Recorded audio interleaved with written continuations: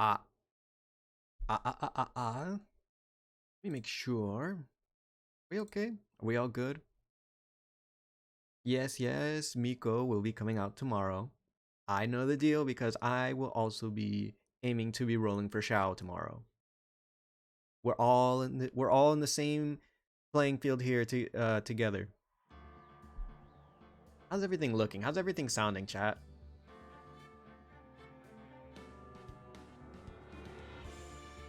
Let me know if anything gets too loud because I think I messed with my mic settings a little bit, and then desktop audio has been messed with a whole lot, and so I'm not sure what sounds louder and what sounds better overall. You know?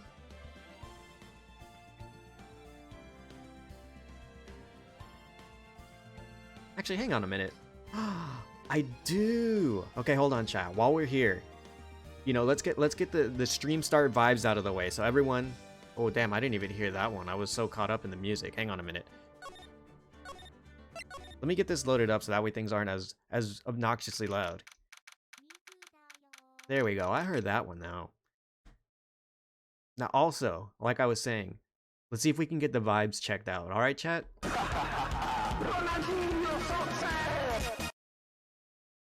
Let's see. And we haven't done that in a while. Yeah, I know Miku's a little quiet. I've been trying to get that. I've been trying to. How are you able to spam that so much more accurately now? What changed from the last time that was an issue? How can you hit that so many times? Or at least in a row, even. Mm-mm-mm. Oh man, this is great. It looks like things are working fine-ish. One of the things that I know that I do need to work on, which I've been looking to potentially like maybe do like an extra quote unquote stream today. It's just essentially a test to see if I can separate the individual audios, because what's difficult with to do it right now is if I separate the desk not the desktop audio and the browser source audio, which does the sound alerts, then it picks up on both, which is kind of annoying. And so it'll be doubled up, but I can like work on the individual sounds, or it'll be one sound but it'll be kind of quiet. And so I'm not sure which one you guys would prefer, but I figured having just one that like most of them could be heard from would be all right. But that's the current situation that we've been locked to. Also, I'm wearing glasses today, chat. You see? Look at them. They're so nice.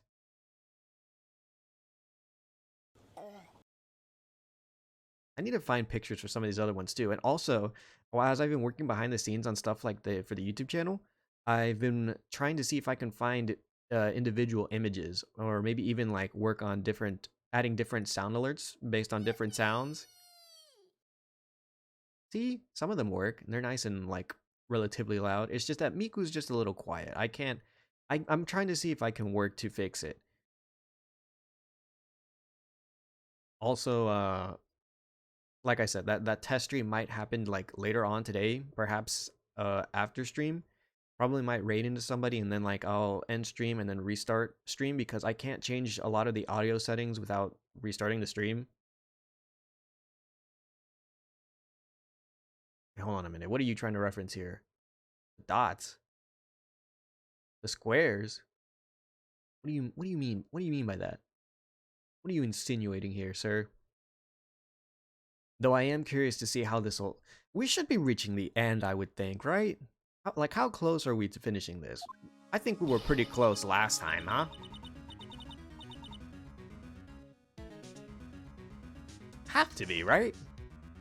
Also, how do I sound? I look on the Streamlabs, it looks a little bit loud. I hope I'm not like overbearing. But I am curious to see how this will come to an end.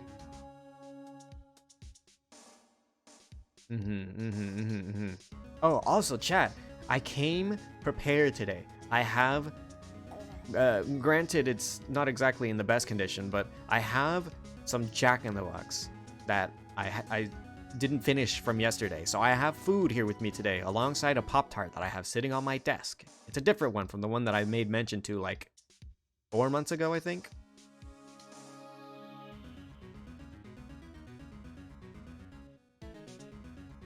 Alright, if I sound fine, that's great. Glad to hear.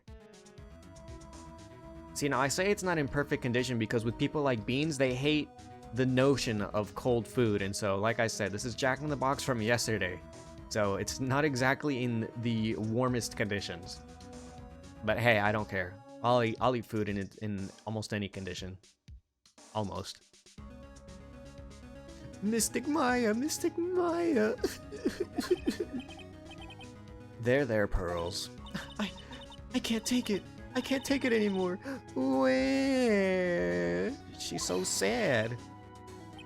I see you right above me. Hold that. This is not a logging company. We do not wood here. Especially not for the pearls. Microwave. I mean, I could put it in the microwave, but I'm lazy. I can eat it cold. Why bother microwaving it for a set few amount of minutes when I can just eat it as is? It ain't rotten. It ain't gonna hurt me. So I can still eat it. Look, it'll be alright. Everything may still work out. The condition was that we had to get a not guilty verdict. So far, the kidnapper has kept his word and hasn't hurt Maya. And he won't because Mr. On Guard hasn't been given a guilty sentence yet.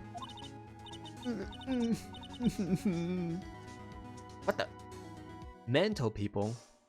Mentally wrong?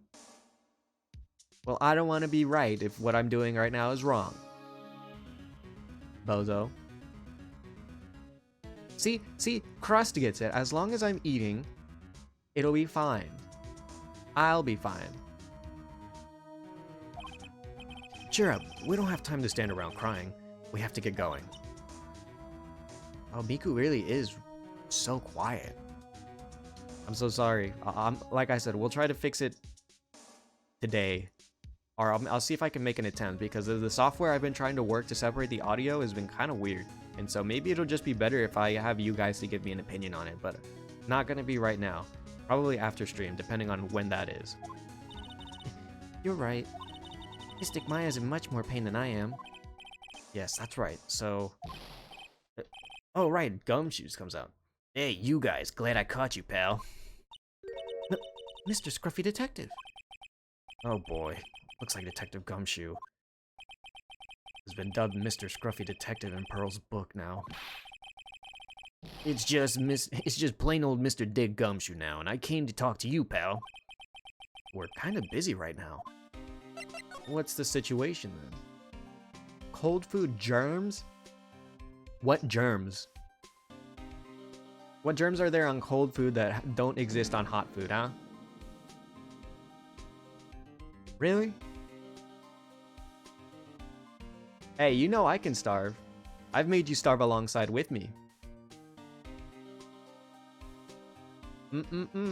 That ain't a threat to me. I can hold my ground just fine. So, what are you gonna do from now on? What do you mean, pal? Well, you've been fired, right? So, do you have a new job lined up yet? Oh, that. What am I supposed to do now, pal? I don't have anything coming in at all until my next payday. What are you talking about? Do you find pleasure in shitting on the screen? You don't have another payday. I guess that means I'm just gonna have to work here at your place, pal. Say what? You'll be searching for things that'll prove Mr. Ungod's innocence all day, right? Well, yeah. So yeah, I'm gonna help you, pal. I got lots of experience in investigating and watching over people's places. And I'm great at making really simple meals, pal. I'll take care of it all. Come on, Mr. Nick. Let's let Mr. Scruffy Detective take care of things. Ah, okay. By the way, what's your best dish? Instant noodles, pal. Why am I surrounded by people who can only eat cheap, unhealthy foods? Maya doesn't eat cheap. She might eat a little unhealthy, but she's not cheap. That's the first time I've ever seen Mr. Edgeworth act like that. Never thought he'd say something like he didn't care if Miss Andrews killed herself. He said that? That's horrible. But because of him doing that, we got the truth finally. Truth? Miss Andrews' last testimony. I wonder if that was the truth. I'll give you that there was nothing strange in her testimony itself, but I still think there's something fundamentally wrong about the whole thing. You mean about that thing, pal? Why would she want to... No, I mean almost need to frame Mr. On Guard. I couldn't figure that out from anything she said all day. Then you're saying the testimony was a lie? Not a lie, per se. It just feels like there's more here that meets the eye. Or that's what Edgeworth would like us to believe. But that's such a dirty trick. Even that woman prosecutor was better than that. Francesca von Karma. Speaking of Miss von Karma, do you have any more information on her condition? Wasn't she shot this morning? Miss von Karma was shot today on the way to the trial by a pistol, pal. But she's going to be fine, right? I mean, Edgeworth says she was in stable condition, but... Well, she was shot in the shoulder, so she's okay and still hanging in there. They should be done taking the bullet out, so she's probably resting at the hospital. Which one? What? Are you going to visit her, pal? No, well, I was just kind of thinking about it.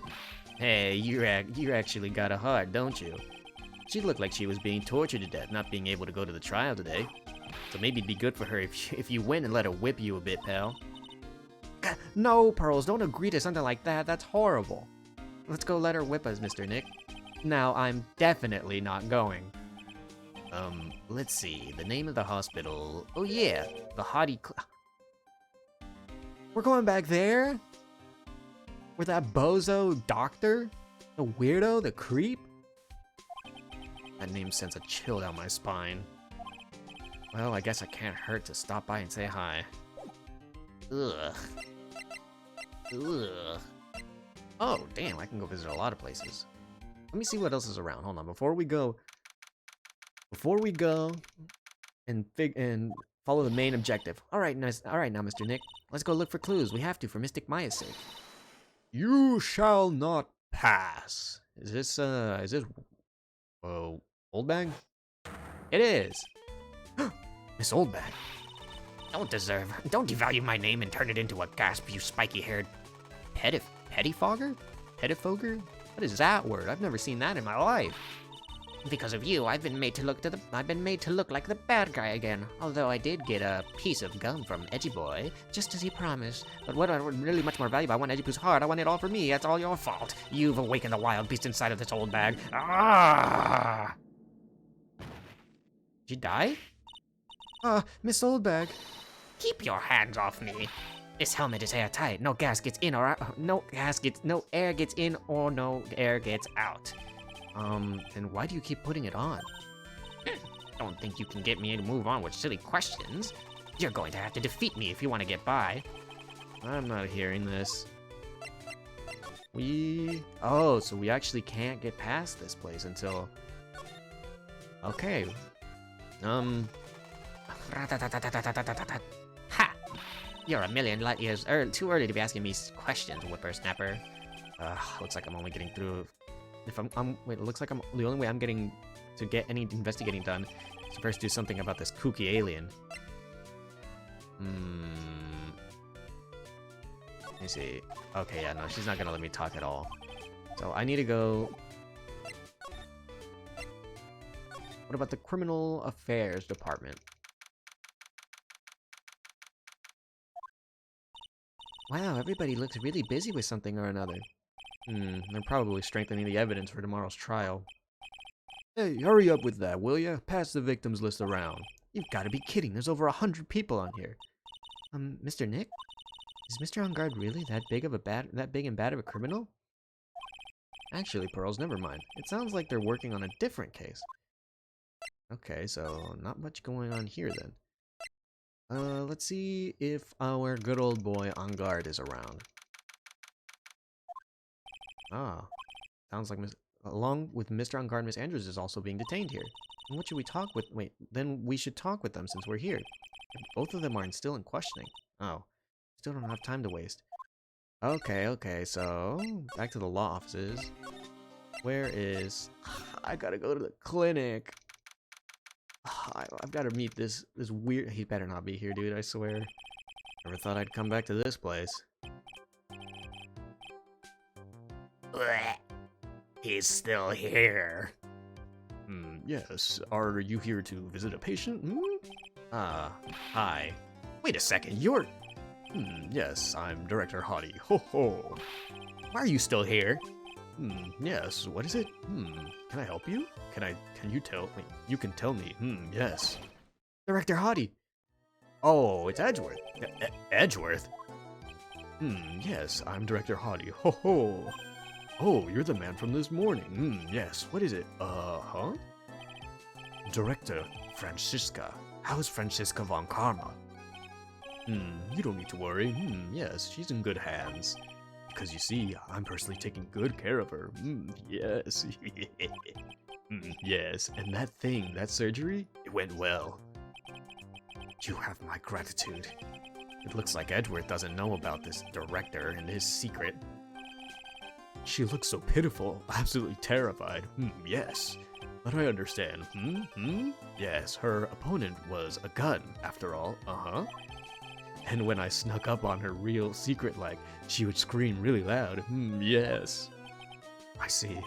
But she's really cute, too. When I'd do that, she'd whip me with her whip, Boy, did I cry like a baby. Yes, but I think I could get used to it. Thank God. Not often I think I could thank Francisca for that. Go back to your room. You're so mean, so mean, my frisky Friska. But the good... Okay, yes, it's time for my IV drops. Yes. Blech. I don't like that guy. He's weird.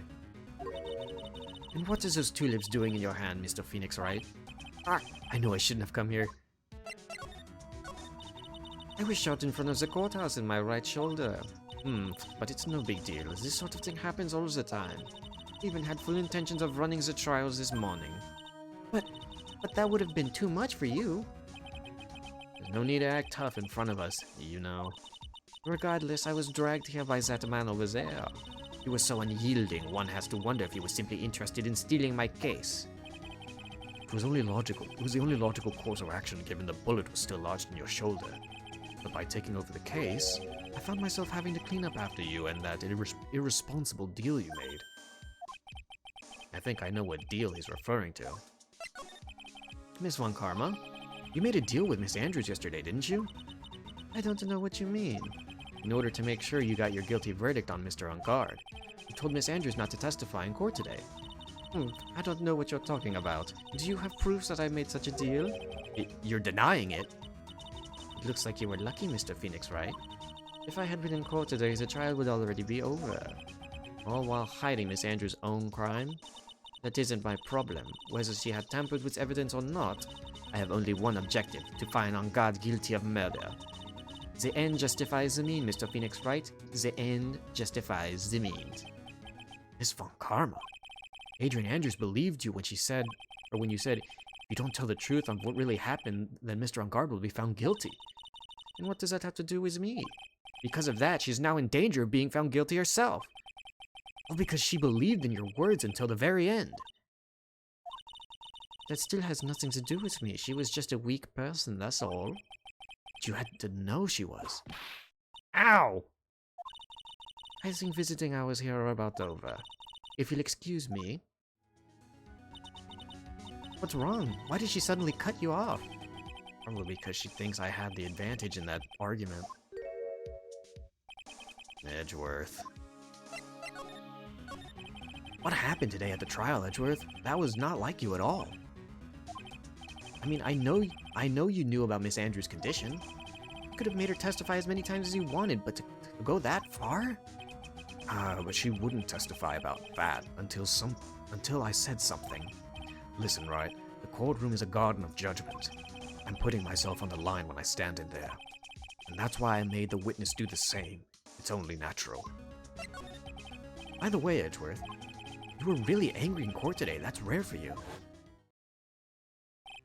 Witness, that card! Give it to me! Hurry! Do you have any idea what you have stupidly yet inadvertently done? I can't believe you hid this from me all this time. That card? What in the world is it? You mean this? Listen, right? This is top secret information. You absolutely cannot leak this. A special investigations team has existed for a number of years, but few know of it. I understand. Their task is to find the owner of this card, a man called Shelly D. Killer. Oh, so we weren't given a full name, huh? Shelly D. Killer. And just his name states, he is a killer, an assassin, the best at it. An assassin? Picture card added to the court record. Placed next to the victim at the time of the murder. Miss Andrews was carrying it. So who is this Shelly D. Killer? D. Killer is the name of a long-standing line of assassins. Long-standing? The name first appeared around 100 years ago, I hear. Shelly is the professional name of the third heir to the D. Killer name. So because his professional name is Shelly, he leaves cards with shells on them. He has a habit of making sure to leave a card by the body of his victims. Why would he do something like that? We think it's part of his duty to his clients. His duty? If he leaves a card, then his clients can be assured it was he who killed the victim. It also serves as insurance against any charges being pushed onto his clients. I see. D. Killer values the trust between his clients and himself above all else. It seems that this is one honorable assassin with a moral conscience.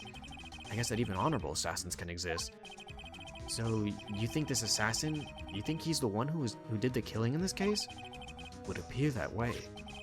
The discovery of the card basically confirms it, wouldn't you agree? Shelly D. Killer, huh? I guess it's more like Shelly Duh? Or is it D? I don't know.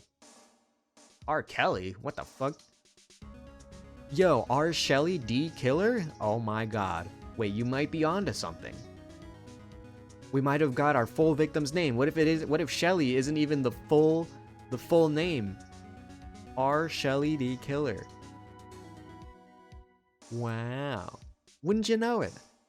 Spuds might be onto something. Maybe he should be on the investigation team instead of Gumshoes. I noticed something at the trial today. You were behaving in a very strange manner. Is something the matter? I guess I should just tell him. Aya, she's been kidnapped. Kidnapped? What does a kidnapper want? An acquittal. I see. I had no idea. I will prepare a rescue team as soon as possible and resolve this by tomorrow. Really? Did you hear that, Mr. Nick? Mr. Edgeworth is going to... Stop trying to console me, Edgeworth. I don't need your pity. Mr. Nick? There's no way you can find her. We don't even have a single lead to go on. There's only one way to save her. I have to get an acquittal somehow. It's the only way. Right, listen. You need to know something. Juan Corrida was killed by Shelly D. Killer. And the client who ordered the job is Matt Ungard, your own client.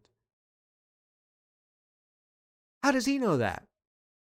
Huh? What? Okay, no, maybe not. Maybe don't put Spuds on the investigation team. It wasn't Pearl. And the Will of D. Killer. Maybe that's Rox's last name. Rock D. Killer Zabek. But please stop. I can't listen to you. I can't believe that. I see. Well, if you want to continue your investigation, you'll need this. What is it? What is it? The hotel right now is restricted to police personnel only, as we are looking for any clues that might lead us to Shelly D. Killer. But if you take the... What the? I just saw my little Gallade fly up and almost hit Edgeworth in the nose. You went and bombed me? Why would you do that? But if you take this with you to the hotel, I'm sure they will let you enter. Letter of introduction added to the court record. In any case, I must attend to the preparations for Maya's rescue team. We'll meet again. If anything should happen now, if you'll excuse me. Mr. Nick, do you think Mr. Ungard hired an assassin? No way. I mean, he doesn't have a psych lock. Yeah, I guess not. Maya, please, all I ask is you make it home, safe and sound. Is this Maya's Bizarre Adventure now? Are we back to it? Eh, I guess even kidnappers can be a little clumsy. Clumsy enough to drop a card like this for me. And even though even though he said he was an assassin, oh, I saw the gnome this time. It blinks in and out of existence so fast. I bet he's just making that up, like how Nick does with everything in court. Anyway, let's try out the card trick with the card I just found. Click. Sounds like I got the door open. Okay, time to go and take a look around. Where are we?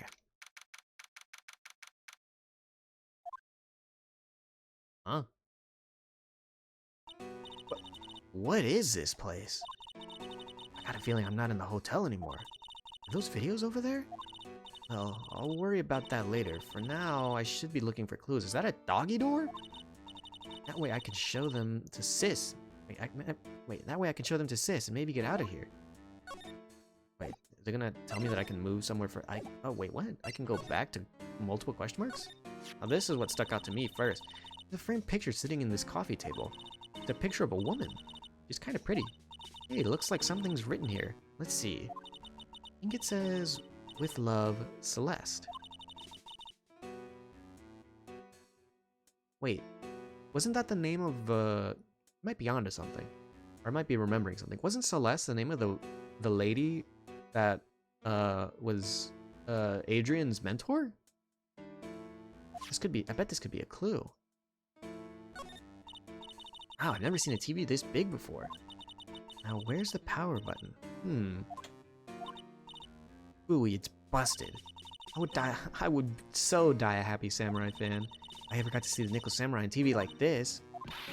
Heck, I can't believe I just made a joke about dying, all things considered. What is this thing? An antenna? I guess? And this is VCR? There sure are a lot of electronic gadgets here. But what is an antenna doing here? Okay, it is. What is that doing here, though? Oh, hey, it's a computer. I've never really used one before. I have no idea where the power switch on this thing is. Drat. There goes my plan to use this somehow to get out of here. Teddy bear. That's weird. What's a figurine doing on a sofa in a place like this? I think it's a bear? Aw, how cute. See, now Juan Corrida had a lot of bears. Oh, whoops. But for what reason?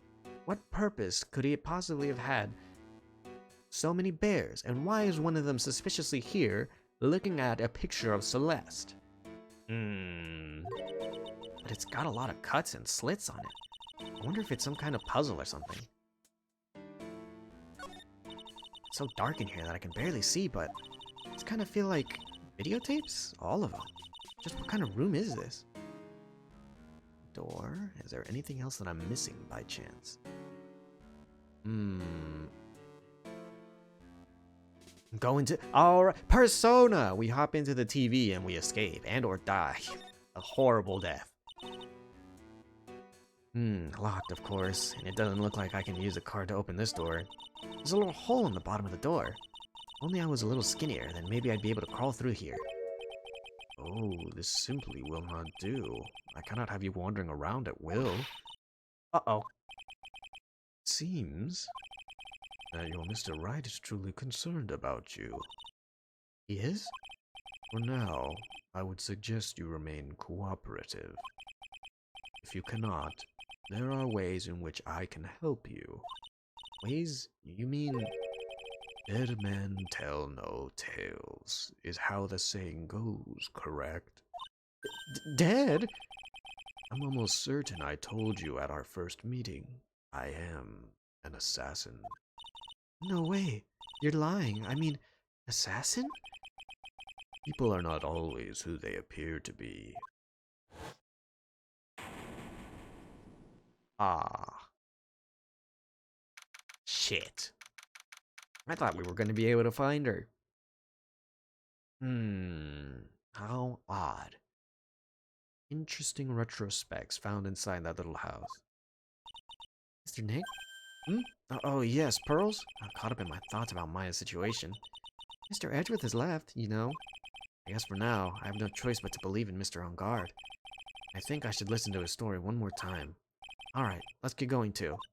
Okay. Doubt there's anything left for me to do here, so... Oh, here we go, the detention center. Yeah, Maya, she'll win. She's a medium. Maybe she'll summon the spirit of a really strong, or like an XD assassin that's like better than Shelly here, and just like destroy him and leave. I'm sorry, but visiting hours are over for today. Oh, I have too many questions I need to ask. I'm sorry, but I'm Phoenix Wright, a lawyer for one of the... You're Mr. Wright, you say? Oh yeah, there's a message here for you. Message? It's from Madame Guard. Here you go. What are you write? Is it something really important? I don't know. Well, let's see what it has to say. To Mr. Lawyer Dude, I've got something really important to tell you. Why do I feel uneasy all of a sudden?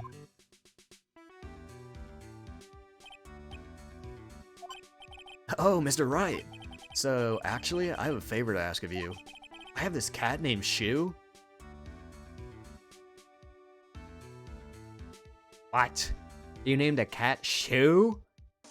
I have this cat named Shu. I didn't put out a lot of food when I left the house, so he's probably pretty hungry. You think you could drop by my house and feed Shu for me, dude? You named a cat Shu? My house is just a little ways down from the hotel, alright? But now I've got to babysit his cat. His cat named Shu. This is terrible. Let's hurry. We have to feed his cat. I'm sure poor Shu's stomach is growling by now. Yeah, I guess. That's note jammed into a pocket. Client's request is a request. Guess I should go check up on his cat.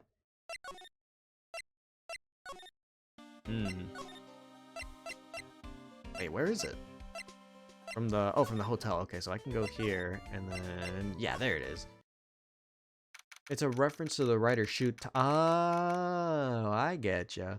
I thought it was actually like... Okay, well, I just thought that it was one of those, like, either it's about to be like a really weird pun, or it was going to be like just a dumb name. You know, I'm used to seeing those in Ace Attorney. Sure is dark. I'll go turn on a light. Why is there a motorcycle hanging from the ceiling? Wow, so this is what a star's house looks like. Must be nice to be rich. Wait, he's got Steel Samurai stuff on his wall. Pink Princess, Steel Samurai. I don't know what the other one is. It doesn't look like the Nickel Samurai. Come on, Mr. Nick, let's find Shu, the kitty cat. Shu! Kitty cat? Oh, I guess it's a Shu. Ah, what a lovely cat. Hello, Shu. Aww. Tea. Cat seems to like pearls. Pardon me. What are you doing here? May I help you with something, mister? Oh, we're lawyers, actually. I'm Mr. Ungard's lawyer. The Masters? Then you must be Mr. Wright. Yes. Ah, it's a pleasure to meet you, your wonderful self. Or to meet your wonderful self. I'm the family butler, John.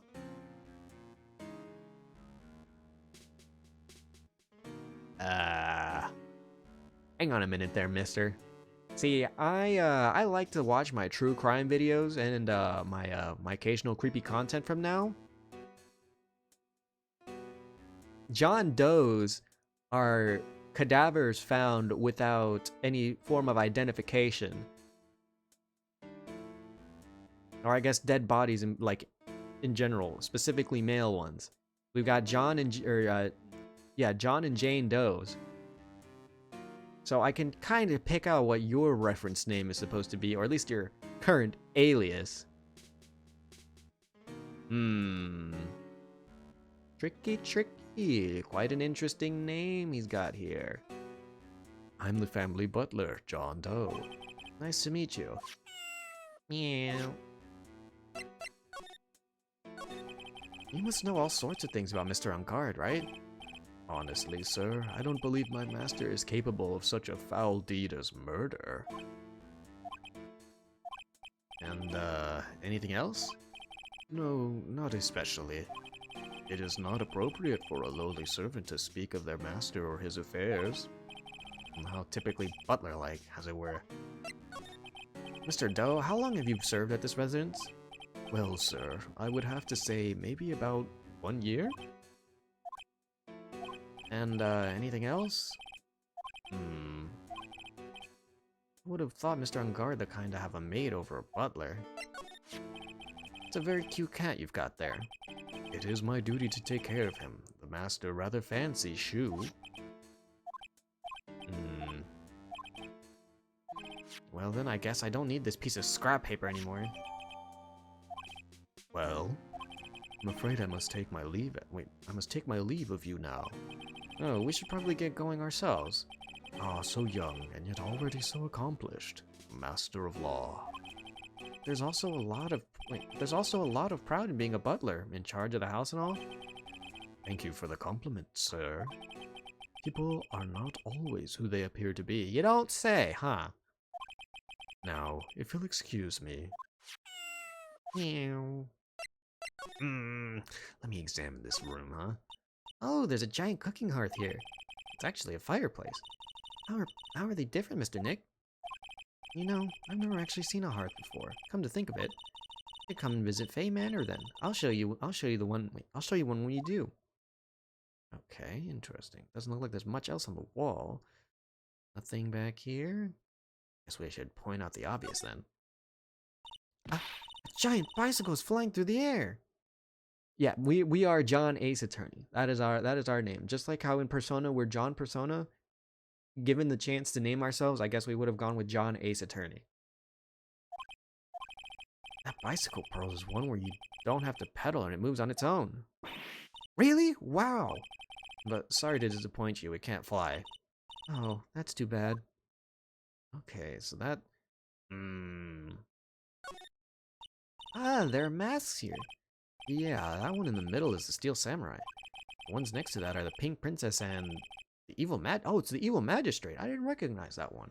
Because the only time I think we've ever seen the Evil Magistrate is on the cover for the Steel Samurai case, and when he was dead. He fought many battles against the backdrop of Neo Old Tokyo. Oh, you really know a lot about the Steel Samurai, Mr. Nick. I don't know whether to laugh or cry that I know more about that show than a kid. There! I just now noticed that's where the little doggy door is. Maya's back here. But why? A very comfortable and spacious lounge set. I wonder if famous stars drop by and sit around and have a good time. In any case, I don't really belong here, do I? What is with me and feeling inferior today? There's a small door on the bottom of this bigger door, Mr. Nick. I bet it's for Mr. Ungard's cat to use. Oh, you mean Shu? Door. It's locked tight. Well, I guess that's to keep nosy people like me from entering it. Ain't that strange, huh? Ugh, and they're not gonna let me in or out of this place. But what am I to do now? Anything here? No. No, I still can't do anything here. Let me see.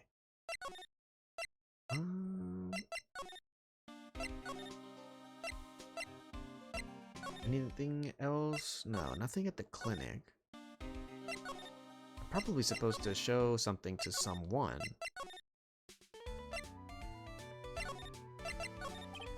Yeah, I didn't think so. I don't think there's anything different here, so is there something I can present to you? Oh, wait. I forgot about the letter of introduction. Whoops. Miss Oldbag, if you would look at... What? You want me to look at this worthless piece of...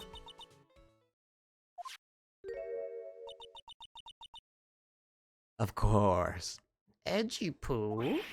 Ugh, is that her perfume pheromone de amor I smell? Ugh, shudder. Let's see here. Would you please allow this unsophisticated young person to conduct his investigation? Yours truly, Miles Edgeworth. Yours truly? That man's good at flattery. Fine, but only because Edgypoo said so, you understand? Letter of introduction given to Miss Oldbag. I just thought of something I have to do. Remember, no messing around. You do anything bad and I won't let you off the hook. Looks like she has strong feelings for Mr. Edgeworth. That may be, but you know, nothing's going to come of it. That's so mean, Mr. Nick. Feelings are meant to be told and shared. Ow! Every time we talk about love, I always end up with a handprint on my face somehow. Did she slap me? That's so... Well, I guess Pearl is very, very passionate about that kind of thing. So anyway, let's continue our investigation. Okay. What the... Why did you come back? What now? One little thing before I forget. You can't go into one guard's room today. Why? The police's main investigation team is going to be in there all day, you hear? I wonder if they're the team in charge of investigating D. Killer. So don't go in there. Set one foot in there and you'll face the wrath of Wendy Oldbag. Alright, so now I can continue investigating this place. Pearl's a strong slapper? I'll give it to her. The people over at Fey Manor and that whole mountain must have certain special skills. I mean, Pearl is actually just a prodigy, isn't she? Interesting. Looks like we're the only ones here. And yet, the hotel seems so busy somehow. Probably because the police team is scouring for clues about D. Killer.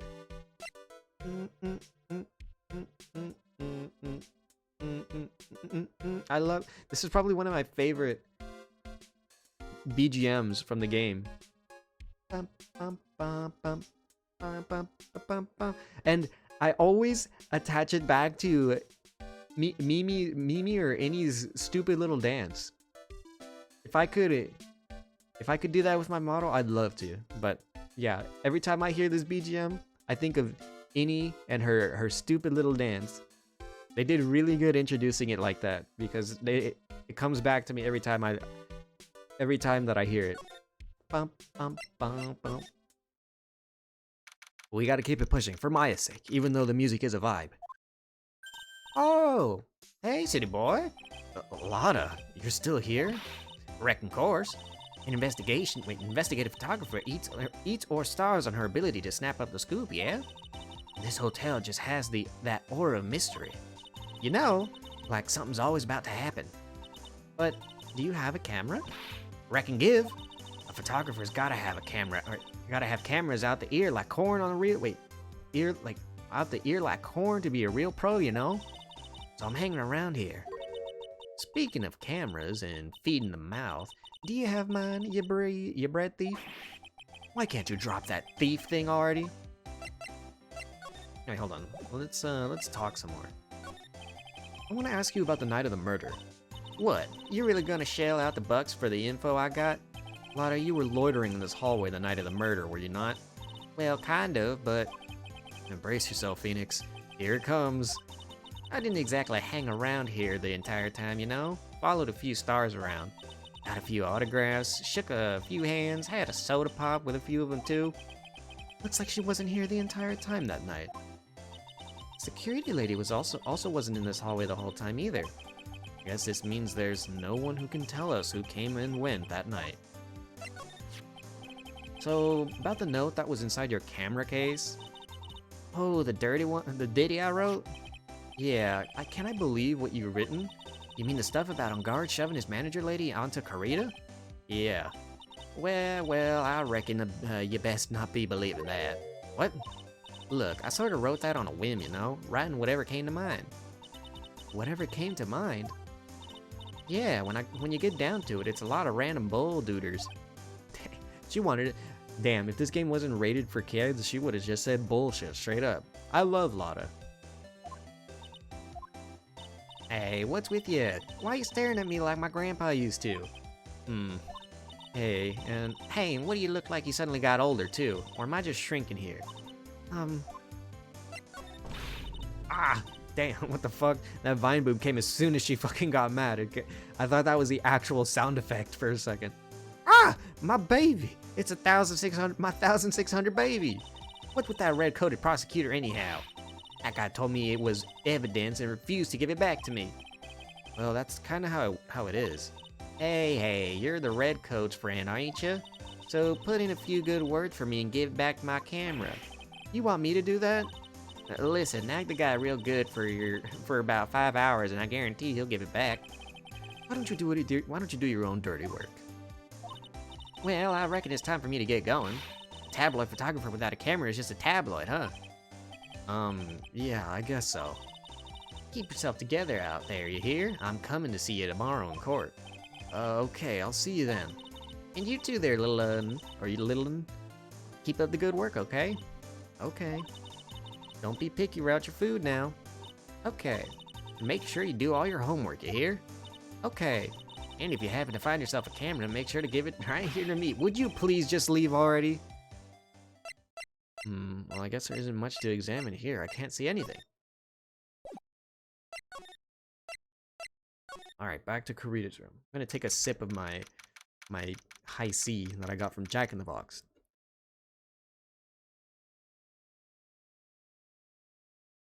Ah, yummy. Who the hell is this? Mr. Nick, what is that otherworldly ghastly moaning?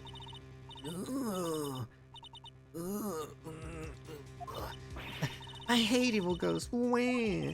I don't think it's a ghost. Maybe it's a demon. Oh. Excuse me, watch who you're calling a demon, brat. Zoinks. Oh my god. Phoenix, you really said Zoinks? Zoinks, it's the alien. Who are you calling an alien? Oh, it's just you, Miss Old Bag. What are you even doing here? What is wrong with you youngins today? Came down here to pay my respects to my poor Juan, and you're disturbing me. Huh? You came here to pay respects and you were making weird ghastly noises?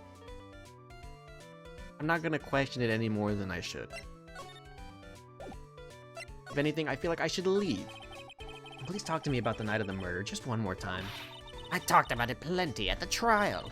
I was fooled, tricked, deceived by that fraud of a photographer and her note. She was loitering around here with that imbecilic look on her face. With that imbecilic look on her face? Okay, got it. Now hold on a second there, little pipsqueak. You're gonna take notes, at least make me sound better than that. Oh, alright. Now I've seen everything. But you know, I was working that night too, doing my job, minding my own business. So it's not like I had time to waste standing around here the whole night.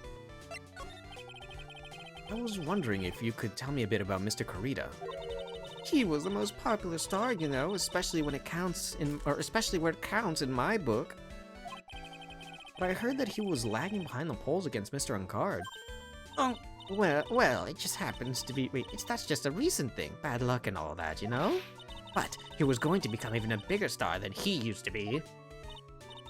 Just look at this mountain of presents. The show of the mountain of feelings that his fans have for him. Yeah, the mountain is pretty big and certainly nothing to shake a stick at. Mr. Nick? What is it, Pearls? Presents. They're all bears, right? She's got a point. There isn't a single thing here that isn't a bear. All of Mr. Karita's presents from his fans seem to be bears. No, hey, hold it. I just now looked up. No. I don't think that Old Bag can participate in at least one of those. All of Mr. Karita's presents from his fans seem to be bears. Oh, that's because you can't think of one without thinking about bears. Bears? Why bears? You don't know? When my dear Juan was training, he fought bare-handed with a bear. He refused to give in and let the bear win, but after the fight, they became friends? He became friends with a bear? And he fought it bare-handed? Wow, what a heartwarming story. Look, it's just like in those young people's dramas. I can see those two tuckered out now, down by a river going, heh, you sure can fight. You too, bub, you too. Did all that really happen? It's in his biography, bub. What a load of crock! The self-censorship is pretty funny in this game, especially now. So ever since then, fans have been giving him bears as presents. Yeah, nice. Bears. I'm Uncle Bear, and I say it's barely 8 o'clock. What is that infernal racket? It's one of the presents going off. Sounds like it's already 8 p.m., way past your bedtime. Ugh, that startled me. I thought I was gonna die for a second. 8 p.m.? That's the time when the award ceremony ended that night, remember? I'm sure flies. Hard to believe it's been 2 days since the ceremony. Beep, beep, beep. The transceiver? Hello? Hello? This is not a phone. Maya! How's Maya? You haven't hurt her, have you? It seems you were not able to defend your end of the bargain, Mr. Attorney. I've heard the news. It would seem my present did you no good. No, Mystic Maya! Mystic Maya! One more day, please. All I ask is for one more day. I'll get a not guilty verdict for sure this time, please. I suppose if I must. I need that acquittal more than anything else, after all. But please let Maya say something. I want to hear she's all right. All right. Then a little. What is with this static all of a sudden? Hello? Hello? It seems bad. Connects. Damn it! Did the transceiver just suddenly break? So excuse me. Ow. What happened? I don't know. All of a sudden it became nothing but static. Mystic Maya, Mystic Maya. Why did the transceiver suddenly break like that? Should probably have an electronics expert look at it. Sooner the better. Electronics expert, huh? Where the hell do we have one of those? Is that Lotta?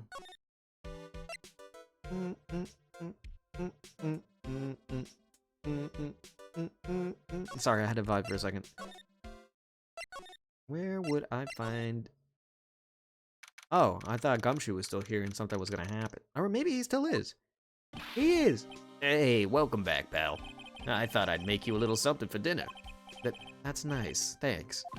A rich man's luxurious full-course meal out of a can, that is.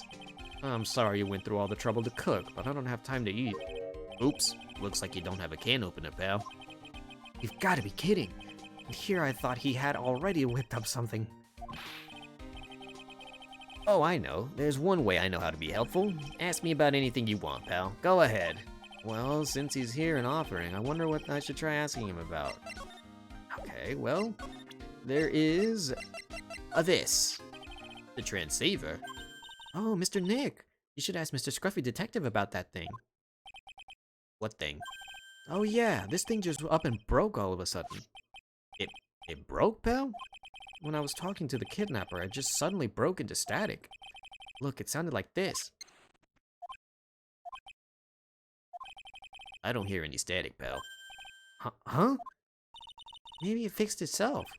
That's strange. I'm sure it was making a loud static noise. Maybe. Maybe what? Maybe it was electromagnetic interference, pal. Electromagnetic interference? Okay, we've got more things to talk about. So what is electromagnetic interference?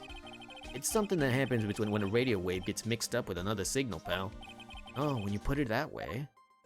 I don't understand what you're talking about. Like, for example, when a cell phone goes off next to a computer screen, the stuff on the screen gets kind of fuzzy and starts acting funny, right? Huh? Computer? It's like when you use a dryer next to the TV and the screen starts looking weird. Oh yes, the TV does that. Or does do that. Oh, so that's what you're talking about. Seems amazingly happy at being able to understand this. So the room you were in when that interference to the transceiver happened, there's gotta be something there that's sending out very strong radio waves, pal. Something like a listening device or something. Huh? Hey, speaking of that, where were you when that happened? We were in Mr. Karita's room, the scene of the murder. What? That's it. I'm gonna sneak into the precinct and get a bug sweeper. I'll meet you at the crime scene later, pal. Wait, Gumshoe? Oh yeah, baby, it's investigating time. I'm on fire, pal. My fingers are itching to go. Yeah! Oh, okay. We fired up Gumshoes. We should be going too, Mr. Nick. All right, let's go. Okay, looks like we've got somewhere to be. We got things to do. Okay, I vibed. We're good to go. Now, what on earth could they have put here? Where is this bug? Must have been a present, one of these bears. Hey, you're finally here, pal. Sorry to keep you waiting. Do you have the, bug sweeper? Well, you see, I got busted trying to sneak in, pal. Then suddenly I'm staring at the precinct doors.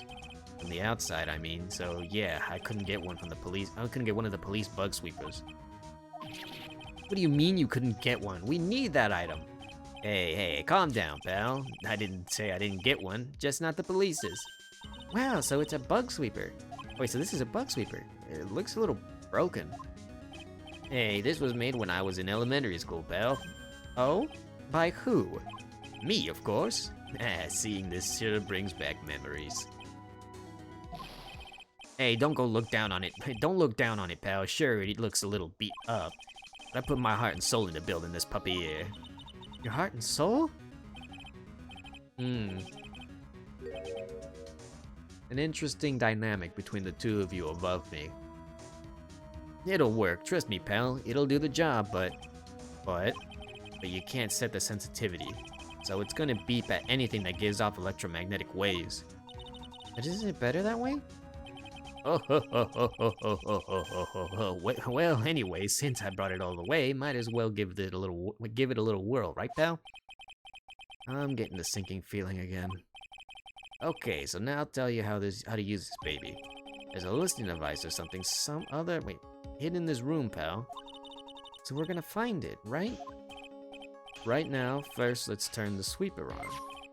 Next, move the sweeper around to give the room a real thorough look-see, pal. The sweeper will let you know how strong of a signal it's picking up, so keep an eye on it, okay? Once you find something that's giving off a lot of radio waves, press enter to lock onto it. There's a lot of things here that's gonna give off radio waves. So let's take a good look at anything and everything that seems suspicious, okay? Alright, I'm going to stand outside and keep an eye out. Give me a yell if you find the bug, got it, pal? Ooh. Oh. It's like... Ah. Lamp, check. Listening device? No. Oh, okay. I think I got... Yeah, it's time for a wave check. Oh. TV, huh? Aw, what a lovely bear. Oh my god. This must be one of those fancy bear-shaped toy robots. It's a robot? It's a real robot? Yeah, it's a real one. Mr. Nick. Yes? How many horsepowers is in it? How many horsies? Horsies? Well, look, it's a bear, so, okay.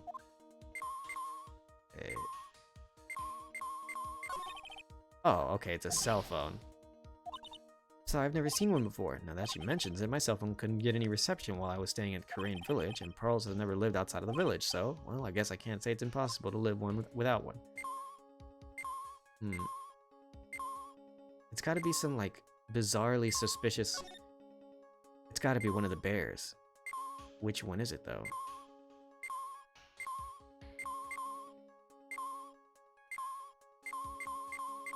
This one?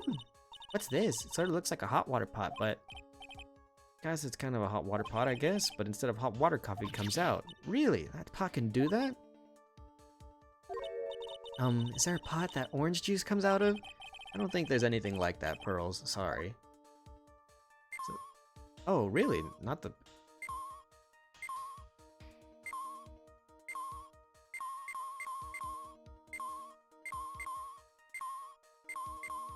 What?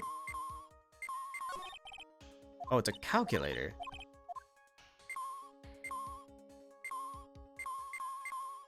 It's a camera? Oh, it's a small video camera.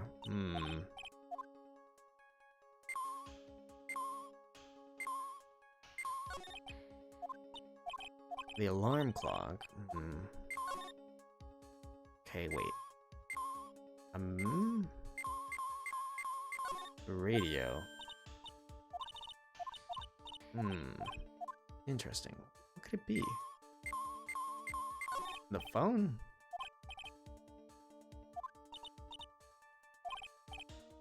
Especially when it comes to taking out the parts, my specialty. No.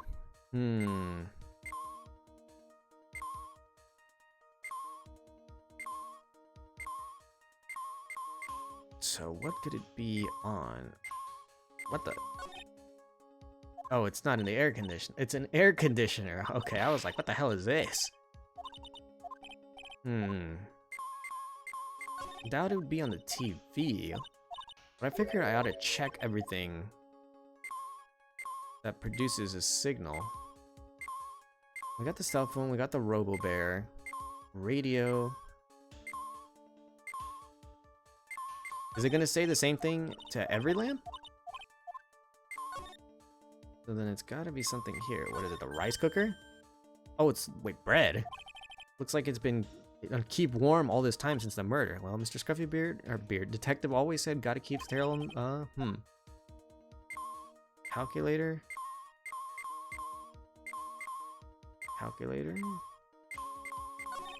TV remote control. Doesn't look like there's any listening device in here.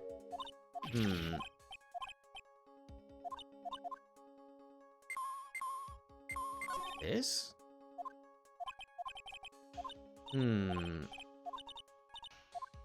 I would think it's on a bear or something.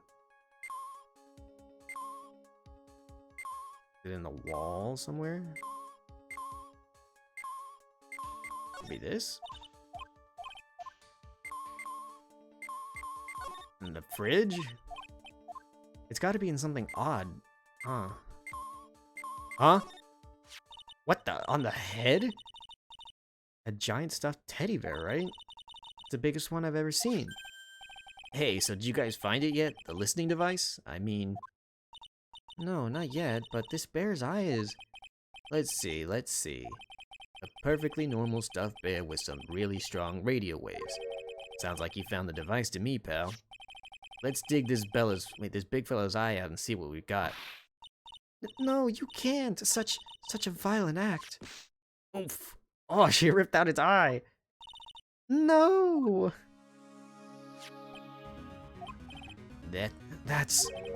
It's a miniature camera, and it looks like there's more. There's a transmitter and a timer. What am a witter? A transmitter, pal. Oh, this is more of that high-tech stuff. Oh. So this tiny thing is a camera. Yep, it's a pinhole CCD camera, pal. It's a small, high-grade video camera mostly used in security systems. So it's a video camera. It runs on a battery which comes with it in a set. But there's no videotape in this camera. This is only the camera part here, pal. The tape recorder with the tape inside is somewhere else.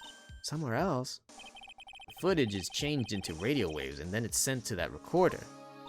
So it's sort of like a TV broadcast, isn't it? Hey, you know, you're right.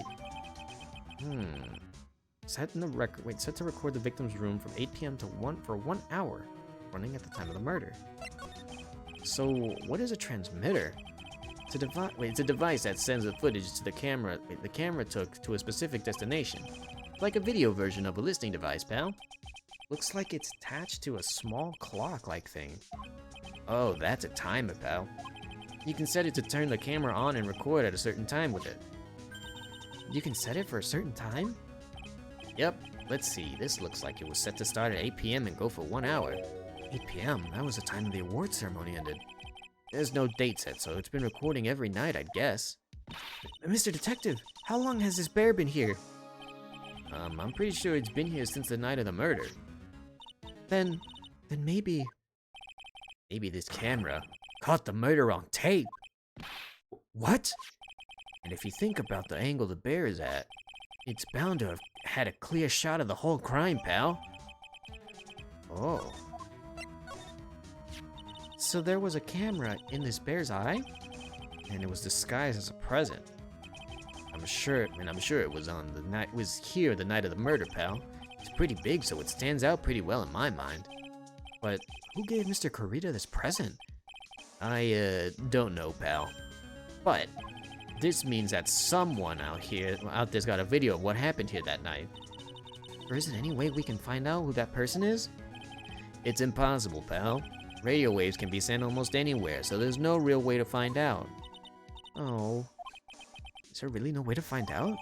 Stuffed bear added to the court record. I got it! What? Hey, pal, let me borrow this mini camera for a bit. What are you gonna do? I'm gonna go around and out to electronic shops and see if I can find out who bought this. But that's impossible. I mean, it's already 9 p.m. Leave it to me. Even if I have to search all night, I'll find your man, pal. And transmitter given to Detective Gumshoe. Oh yeah, baby, it's investigating time. I'm on fire, pal. My fingers are itching to go. Yo, he's gone. Oh, okay. God damn it. I read the script already. He's gone. Yeah. But Mr. Scruffy Detective sure is a nice man. He's pushing himself so hard, all for Mystic Maya's sake. Right? Oh, this must be Edgeworth. It's a mystery how you always manage to do things in most inefficient ways, right? Ack. Yeah. You'll have to excuse me. I heard your conversation just now. Edgeworth, what are you doing here? A rescue team has been created and deployed. I can't say I'm optimistic, but we have to move forward, one step at a time. I see, thanks. Don't thank me yet. We still have to find her. So there was a spy camera hidden inside the stuffed animal, huh? You are one lucky man, right? Do you know this stuffed bear, little girl? I have no idea. Of course not. The maker of this bear is a very expensive luxury brand from overseas. It's completely handmade and only a small number of these are exported here. What? The camera and transmitter that Scatterbrain Detective took with him are dead ends. Things like those can be bought anywhere. However, this bear is different. By tracking how it got into this country, this bear can tell us who the buyer is. Can you really do that, Mr. Nick? Can he really? Well, I guess so. It's 9 p.m. I think I can still make it in time. I'll be taking this for now.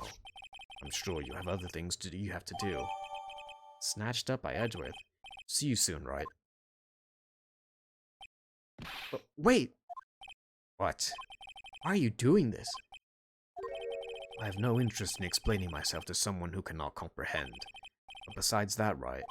Until court reconvenes tomorrow, you should concern yourself with this question. Who was the person that murdered Juan Kurita? The real killer? Do you think still... Wait, do you really still think it was Adrian Andrews? To be honest, I don't know anymore. You still have a little time left. Find the truth, right? Everything begins with the truth. Juan Kurita's real killer. Miss Andrews passed. The kidnapper whose sole condition is an acquittal from Mr. Ungard. And this card, Shelly D. Killer.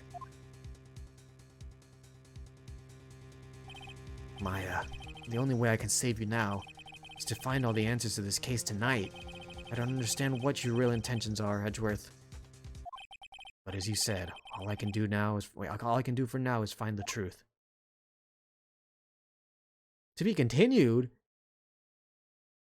Please don't start tomorrow off with the court case.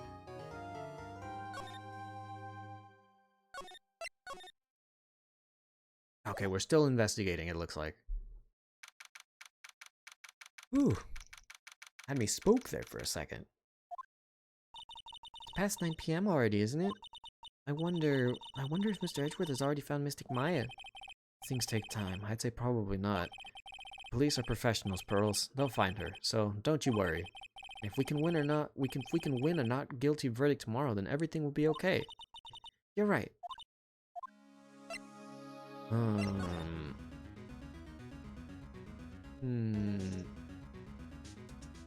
Oh yeah, more Persona references. We need to reach out for the truth. The real person who killed Mr. Carito was the assassin, Mr. Shelley the Killer, right? The card Miss Andrews found at the crime scene seems to be proof of that. But if that's the case, then the new question comes to mind. Who was the one that hired the killer to begin with? Who was his client? I mean, who asked for the murder? The person didn't want to dirty their own hands in blood. But whoever their client is, they're still a killer.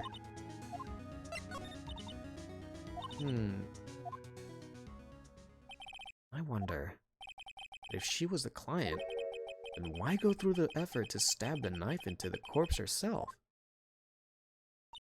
But if Miss Andrews wasn't the client, then no, it can't be Avant-Garde himself.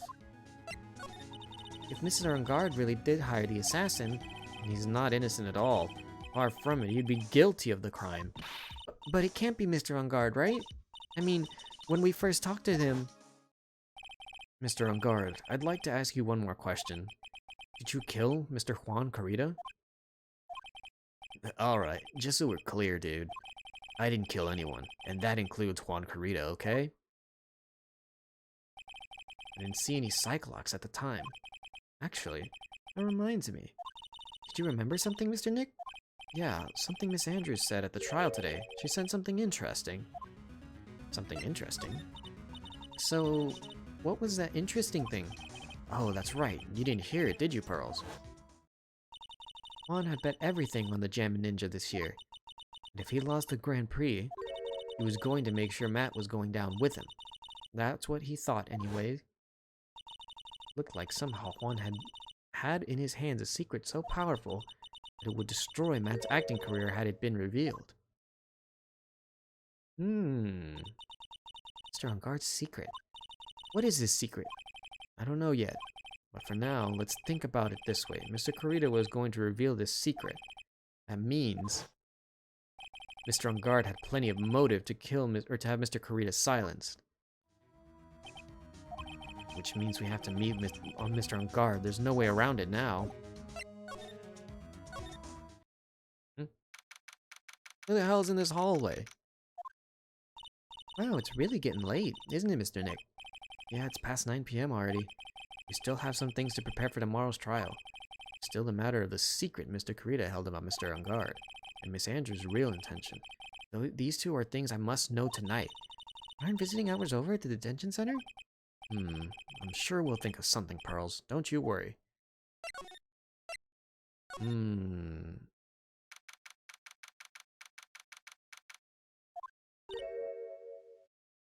Oh. You again. Hey, wait! What is it, whippersnapper? All I know is nothing has anything good to do with you. Or anything that ever has to do with you is good. Like just now, I was handed this strange device for who knows what reason. And I was told to use it to search the whole hotel. That's the bug sweeper, isn't it? The one Gumshoe made. I don't know, and frankly I don't care, but the request came from Edgepoo, so... Edgeworth? And he said... If you feel angry, direct your anger at that unsophisticated lawyer. So I'm going to feel free to direct all my anger towards you. Ugh, gee, thanks a bundle, Edgeworth. What a pal you are. Oh, this is absolutely top secret, so you better keep it to yourselves. I heard they found a spy camera hidden in one of those prisons. Very interesting. I'm sure it was, you know, it was to catch poor Juan in the middle of a scandalous meeting. Scandalous? What's that? It means, well, you know, that gossip that's been going around about my dear Juan. Oh, you mean that thing about Miss Andrews? But I'm sure she must have had some reason for getting close to Mr. Carita. I'll let you in on another secret, young'un. I know who planted that spy camera. It was that obnoxious, puffy-haired photographer girl, the nerve of some people. Spying on people by herself as if I wouldn't want to see it for myself, too. Wow, the alien actually admitted her true intentions for a change. I don't know what you're thinking exactly, but I can bet it's nothing good. But I didn't say anything. You want to know about Juan and that manager, right? Actually, as I hear it, they were something of a refreshing pair, those two. Oh? I tell you, Juan really welcomed that manager with open arms, I heard. That manager? Who are you talking about? You don't know? The manager woman Juan had? It's a shame she killed herself, though. Oh, you're talking about Miss Celeste Impacts. Miss Andrews' mentor, right? Yes, that's the one. That Celeste girl. She was supposed to get married, you know. Well, that's news to me. Married? You mean to Mr. Carito? Really, young kids these days don't know anything, do you? That girl Celeste killed herself 3 days after their marriage announcement. 3 days after the marriage announcement? What in the... Why would Miss Impax want to kill herself? She was going to get married. Well, that's because she was thrown away, you see, by Juan. What? But they were going to get married, right? They were promised each other, right? They held a grand announcement session, but 3 days later, Juan suddenly canceled their marriage. Is that true? It was in the weekly magazines. But why? Why did he do that? That was not in the magazines, unfortunately. I see. That night after Juan called off the wedding, manager Celeste killed herself. How terrible. I wonder what happened between those two. Damn. What the fuck? That's nuts. Some victim he was. On that night, there must have been at least a few hundred people here. Guess the police are done with their questioning and investigating. Looks like things here in the lobby have finally calmed down.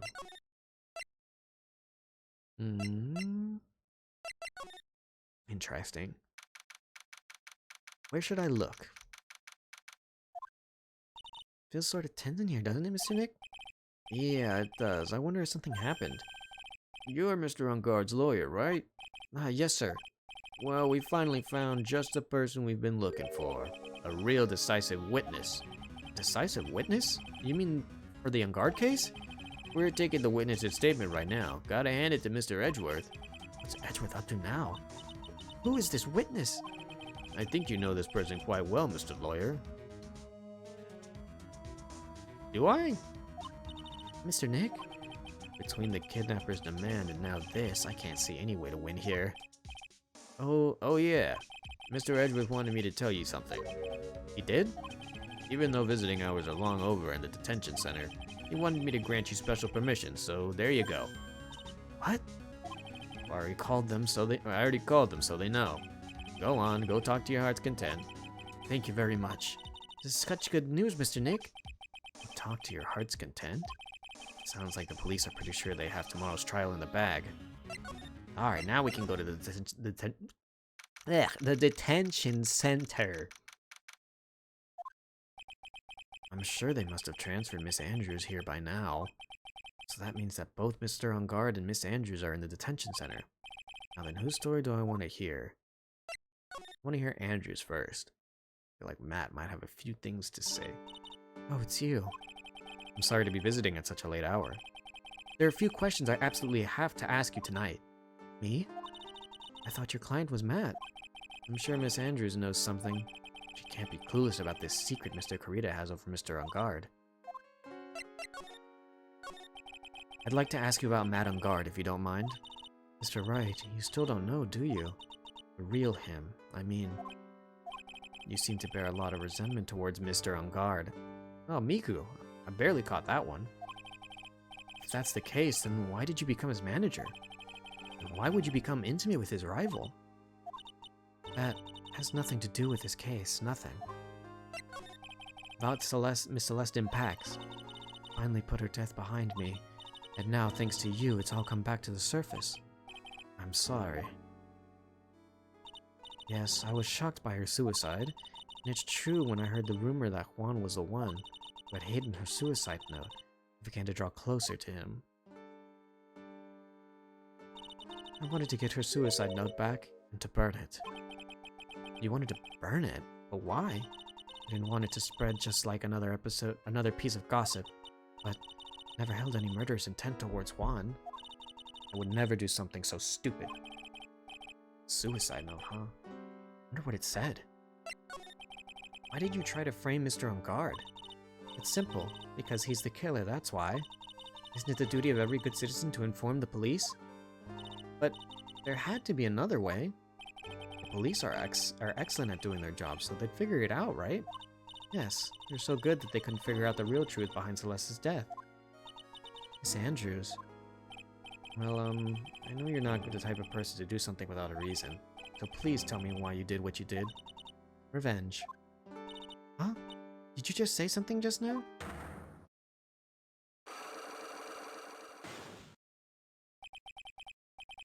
Cyclock, huh? Don't you understand yet? You're not my lawyer. To be honest, you're more like my enemy. But I'm sure I just heard Miss Andrews say revenge.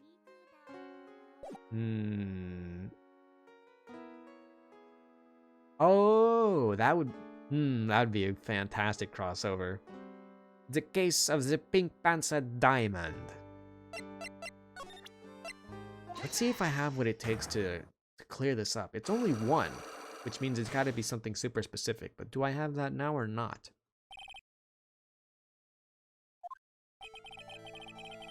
Can you please tell me why you framed Mr. On Guard for the murder? I've already told you countless times it's because I thought Matt was the killer. No, that's not it. I know you have a personal reason to dislike Mr. On Guard. You said revenge. So you're saying I was taking my revenge out of Matt, and that's why? What an absurd idea. I don't have anything like that. I don't have anything I would want revenge for. Miss Andrews, a woman who lives by being dependent on other people. There's something or someone in her past that would make her take revenge. Hmm?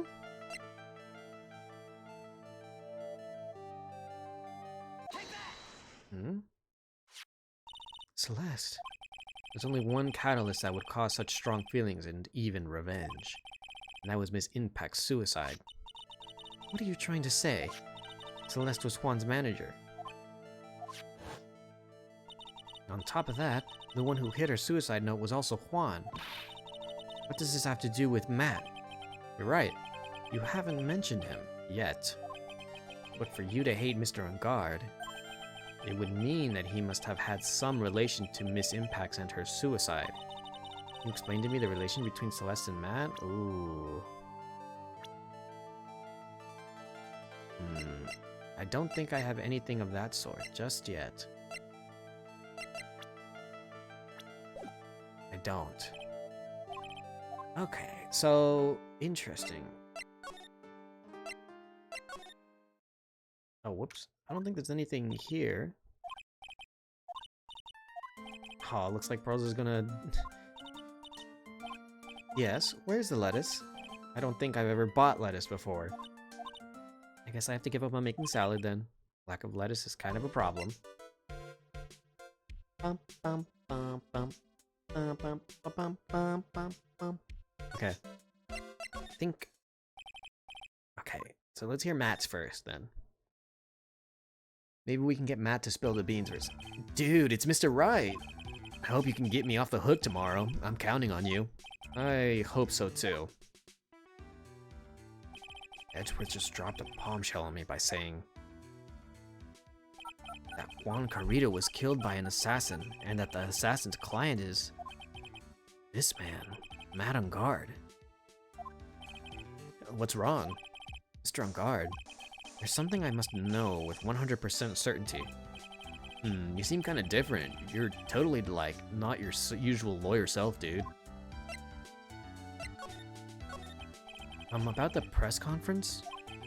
You mean the one where Juan was gonna dress up as the Nickel Samurai? Yeah, I heard a little more about it from Miss Andrews. It looked like somehow Juan had his hands on a secret so powerful that it would destroy Matt's acting career had it been revealed. Could you please fill me in on what this secret is, please? Ah, there it is. Ah! That's a lot. Mr. Nick, don't tell me. Cyclops. You said a secret, right? But I don't have any idea what it is. But I have no idea. Do you, dude? Did you know about Mr. Carrito and Miss Andrews' relationship? Well, it's all over the tabloids, dude. Ah, but I don't know any of the details. That's what you mean? Look, how many times do I have to tell you? I don't care what Juan did with his life. Miss Andrews, she had a purpose in mind when she started seeing Mr. Carrito. Her mentor was Mr. Carrito's manager. And Miss Andrews was going to get Miss Celeste Impacts' suicide note from him. Celeste. That jog any memories? Dude, I suddenly just got totally hungry. You up for a pizza? My treat. Mr. Nick, what's a pizza? Is it like peas? Like green peas? Let's go eat one later, okay? I got cut off by the pizza dude at the shop. That's too bad. Well, how about we get our mind off this topic and talk about something else, okay? Mr. On Guard, are you connected to Miss Impax's suicide in some way? Well... Oh, whoops.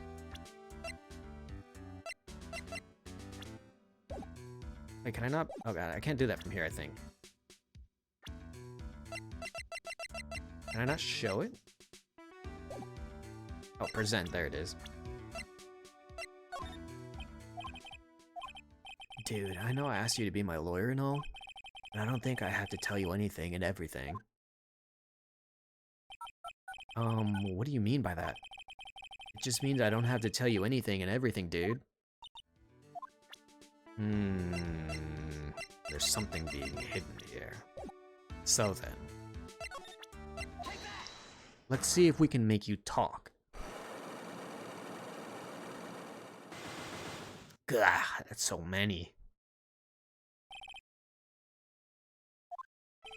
Now, let's hear what this secret of yours is. What if Mr. Kurita had been successful in his plan? What would have been disclosed? I told you before, dude, I don't know. I don't know anything about Juan, okay? Look, Mr. Wright, I can keep saying it until I'm blue in the face, but I totally didn't pay Juan any attention the whole time that night. I mean, come on. I was in the middle of a nap. Don't lie to me. Huh? I know you paid close attention to Mr. Kurita, especially on that night. Huh?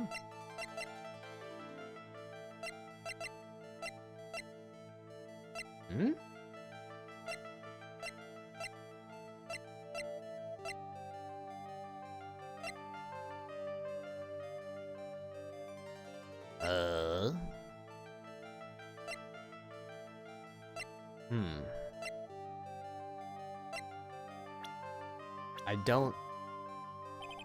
I don't think... Ah, shit. I don't think I have the necessary evidence for this yet.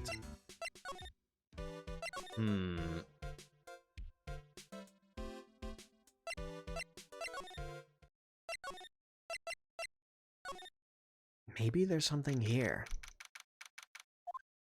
Looks like no one's around. What happened to the person in the stuffy face? Oh, he must mean the butler with the stitches on his face. Oh, well, Shu's still around. Maybe we can get some evidence out of him. Oh, there you are. I guess you're still awake, huh, Shu? Hee, come on, let's play. Wonder if that butler, Mr. Doe, is already asleep or not. There's gotta be something I'm missing somewhere. A piece of evidence I don't have. How the hell would I know that Matt was keeping a close eye on... Without the camera, and proof that the camera is his,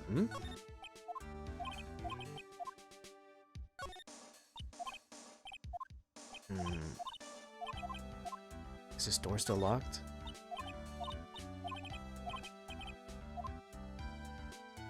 Yeah,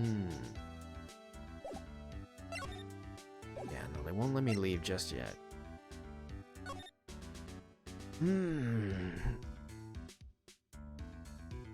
Something missing here. Maybe not in this room specifically, but there's something somewhere that I either currently do not have. Yeah, I talked to you about almost everything I think I need to know.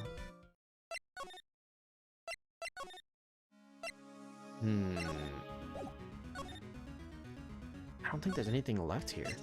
Do I have all the necessary evidence? Oh, whoops, I went back into the room.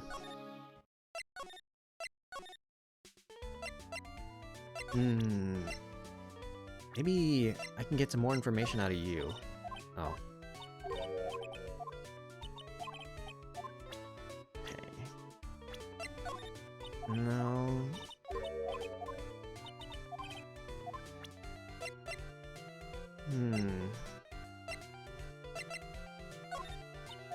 No.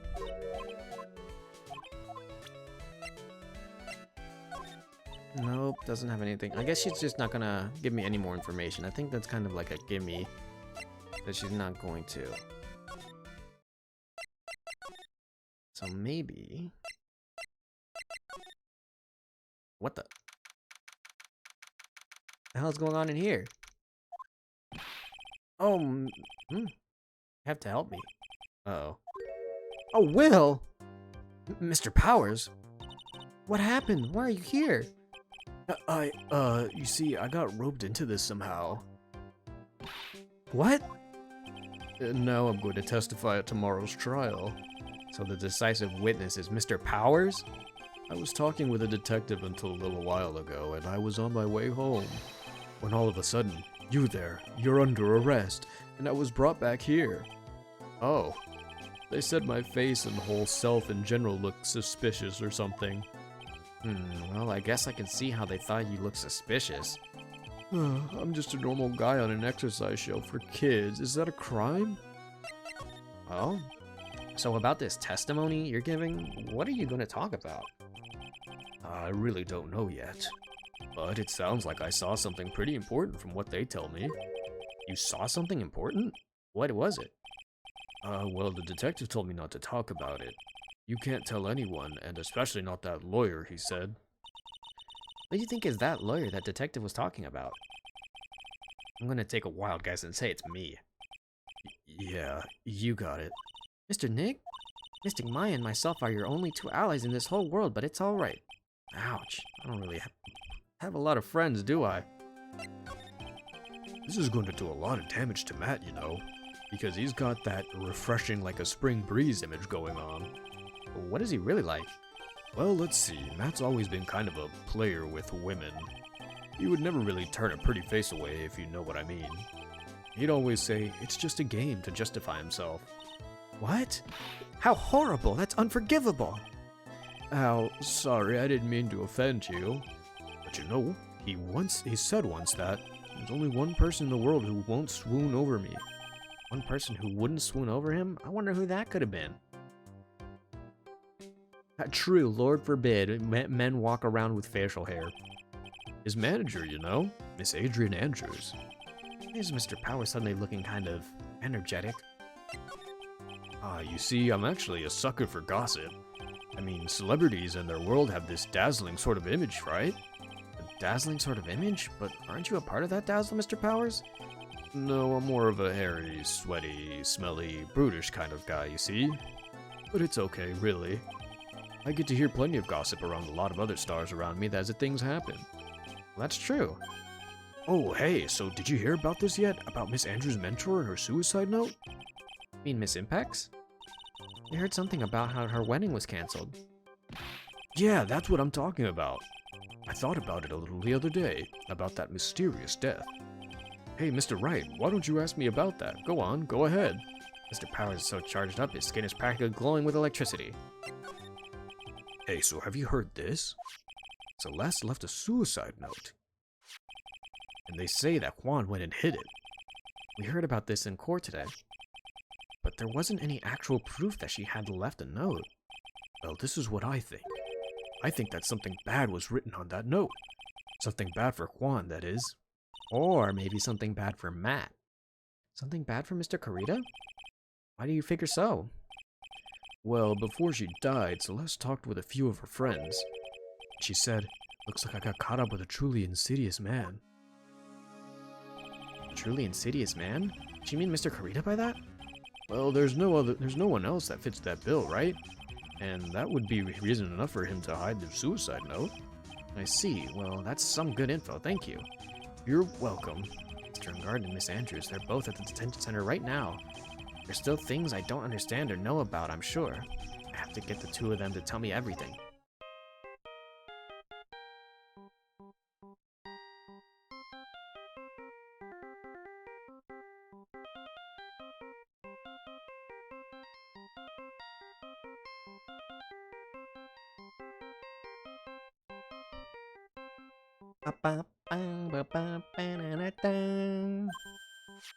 Mr. Nick, your phone!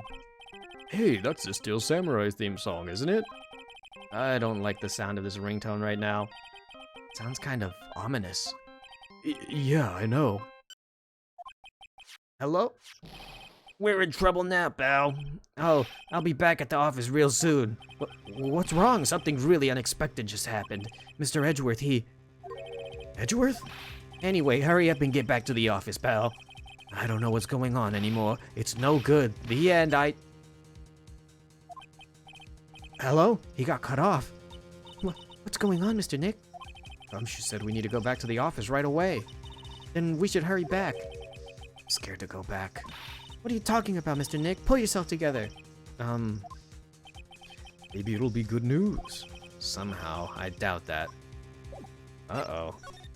Why does it seem to be getting constantly worse and worse? What the hell is going on in this trial?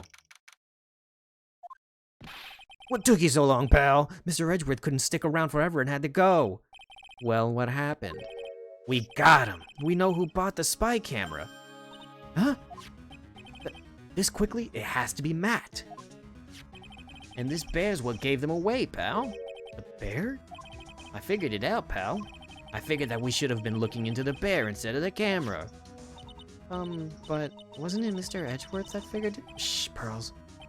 And, go on. There's only one person who bought that one of those bears who's related to this crime. Who is it? Who would be so rude as to spy on another person in their room? Aha! Mad on guard. Huh? Mad on guard, your client, that's who, pal. And here I thought things couldn't get any worse. Are you sure you heard right? That the person who bought this bear was... I heard it from the department store clerk, pal. This is the credit card receipt for the purchase. It's for $3,800, pal. That's an exact match to the price of the stuffed bear. See? That's all you have? Nah, it's not just the receipt, pal. The store clerk said so himself. He told me, I'm sure I sold that bear to Mr. Ungod. I mean, the clerk even got Mr. Ungod's autograph out of it, pal. So I'm sure the person that bought the stuffed bear was Mr. Ungod himself.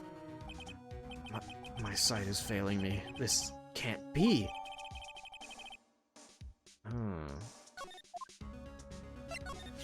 So what about the spy camera we found?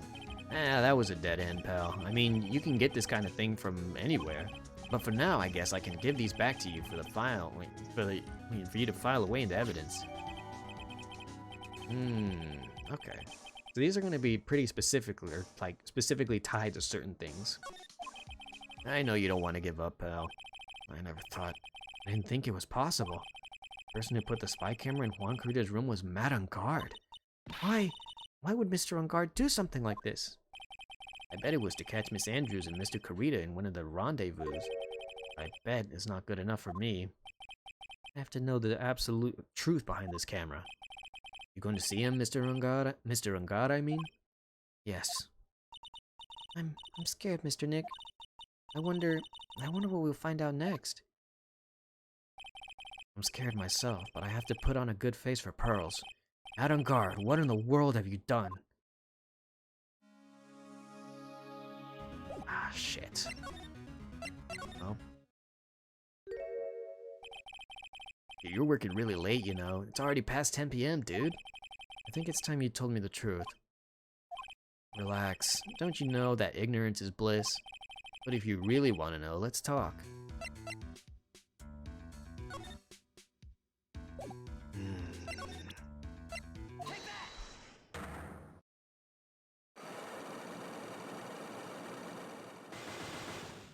Alright, now we can get started.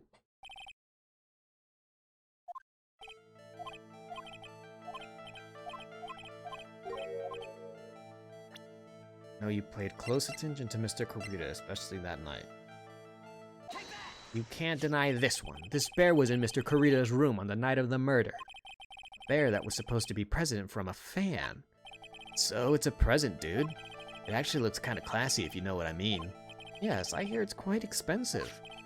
Which is why it's very odd that this gadget was found inside this bear. This is a very small video camera. And it was hidden inside this bear's eye.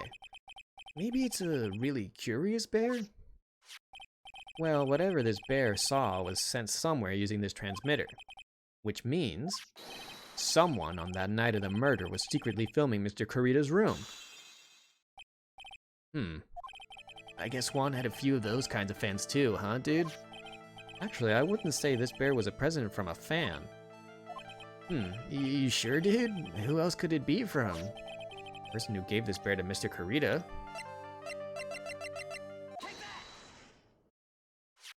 Mr. On Guard, don't you know this bear from somewhere?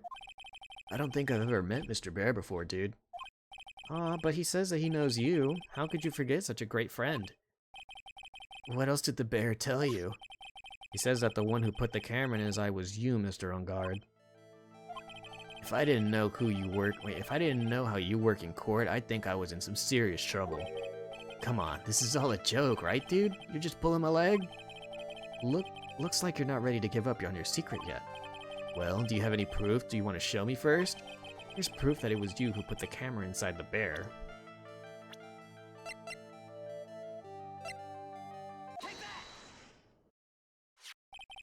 I have here one credit card receipt, Mr. On Guard. It's from when you bought the stuffed bear. Dude, all you can tell from this is that I spent $3,800. I go to that department store all the time, okay? It's $3,800. This could be the toothbrush I bought that one time. A $3,800 toothbrush? It's ivory, and it's got elephant hair for bristles. Ew, elephant hair? Is that what rich people use nowadays? Anyway, the store clerk clearly remembers you and your purchase. After all, you even gave him an autograph, did you not? Dude, you should have said that earlier. So can I ask you one thing? Yes? You're my lawyer, right, dude? So if you are, then why are you looking into stuff like that? Because if I don't know the truth, I can't help you. Sounds more like stupid lawyer talk to me. Hey, let's stop talking about this, okay? No, not yet. I haven't asked why you have this camera set up yet. And what your secret is, of course. It would be strictly confidential. So, what are you gonna do now? I'm gonna find out what I want to know, because I must. The reason you hid this camera in Mr. Kurita's room and filled him secret is...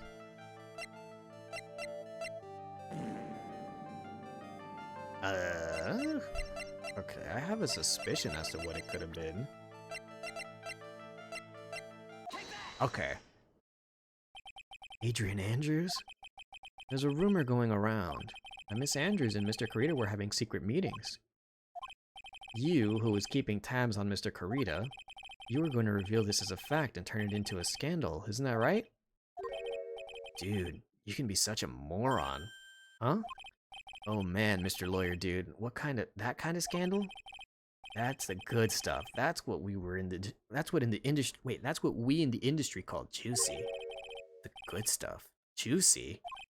Look, we can get publicity without spending a penny with that kind of stuff. I mean, if people stop paying attention to us, then it'd be the end, dude. Too bad that wasn't your intention. What are you talking about? I wish your reason for spying was something so innocent, but it wasn't. You didn't spy on Mr. Kurita because of Miss Andrews. Hey, then there's only one reason I can think of for you doing such a thing. The real reason you set up this camera in Mr. Kurita's room was...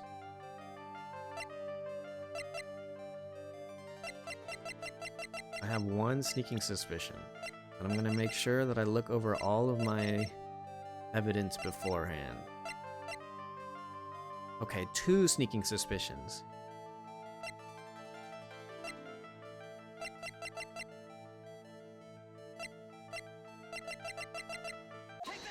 Oh, it was this one! What is that card? Maybe he doesn't know about this card. This is a certain man's calling card. The man's name is Shelly the Killer, and I'm sure you know of him, don't you? Shelly the Killer? That's ridiculous! Why would I know some shady scumbag like him? I really don't know him, then why are you acting so jumpy all of a sudden? This is it. I'm finally starting to get to the truth. I can't afford to make any more mistakes now. Oh my god, it's gonna take so much out of me. Mr. Matt on Guard, I know why you know Mr. D. Killer. It's because...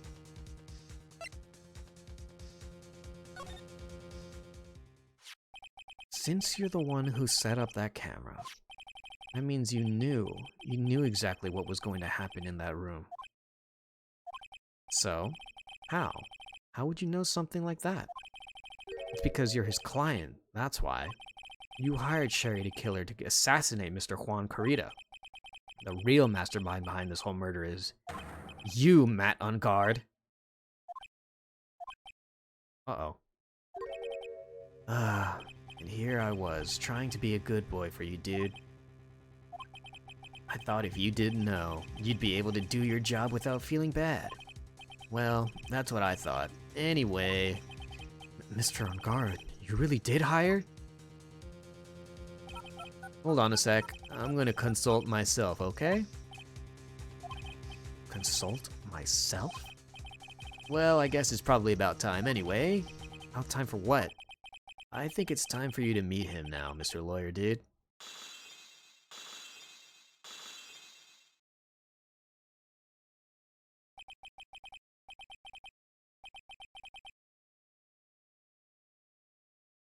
How do you do, Mr. Lawyer? I'm Matt on guard.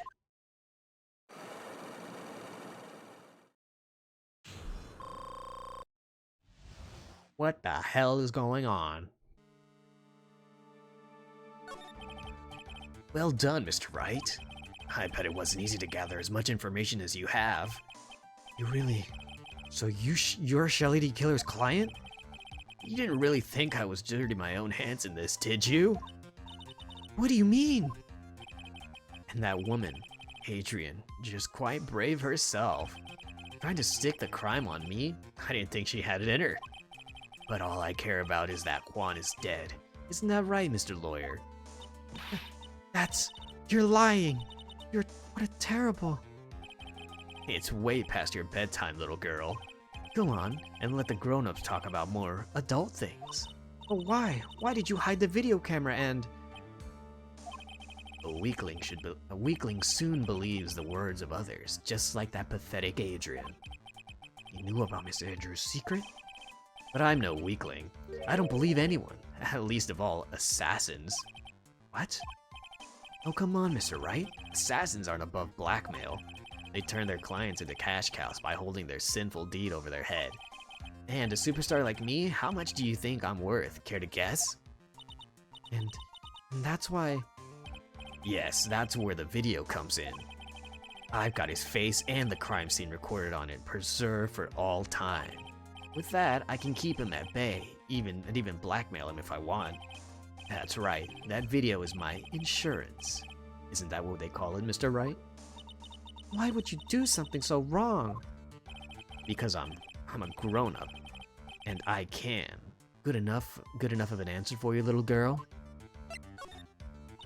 Why? Why would you kill Mr. Carita? Because he was about to sling so much dung onto my beautiful public image. Scandals are a little annoying, aren't they? This is all because of that press conference, isn't it? Mr. Carita has been able to give it, and Mr. On Guard's secret would have... Ah, well, that's what we call taking advantage of the situation, you know? I had no interest in doing it, really, but bit by bit it crept up on me. And then the situation just presented itself perfectly. How beautiful, I thought. And that's how Mr. Carita ended up dead. Let me tell you something. I'm not like Adrian. I don't depend on anyone. People are simply things to be used and thrown away. This guy is scummy. The worst. Put on a sweet, innocent face and people will swallow anything you feed them. Adrian fell for it. The assassin, too. Oh, and how can I forget? Even you fell for it, Mr. Lawyer. Everyone all working their butts off for me, Matt on guard. Aw, did that leave you speechless? What a shame. What's wrong, Mr. Lawyer? You've grown awfully quiet. How could I have been so deceived by you all this time? When we first met, I asked if you had killed Juan Carita. You answered very clearly that you hadn't killed anyone. Hey now, I never told you any lies. The person who did the killing was that D Killer guy, right? All I'm guilty of is taking a cat nap in my room. You killed Mr. Carita. I dare you to say that in court tomorrow. Ah, but too bad, you can't. You're my lawyer after all, aren't you? You could always drop my case and refuse to represent me. How does that sound? But you can't, can you? That would be the one thing you absolutely can't do. Mystic Maya. You wouldn't want to test D Killer. He's a man of his word, or so I hear. You could end up getting a certain friend of yours rubbed out if you lose. You scoundrel. So if I were you, Mr. Wright, Esquire, I think I would give it my all tomorrow. Remember, everyone likes a happy win-win resolution. I'll get you for this. That's such a cliche phrase. Juan said something like that, if memory serves right. Of course, well, we all know how well things turned out for him, don't we? Good night, Mr. Lawyer. Maya, what am I supposed to do? And now you finally found out. Oh, the starting line of this case. Edgeworth, I don't care for the horrid atmosphere here. Let's return to the precinct.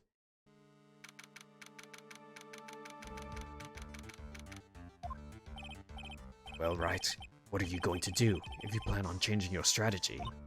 No, we can't do that. That's right. He's holding Maya hostage. What should I do? That's not something I can answer for you. Mr. Edgeworth. Right. Only you can decide where to go from here. 1 year ago, at that time, I didn't truly understand what a prosecutor was. That is why I had to leave the prosecutor's office. I felt that I couldn't stand in a court of law until I knew what a prosecutor really was. And now, Wright, it's your turn. My turn? What is the thing called a lawyer? What can you do as one? You must find the answer, and you must find it on your own. I'm a lawyer, but to fight for someone who's clearly a killer, that on guard, that man is really... It doesn't matter who. Every person deserves a proper defense and a fair trial. Isn't that the basis of our judicial system? Proper defense? But what exactly is that? Is it where a lawyer forcibly and blindly gets an acquittal through shouting and trickery? Ironic that you, of all people, should be saying such a thing. Isn't that exactly how you have fought for your clients up until now? Well, that may be true, but that's because I believe my clients to be innocent from the bottom of my heart. But if I were to get on guard and acquittal, that isn't a proper defense at all. I became a lawyer because I thought I could save people who were suffering and in pain. But when I look at this mess we're in, I can't even protect the person closest to me. Even if I win the case, I still lose in the end. I just don't know what to do. Right. Did you get a hold of yourself? You have it all wrong. Huh? We aren't some sort of heroes. We're only human, you and I. You want to save someone? That's something easier said than done, wouldn't you say? You're a defense attorney. You can't run away from that. You can only fight. That's all you can do. People like you and Francisca von Karma are always using all you have to pin me down. You fight to the very end, even when you know the truth is not with you. But I'm not like you. I can't fight for a false verdict or a man I clearly know is guilty. Francisca, she fights for herself. The only thing she fights for is her perfect win record. That's all. And? Isn't that the same as you? Isn't that why you ran away a year ago? Because your precious win record was destroyed? You're so petty. I see. Now I understand why you despise me so. However, you are mistaken. What do you? Thanks to you, when you sealed off my path to a perfect win record, I began to realize the error of my ways. I realized that things such as a perfect record were meaningless. What? I don't believe you. Are you saying that is why you left the prosecutor's office? But then why? Why are you here now? The answer to that is something you will find out on your own. I have faith you will see it before the verdict is read tomorrow.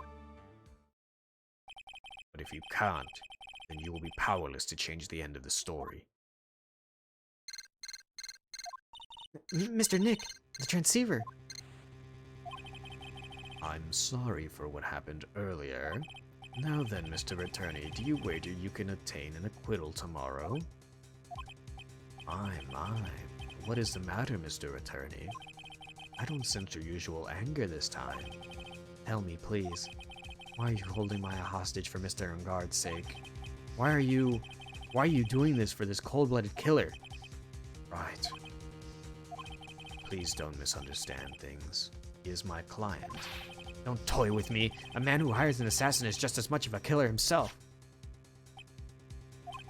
I believe you were asking me for a reason as to why I'm doing what I am? Yeah? This is what I like to call my aftercare. What the heck is aftercare? My name carries a certain amount of honor and dignity, Mr. Attorney. I take great care to ensure that no suspicion falls upon my clients for my handiwork. That is what is called client relations, and it is part of an assassin's duty. Assassin's duty? You were unlucky this time. My client was arrested as a suspect. As a result, I did what I had to enlist your expert help, Mr. Attorney, and to ensure that you would do everything in your power to the very end. What is your name? I believe I told you once before. However, but my name is D. Killer. Shelly D. Killer. You're Shelly the Killer? Please keep in mind you do not have much space to maneuver with me. As a D killer, I always finish what I set out to do. If you fail to keep up your end of the bargain, Maya!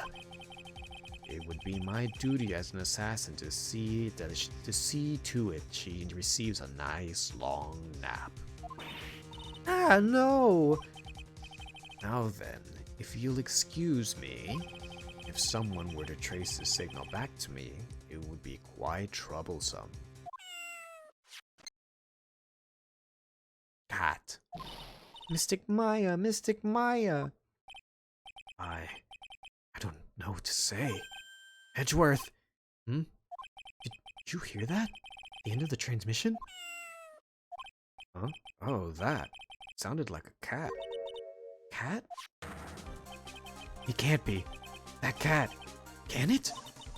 What is it? I think I know where Shelly the Killer is holding Maya hostage. Edgeworth, have all police units head to On Guard Mansion immediately. Alright, you hurry over there as well then. Don't lose hope yet, Pearls. The fight has only just begun.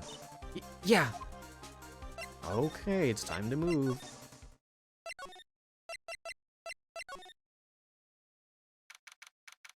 There's a bear! Maya! Please answer us, Mystic Maya! We have this area completely surrounded. There's no way for him to escape. Assuming he's still in the area. I can't believe it. The butler. All this time, he was D Killer. He and On Guard were working together all this time. I'm sure they had worked out a contingency plan ahead of time.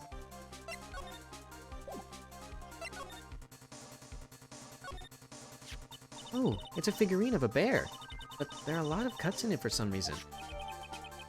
Bear figurine, and it's covered in many thin cuts. Bear? Isn't that more of a thing for Mr. Kurita? Why would something like this be here? Right, look down. There's a little pet door installed here. Ah, I'm sure that's for Shu. You think that this came through that little door? This door, it's locked.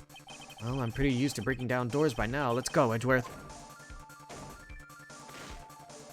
Whoa. Ah, there's no one here. From the looks of this room, I would say this is On Guard's private lounge. Look at this, right? An antennae for sending and receiving radio signals on a VCR. Check inside the deck. If there's a tape, it would be an important piece of evidence. We're lucky it'll have the moment the crime was committed recorded on it. I'm sorry, but the tape deck is empty. There's no tape to be found. Oh. But there's no mistaking that someone used this to record something. It looks like someone took the tape we're looking for and escaped with it.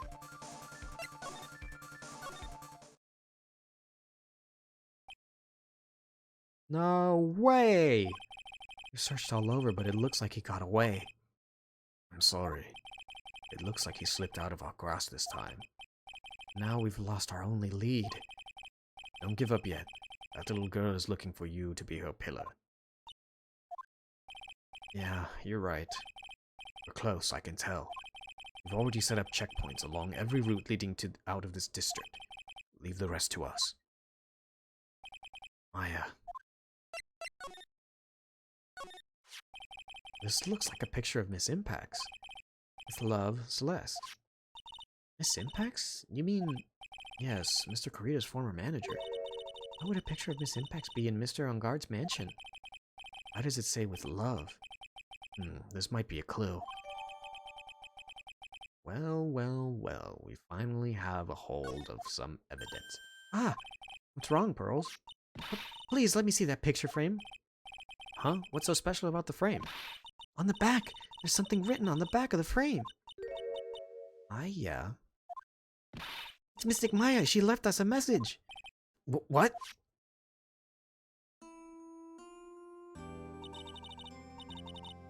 I thought you'd come. I knew you would. Now listen up. You'd better get on guard a guilty sentence, okay? If you get that creepy slime bag of not guilty, I'll never forgive you, ever. I'm fine, so you don't need to worry. There's so much I want to write, but I don't think I have a lot of time left. Pearly, you're there too, right? Make sure to help Nick, okay? Someone's gotta watch out for that helpless lunk. That's it for now, Nick. I guess I'll talk to you guys later.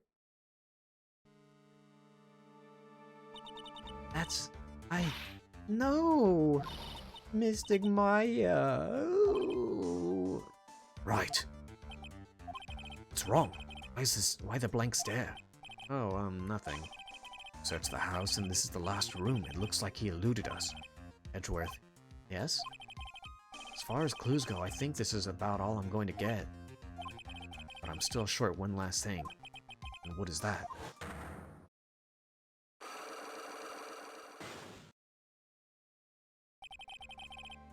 Miss Andrews' Cyclock. I could just find out what secret she's holding, and I think I stand a chance in court tomorrow. Blow this case wide open and expose the truth. I think I know what you're thinking. I'll contact the detention center. Thanks, Edgeworth. Well, let's go, Pearls. It's time to open the last lock. Okay. We can finally finish up. Good evening, Mr. Wright. What's wrong? You look ill. Miss Andrews, I've come to remove your Cyclock. Cyclock? I want to know, and you will tell me, your secret. Fine, go ahead. Try to break me if you can. Oh boy.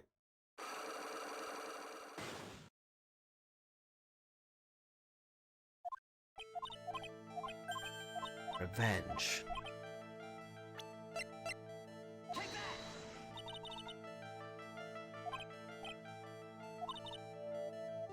Oh. Oh, I was ready to jump the gun. What an absurd idea. I don't think I have anything I want to take revenge for. Miss Andrews, a woman who lives on independent of other people.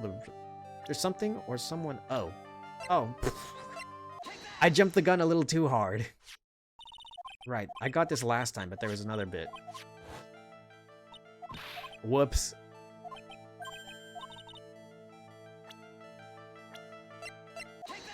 There we go. This is a photo of Miss Impax, correct? She looks younger than when she passed away, though. With love, Celeste.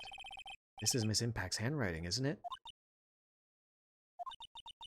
Where did you find this? No, that's all right. It was a rhetorical question.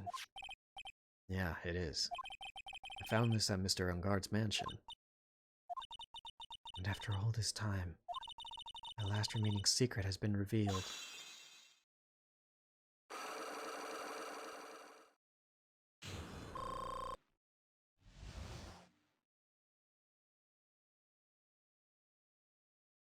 Here we go. Celeste, I was supposed to get married to Juan. Yes, but I heard that it didn't work out. Because Mr. Korita didn't want to get married to her anymore, right? Yes, because of Matt. Because of Mr. On Guard? What do you mean? I think I can see where this is going. Celeste. She was Matt's manager a long time ago. She was the happiest woman in the world at that time. I was working part-time back then, and I often saw the two of them together. That's why. With love, Celeste was written on this frame. They were a couple, weren't they? It wasn't anything as splendid as that. Celeste was being used. Toyed with until she was thrown away. So horrible. Matt's entire image is built around how nice and wonderful of a man he is. Scandal would have destroyed that. Which is why Celeste, in her kindness, moved over to Worldwide Studio. That is where she met Juan. She seemed really happy with him, even happier than when she was with Matt. Celeste and Juan were such a good match that they were even planning to get married. And then, suddenly called off.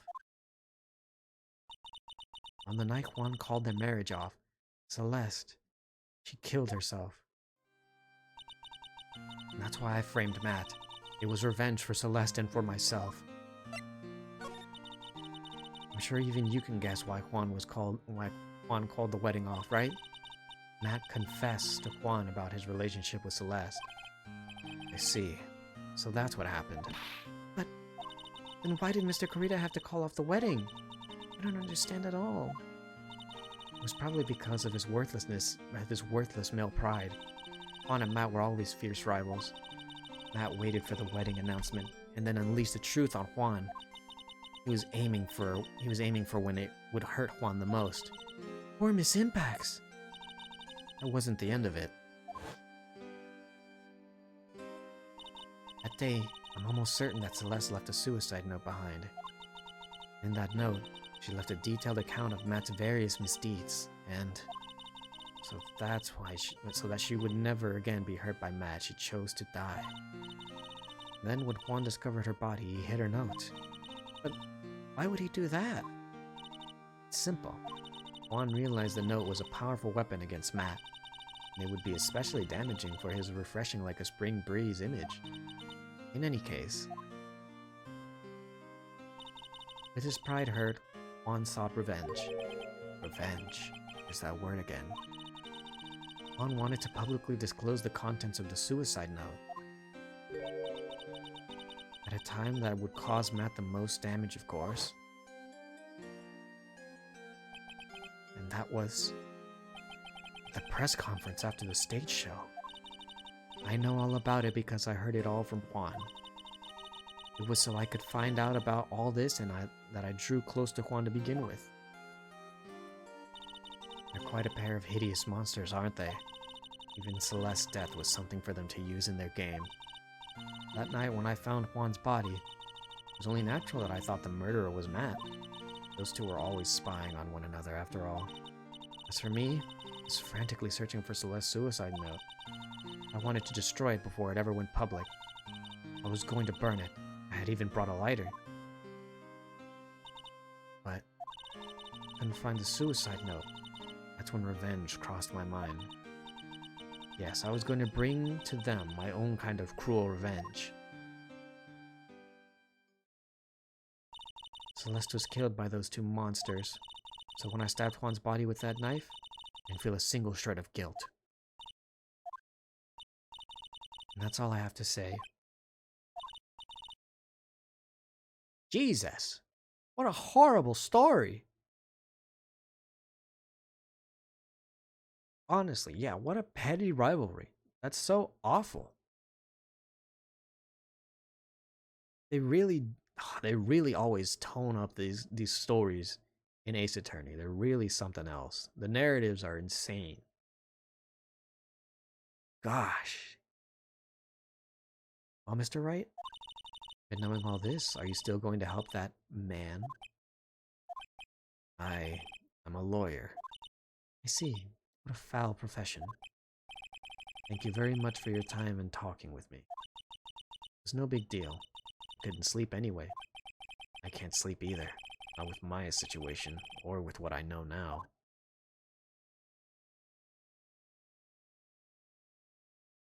Ah, holy shit.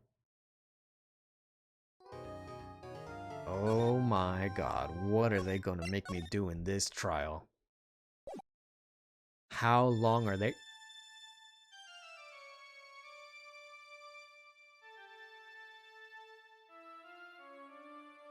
How did I get into this mess? Where's the lobster? That's far enough. You can't run forever.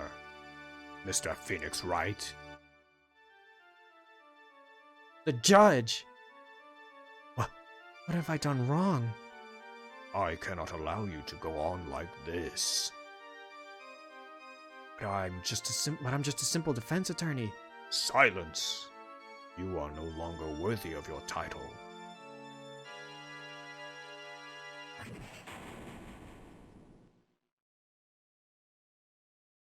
was a prelude? That first title? Or the first case? As if this day was written into my destiny. Today I'll stand in court as a lawyer.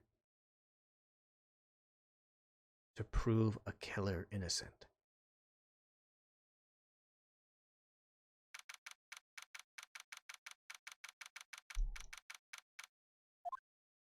Oh my god.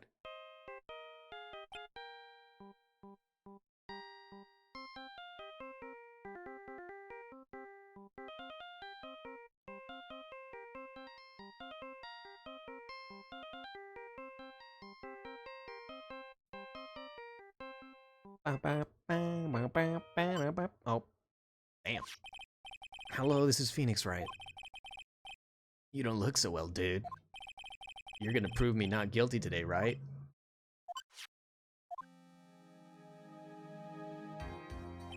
Ha ha ha. If you please, Mr. Lawyer. Remember, it's not just me. Your precious friend's life is riding on today's verdict, too. Grr. Now listen up. You better get on guard a guilty sentence, okay? You get that creepy slime bag and not guilty, I'll never forgive you, ever. Maya. Phoenix? Phoenix? Mia! Maya, how's Maya? I don't know. You don't know? She hasn't tried to channel me since yesterday. Mia, what am I supposed to do? Well, like I said, for a lawyer, the worst of times are when you have to force your biggest smiles. But can't give up. There's still some hope left. Stop it, please. There's nothing left. Not here, not anywhere.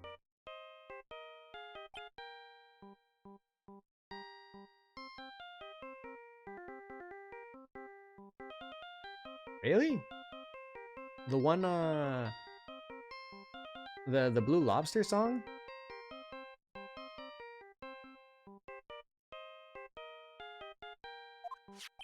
Ah, it's that accursed on guard again. Will you leave me alone? Look, don't call me anymore. I mean it. You're really mean, pal. Ah, Gumshoe, I'm really sorry. Where are you? They let me join the investigation team and we're chasing after D Killer, pal. Then you have some sort of lead? Oh, you mean the little animation? Or am I misremembering?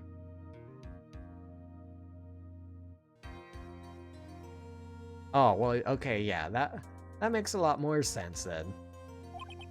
Sorry, but right now we've got 0 leads on the guy. But we're not going to give up. Gumshoe. Till the trial is over. Till the verdict is handed down. We're going to do everything we can to find D Killer. Oh. Okay, yeah, when it prompts me to save. Okay, I know what jingle you're talking about. Really? That's what they called it? Yeah. I know what you're talking about now. If we can get Maya out, then you can get on guard the guilty verdict he deserves, pal. It's true. I could do that if they found Maya first. You got that? So you have to do whatever you can to make the trial last longer. I have to make the trial last longer? If you go to Mr. Edgeworth with everything you've got, then you two can draw it out. Oh, now I get it. I believe in you, pal. You and Mr. Edgeworth can do it. So, believe in us. We're gonna give it all we've got, just like you. Got it. Thanks, Gumshoe. Hey, Phoenix. You understand now, don't you? You have something money will never be able to buy. Friendship. It's the strongest weapon in the world, and you have it in abundance. Yeah. Looks like we're coming to the end. I have to make the trial last as long as I can. Gumshoe will come through, I know it. It's gonna be a long trial, huh? Oh, shit. Court is now in session for the trial of Matt on guard. The defense is ready, Your Honor. The prosecution has been ready for a while, Your Honor. Now, as I recall, we've concluded yesterday's session with a big mystery on our hands. The mystery being, what exactly was Miss Adrian Andrews' role in this murder? This is to say, is she really connected to the crime itself? Mr. Edgeworth, if you would please inform the court of today's proceedings. Adrian Andrews? She forged evidence that threw suspicion onto Mr. Ungard, and then proceeded to escape the crime scene by wearing the nickel samurai costume. The guilt of these actions are of those from which she cannot escape. Then you're saying that she is guilty after all? I'm not finished, Your Honor. Miss Andrews has nothing to do with committing the actual murder. I would like to direct the court's attention to this card. What is that? It looks like a shell. This is the calling card of a certain assassin. Assassin, you say? Yes, Juan Carrita was killed by a professional assassin. And the person who hired the assassin, his client, so to speak, is Matt on guard. What a surprising turn of events. I would think it's become commonplace by now, Your Honor. I know what's going on this time, so I know that everything Edgeworth has to say is true. But we still have to hold out as long as we can, at least until Maya's safe and sound. I wonder how the trial will turn out today. Now then, please call your first witness, Mr. Whoops, I gave Edgeworth's voice to the judge. Now then, please call your first witness, Mr. Edgeworth.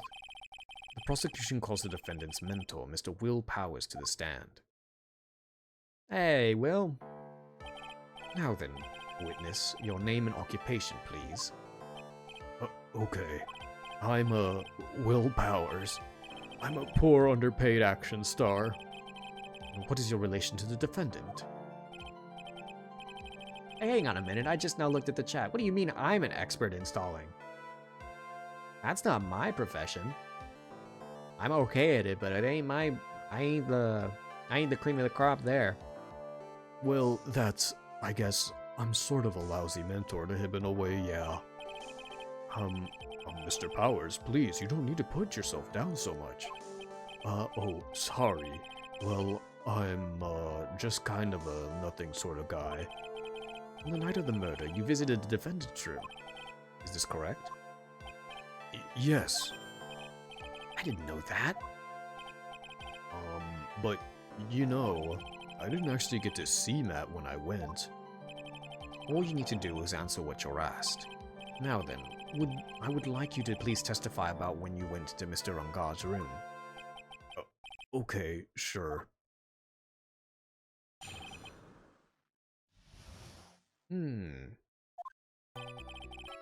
After the award ceremony, I went by myself to Matt's room.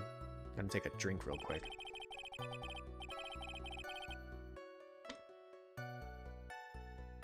Matt was standing there in front of his room, still in his nickel samurai costume. He was talking with someone. At first I thought it was the bellboy. I watched the two of them for a while, but then I gave up and went back. I had guests with me that night. I couldn't make them wait for me. Nothing sounds out of place in Mr. Powers' testimony. Talking with the bellboy is no big deal. If one assumes that the person Mr. Ungard was speaking to was an ordinary bellboy... What are you implying? Well, Mr. Wright, let's have your cross-examination, shall we? Looks like we're in another sticky situation. Huh? A trap. Can't you smell it, Phoenix? For us to find out more, we're gonna have to charge in head first, right?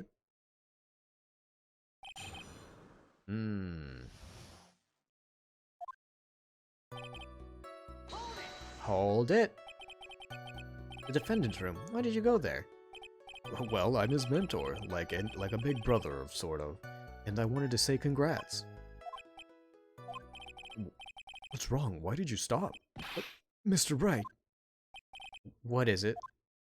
you're going to try to trick me into a corner, aren't you? Huh?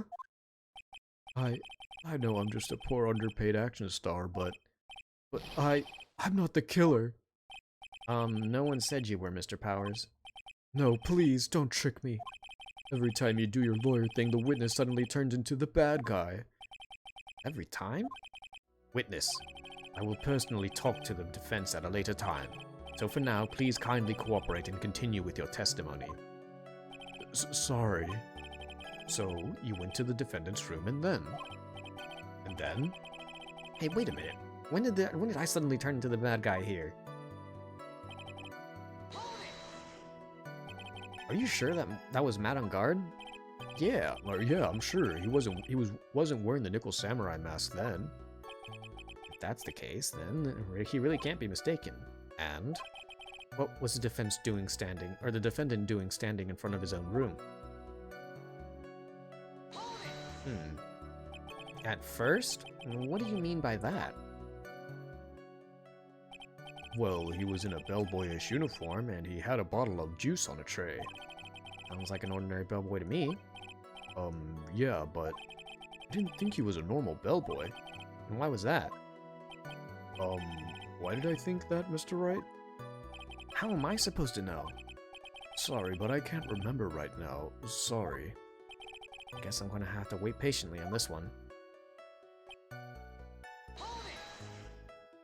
You saw the two of them? The bellboy and the defendant? Together, correct? Yeah, the bellboy just wanted to say congrats. Now, while you were watching the two of them, did you notice anything strange? I did feel something weird. I think it was because Matt, well, he gave the bellboy a tip. Tip? That's a perfectly normal thing to do. So, how long did you watch the two of them? Not more than a minute or two, I think.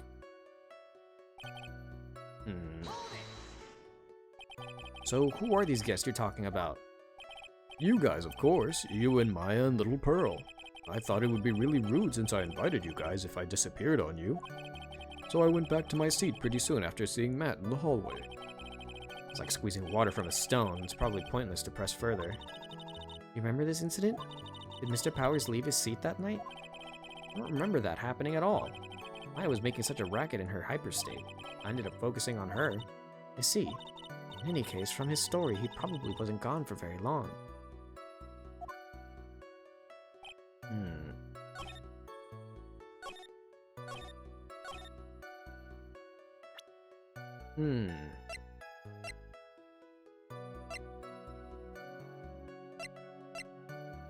What?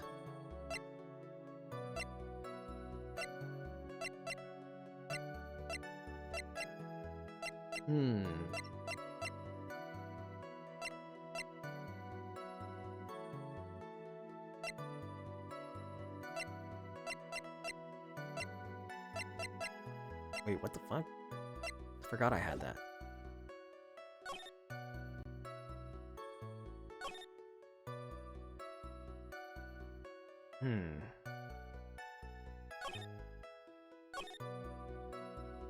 After the reward ceremony, I went back to Matt's room. Matt was standing there in front of his room, still in his nickel samurai costume. Yes, that makes sense. Talking with someone at first, I thought it was a bellboy. This part's kind of sus because he doesn't remember. Am I supposed to flash him a picture and be like, "Is this the guy?" I watched the two of them for a while, but then I gave up and went back.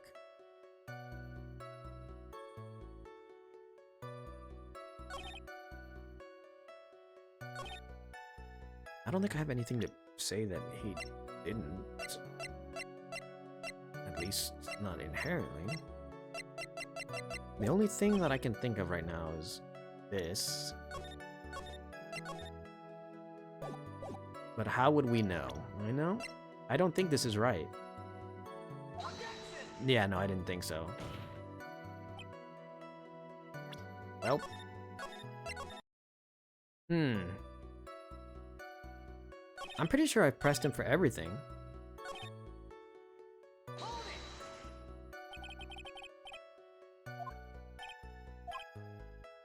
Did you notice anything strange? He gave the bellboy a tip.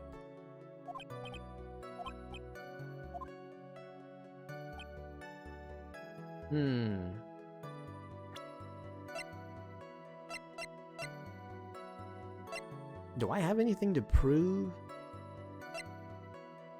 I don't know what he's saying here that's wrong that I have evidence to prove that of.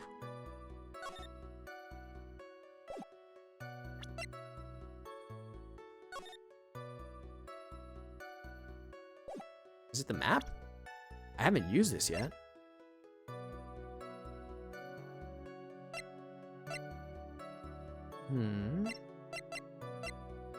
It's the only, like, minor thing I can think of.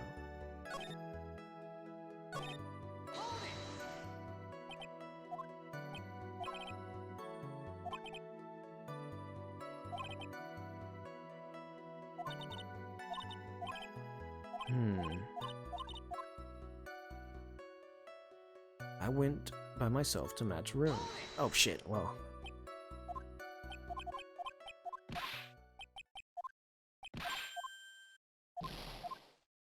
Didn't mean to do this one. This one, I don't think. Matt was standing in front of his room still in his Nickel Samurai costume. That seems to be correct. This one is whack. It's one of these two, I feel like, but what it is... I watched the two of them for a while, and then I gave up and went back.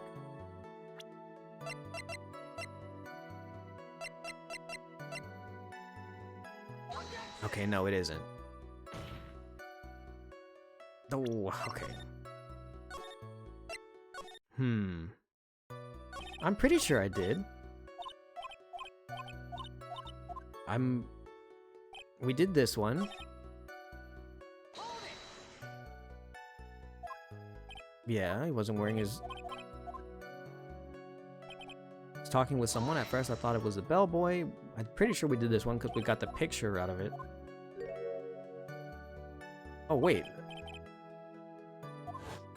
What? I guess I didn't press it. Oh, I had to go back. I didn't know that. Could it be that you felt something strange about the tip-giving incident itself? Ah, yeah, that's it. You really know your job.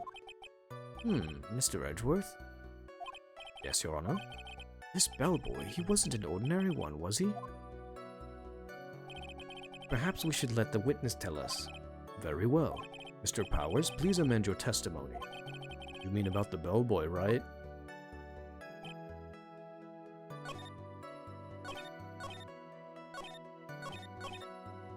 Okay, so this is new.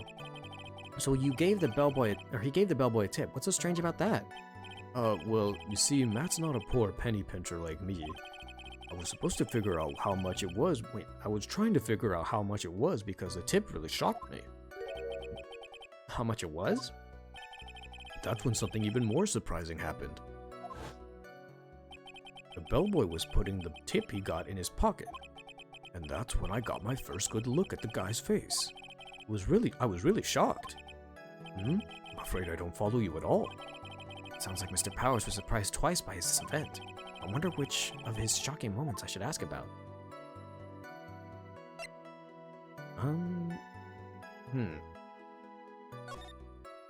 I'll do this one first. The other one seems more important. The defendant is a huge star. He can afford to give generous tips, wouldn't you agree? Sure, but giving him that much might be a little too much, I think. A little too much?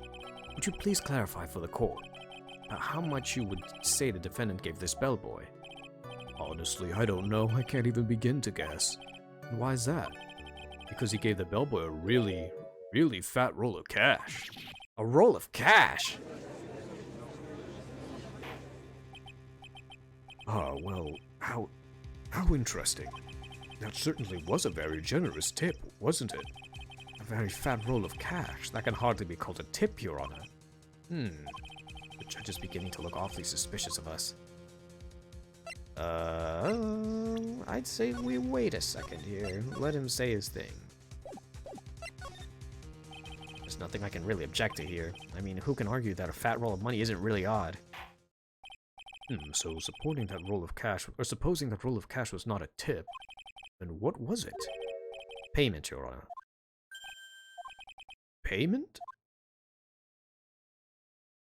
Oh, it was Mr. Beast, right. Oh, right, it was Matt giving fat sacks of cash to waiters. That was the next challenge, right? He was trying to pull a Mr. Beast stunt. Well, isn't it obvious for the murder of Mr. Juan Carita? Then the bellboy that the witness saw. Yes, he was the assassin. Hold your horses now, Mr. Edgeworth. You don't have any proof of this, do you? Have I ever been unprepared to support my claims, Your Honor? I have here the card Shelley D. Killer left at the scene of the crime. Shelley D. Killer. He is the person the police special investigations team has been chasing for ages. I'm certain that the person the witness saw was this very assassin, Shelley D. Killer. Really? What's wrong, Mr. Powers? No, nothing. Something just clicked in my head, and I think I just figured something out. Oh? Actually, I saw that bellboy again later on that night. What? I paid an assassin to kill my rival. Yep. Can't wait for that Mr. Beast episode. Yes, sir, right away. The second time. This time, I was in that hallway because I had to go to the bathroom. And that's when the bellboy I saw earlier came out of the room. Of course, when I say room, I meant Juan Carita's room. Now that I think about it, the bellboy seemed kind of out of place. Yeah, so he had to be the assassin, I'm sure of it. I mean... Thank you very much. That is all we need for now. Huh? But I'm not done. There's still more. Let us first establish that the bellboy was truly Mr. D. Killer. Then we shall see. So the bellboy came out of the victim's room. And if that bellboy really was the assassin, then I think the answer is fairly obvious. That would be correct, Your Honor. Well, Mr. Wright, I believe it's your turn to entertain us and make us laugh. Ha, ha, ha, ha. This is no laughing matter.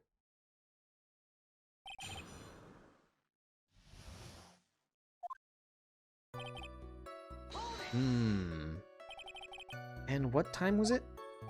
Well, I don't remember. The award ceremony ended around 8, right? And I went to Matt's room pretty soon after that, and then I came back, and then I went to the bathroom. So I guess maybe it was around 8:10 p.m. by that time. You're not one for details, are you, Mr. Whoops. You're not one for details, are you, Mr. Powers? Sorry. I thought I could maybe catch Matt and say my congrats. And that's when that bellboy... Alright. Are you sure that it was the same bellboy? Yeah. And how could you tell? All the bellboys wear the same uniform after all. But you see, well, he had those stitches in his face. So I'm sure it's the same guy that was talking with Matt. So which room did the bellboy come out of? The victim's room, huh? Yeah, the one with all the pretty flowers and the teddy bears. It was Juan's room, alright? Words cannot describe how screwed I am.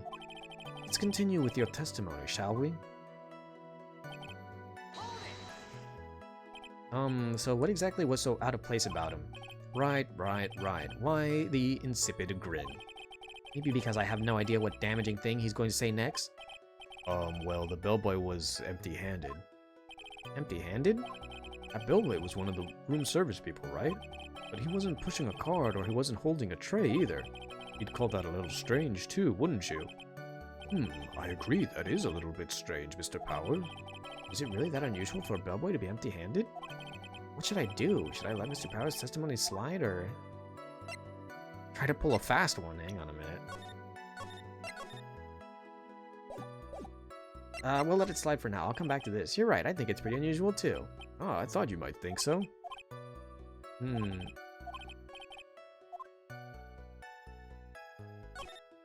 that one. Please don't be so quick to judge. But it's kind of a Powers family thing. I think every person has a thief. Well, I guess a thief and an assassin are both sneaky and silent. At the point, Phoenix, in any case, if that Belbo was the assassin, it would be very bad for us. But he really is the assassin, you know? Yes, but you can't give in yet. If you want to prolong this trial for as long as possible, you're going to have to pull some cheap tricks on this one. Ah! Okay, so... Okay, we'll put the save here. Just so I can say that I did do everything, so...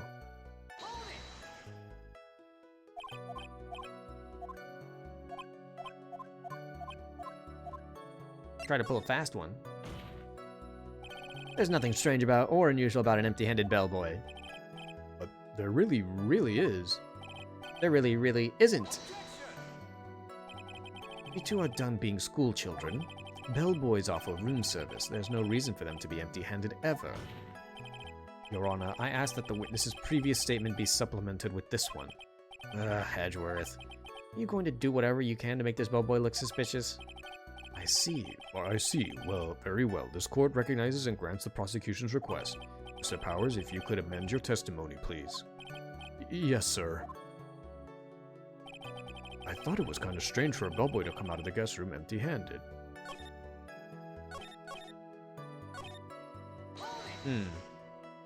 So you're saying that it's suspicious for him to be empty-handed? Yeah, really suspicious. I mean, when I first saw that bellboy, he was holding a tray in his hand, and there was a bottle of juice and a wine glass on it. Juice? What kind of juice was it?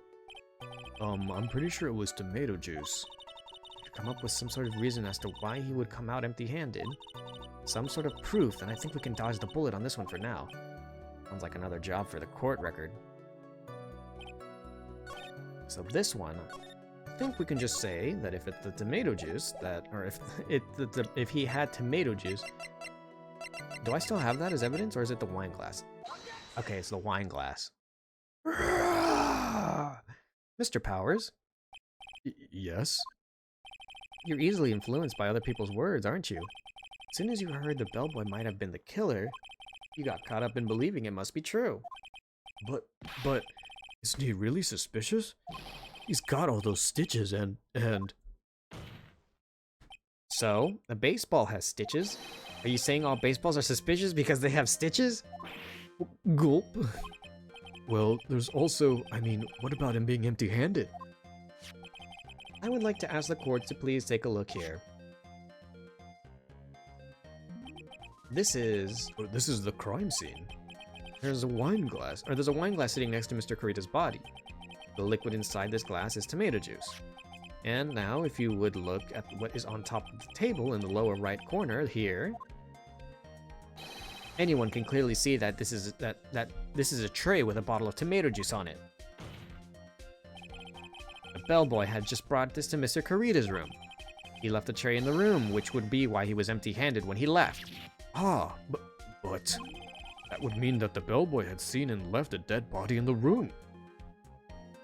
Ah, but you can prove that can you prove that Mr. Kurita was already dead at the time? Mr. Edgeworth. Yes? I blame you for leading me down this route.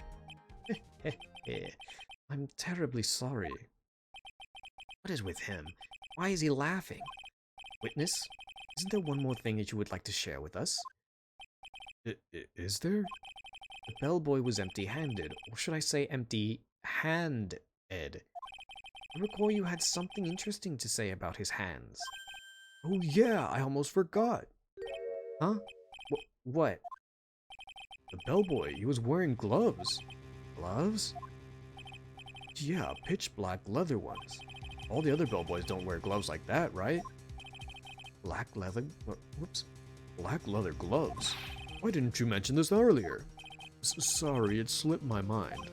Ah, boy, does this make the bellboy look really suspicious. Alright, gotta focus. I can't get lax here. So what if he had gloves? A lot of bellboys wear gloves. Come on, Mr. Wright. That bellboy was wearing black leather ones. So, a football is made of leather.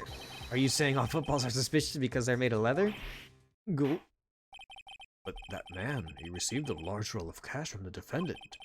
And then he was seen leaving the crime scene wearing black leather gloves. I don't think that even someone like myself can believe he was just another bellboy. Ugh. It seems that we have finally come to an understanding. Now then, witness, please continue with the rest of your testimony. Rest? Oh yes, please tell us more. Okay. What time is it? Been going on for about... Alright. Chat, let's say we take a break real quick. I want to go take a break real quick so I can really quickly eat my sandwich. I'm starting to get a little hungry and I want to be able to push on just a little bit longer. So I say we stop for like 5 minutes or whatever so I can swallow my sandwich, maybe grab something to drink, and then we'll reconvene back here and continue on with this. Alright? So give me just a little bit of time. I want to be able to eat something real quick. I haven't eaten all day. So let me put us up for the BRB. We'll continue in like 5 minutes, okay? BRB, guys.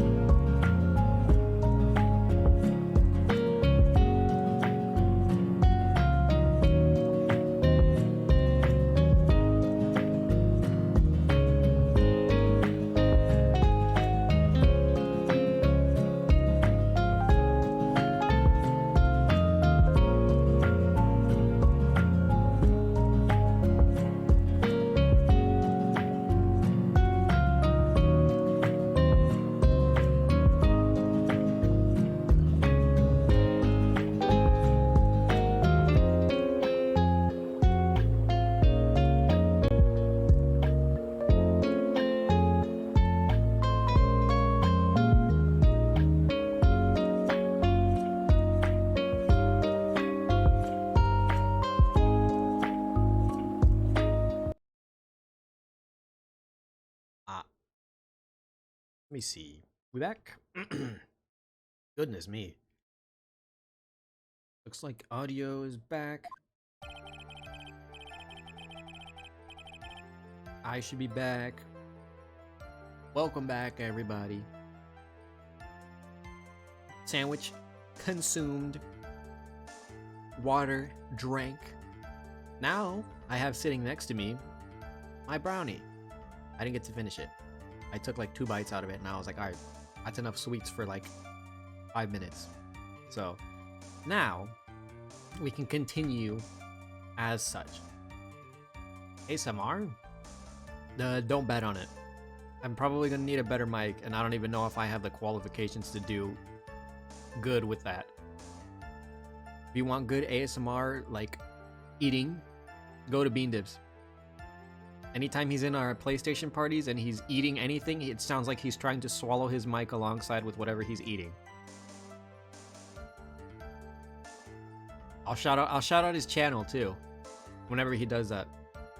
Ask Bean Dibs for ASMR stream. He could do it. All right, time to hop back into it. Good thing I got that water. After leaving Juan's room, the bellboy went and knocked on Matt's door just like that.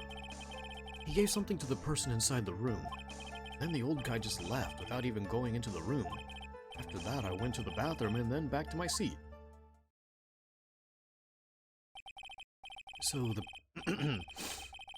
So the bellboy, after leaving the crime scene, next went to the defendant's room? Hello, Miku. Yeah, I kinda saw all that by accident. Some accident? I'd say you saw too much. All of it was suspicious to high heaven. I think it's safe to say that we can no longer consider this bellboy to be normal. Now then, let's get started, shall we? Mr. Wright, your cross-examination, please. Yes, Your Honor. Second meeting. Alright, from the top. Is that what you saw while you were busy spying? Excuse me? I may be a poor underpaid action star, but even I wouldn't stoop to spying. Well, I think the point is did you watch all of this from, Mr. Powers? Oh, from the door of the bathroom with my left eye and a sort of a sneaky spy-like... I knew he was spying. Please, does it really matter if he was doing it over or underhandedly? What did the bellboy do next? That's all I care to know. Give something to the person inside the room. I said hold it! Okay. That's better. Ahem. What kind of statement is that? Please elaborate and give us a few more details. Oh, okay. Should probably ask him on only one question at a time.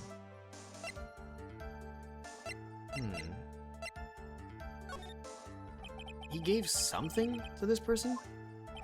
Yeah. And what was this something? Ha ha ha. If I remembered what it was, I wouldn't be calling it something, would I?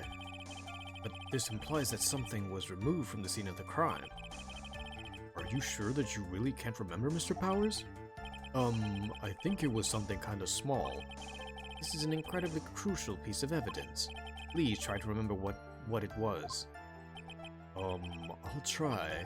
In the meantime, let's talk of another point, namely what the bellboy did next. Oh, so after he gave the person inside the room the thing. Where did the bellboy go after he left Mr. Ungar's room? He opened the door to Viola Hall, went in there, and who knows after that, right? I do. Did you see anything strange, suspicious, or just out of the ordinary at that time? Oh yeah, I saw this one thing. What? You saw something else? There was this jittery alien with a ray gun. He was just watching Juan's door like some sort of stalker. I think we can forget about the alien. Well, Mr. Powers' testimony just now is as vague as his first. It's troublesome, isn't it? But I'm sure if you press him enough, everything will come clear, although that just doesn't make it... Talk about a lose-lose situation. Hold it, I said.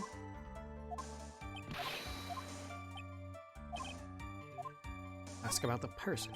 So who is this something this bellboy... Wait, who took this something the bellboy handed off? Actually, I don't know. What do you mean? I'm sorry, but I only saw the person's arm. Only an arm?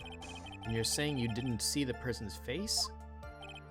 Yeah. I would like to summarize the testimony up until this point, if you don't mind.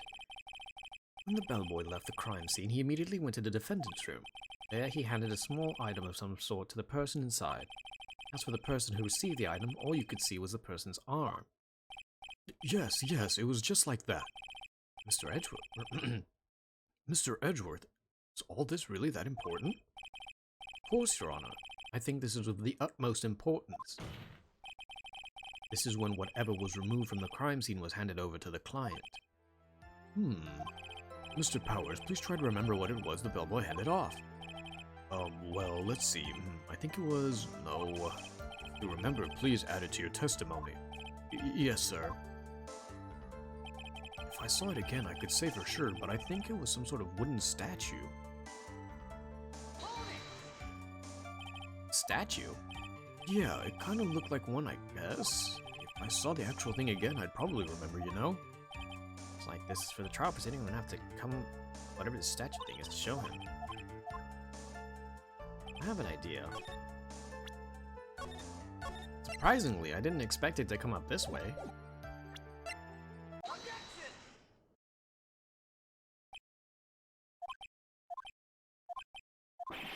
What was the point of that pregnant paw? He used pregnant as a verb? Or wait, hold on. I'm trying to remember. I'd never heard anyone use the word pregnant like that. What was the point of that pregnant pause? Where did that objective come from? Well, speak up. It was me, Your Honor. What is it, Phoenix? I have a feeling that something bad is going to happen once I show this. Mr. Wright, if you have something to say, please spit it out. Yes, Your Honor. Okay, Phoenix, deep breath. Mr. Powers, the something you saw, was it this item? Oh, hey, that's it. That's the something. Wow, Mr. Wright, you really figured it out. I recall we found this at Matt Ungod's mansion. At the defendant's house? What does this mean? It's simple, Your Honor. Shelley the Killer assassinated Juan Corrida in his room. And then he stole this wooden bear from the scene of the crime. Then the bear being found at Mr. Ungard's mansion would mean... It goes without saying, Your Honor. Mr. Matt Ungard is D. Killer's client. Order, order, order. I said order. Mr. Wright, this is most unfortunate turn of events for you. Yeah. Sorry, Mia. No, it's alright. Your judgment was sound. Actually, I figured the bear would come up. If not now, then it would have later on. And if you hadn't shown it to the court, I'm sure your friend Edgeworth would have. I almost forgot that he knew about it too. I think it is clear that there is no need for us to continue this trial. I can't let this happen. I have to do something. It has to be something we've overlooked. Your Honor, a minute, please. Yes, Mr. Wright? There are still a few points left that we've still not fully explored. What are you trying to pull? Oh, well, we can't have that. Uh-oh. Alright, Mr. Wright. What questionable point would you like to explore further? Right. But is there any way for us to find out about who got this? There was one thing in Mr. Powers' testimony that was very unclear, and that is the identity, hello Miku, of the person who received the bear. He gave something to the person inside the room. I'm sorry, but I only saw the person's arm. As long as we don't know who it was that took the bear, we can't be sure of.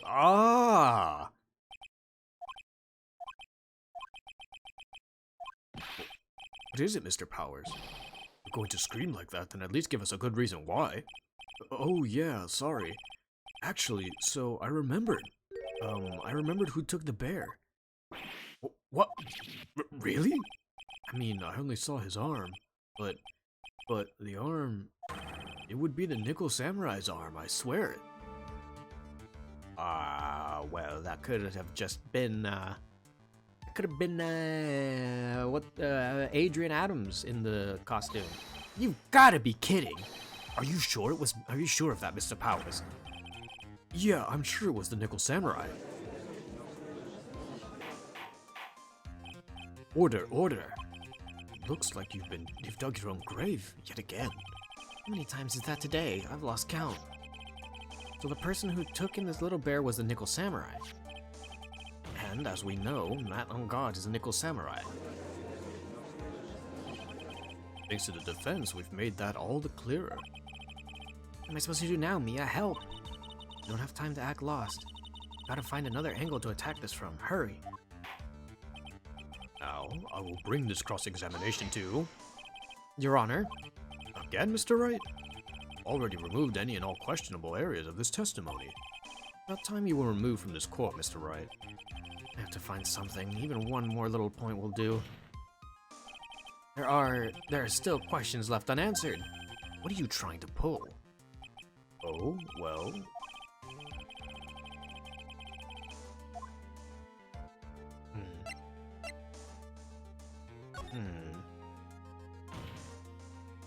I think it's fairly obvious that the bear itself is very questionable. The bear, Mr. Wright? This was found in Mr. Ungard's mansion. However, Mr. Ungard was arrested at the hotel that night, which means that since the murder occurred, he has not had a chance to go home. Oh. I think Your Honor has already figured out what I'm trying to say. It's not possible that it was Mr. Ungard who took this bear to his mansion. Why, that's very true. We didn't even consider that point, Mr. Wright. There was no way, time-wise, for the defendant to have taken this bear home. Ew, disaster averted, it looks... How could I forget? You haven't gotten the best of me yet, Mr. Wright. Huh? I remember it clear as day. I remember what you muttered to yourself at Ungard's mansion. We have this area completely surrounded. There's no way for him to escape. Can't believe it. That butler. All this time, he was D-Killer. D-Killer and Ungard were working together, so to speak. And D-Killer was hiding at Ungard Mansion as its butler. What a bold move. The bag figurine was brought back to Ungard Mansion by D-Killer himself. When it looked like he was about to be arrested, Ungard had him do so. I assume because it would have been bad had the police found it during their investigation.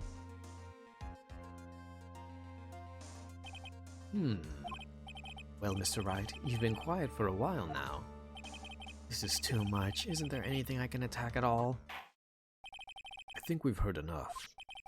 We now know why this bear figurine was at the defendant's mansion, as well as who it was that received the bear from the assassin in his room. Everything has become very clear. The client who hired the assassin to commit the murder was Mr. Matt Ungard. I see no reason for this trial to continue, therefore I will now hand down my verdict. Thank you, Your Honor, for your understanding. You see, Mr. Wright? You could not win against the truth, could you? I knew it would turn out this way. After all, what Edgeworth has stated is the truth. Any last objections, Mr. Wright? Well, do I? What should I do? Raise the objection. Why the hell would I hear the verdict? There's only one way for me to drag this trial out. The only thing I have left to do is one dirty trick. Your Honor, right now we have these two reasons to believe my client is the assassin's client. Reason number 1, he accepted the bear figurine from the assassin. Reason number 2, that very same figurine was found at the Ungard mansion. However, it's possible this is all the work of a certain other person. We've got to drag her into this again? What are you saying? What am I saying? What I am saying is it's possible a different person is D-Killer's real client. The real client? Yes. Is this all you have? Now then, Mr. Wright, let's hear your theory. Who do you say is D-Killer's real client, and therefore the real murderer?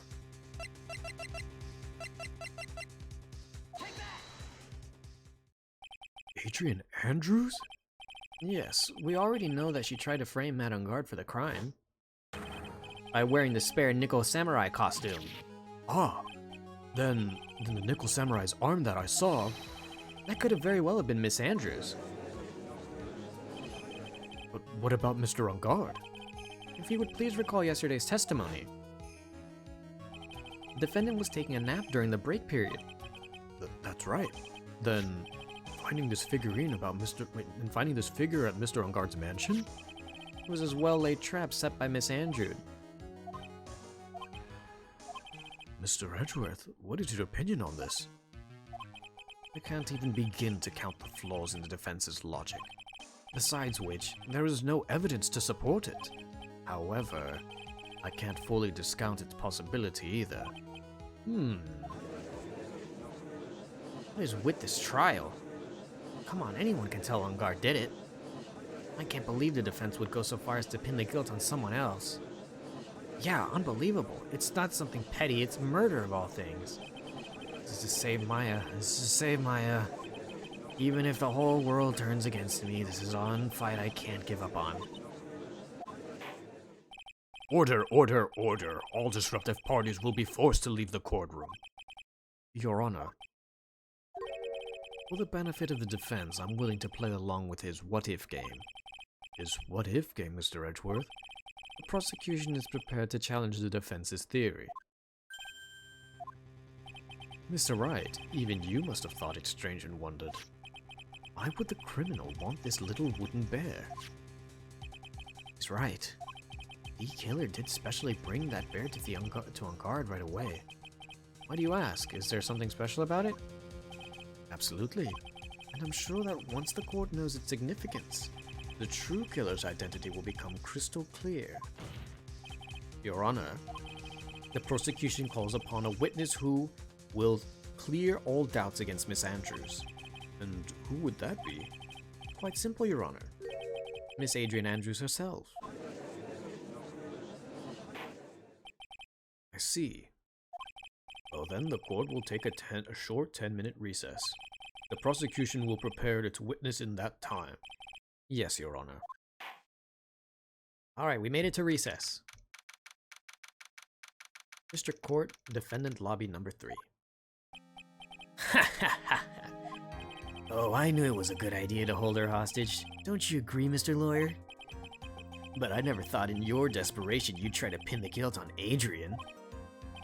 I swear this demon will pay. Mr. Nick! Pearls? Where's Mia? I don't know. Really strong power suddenly called her away. Really strong power?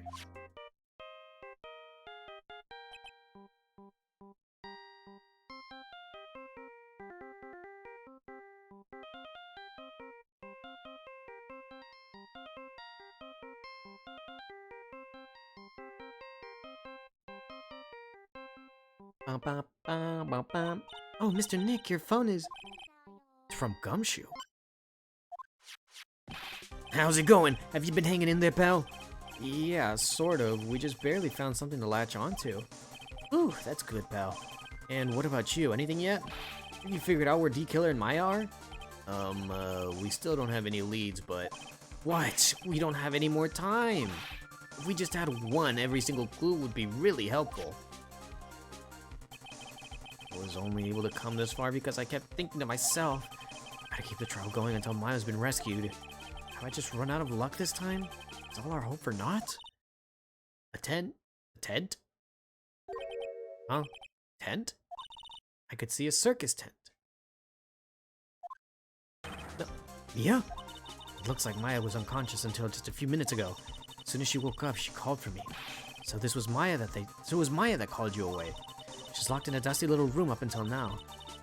Or right now, but I could see a circus tent outside the window from about 300 feet away. Gumshoe, is there a circus in town right now? There's only one, pal. The very big circus. Maya's somewhere within a 300-foot radius of the main tent. What? Okay, hold on a sec, pal. Hey, draw a circle on that map, about 300-foot radius from the main tent. Hurry. And? I could see a mailbox under the window, just outside. Gumshoe, there's also a mailbox. Okay. What else? What else, Mia? I'm sorry, but it was a very small window. I couldn't see anything else. Felt like it was in an old office building, maybe the 3rd floor or so. I heard her. An old office building. Good stuff, pal. Okay, just hang in there. Just a little longer, pal. Wish us luck. Good luck. I'll call you later, so don't let the battery die, okay, pal? Mia, Maya's not hurt, right? She's in a pretty bad state, Phoenix. She's being starved.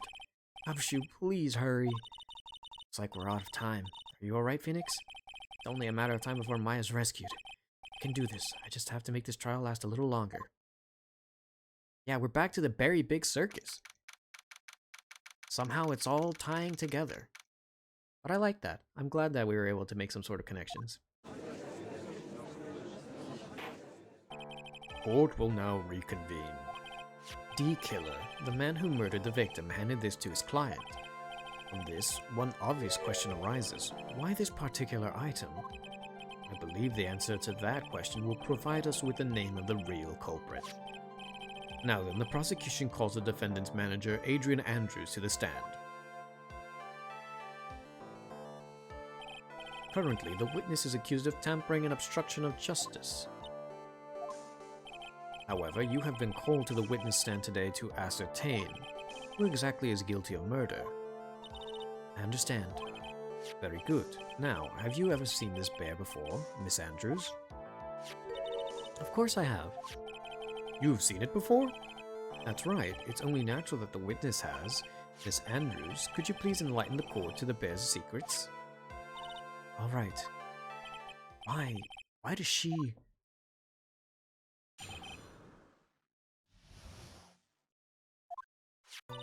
Actually, this is an elaborate puzzle.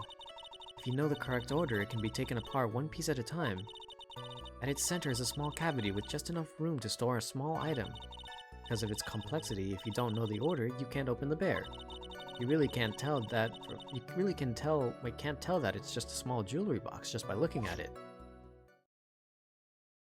So this figurine, it's a container of sorts, is it? Yes, looks can be deceiving, wouldn't you agree? Yes, this is superb craftsmanship. Oh yes, I nearly forgot. You may begin your cross-examination, Mr. Wright. Looks like there really was something to that bear after all.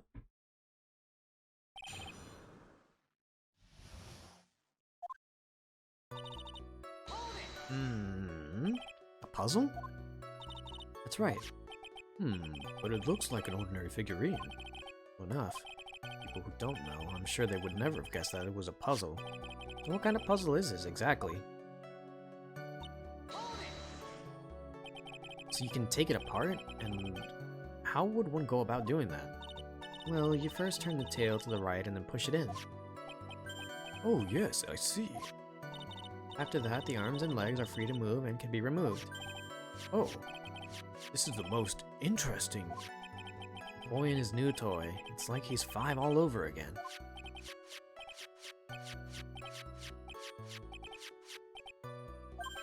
Oh, don't mind me. Go ahead and carry on. I think he's lost it. So what did you find after you take that puzzle apart? And how do you know about this? I know because I was the one who bought it. Huh?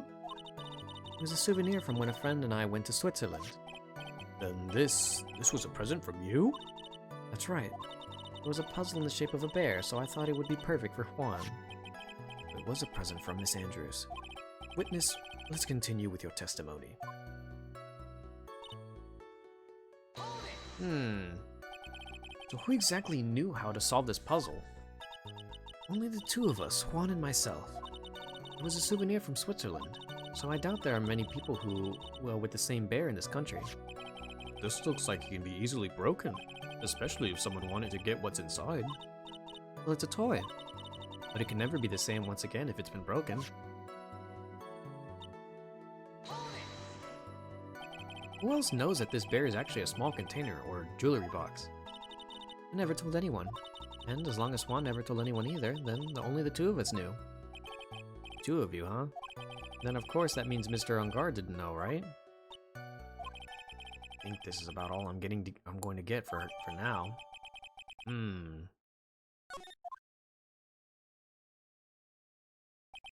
Well, Mr. Wright, I think that even you've come to realize that there's one very important fact we have uncovered, and that is this. This bear is actually a jewelry box. Now that we have agreed to this point, there's only one logical question that can come next, and that is this. What is inside this box? What's inside? That's right. That's what we were going to find out next. Witness. Yes? You are the only one who can open this. Please.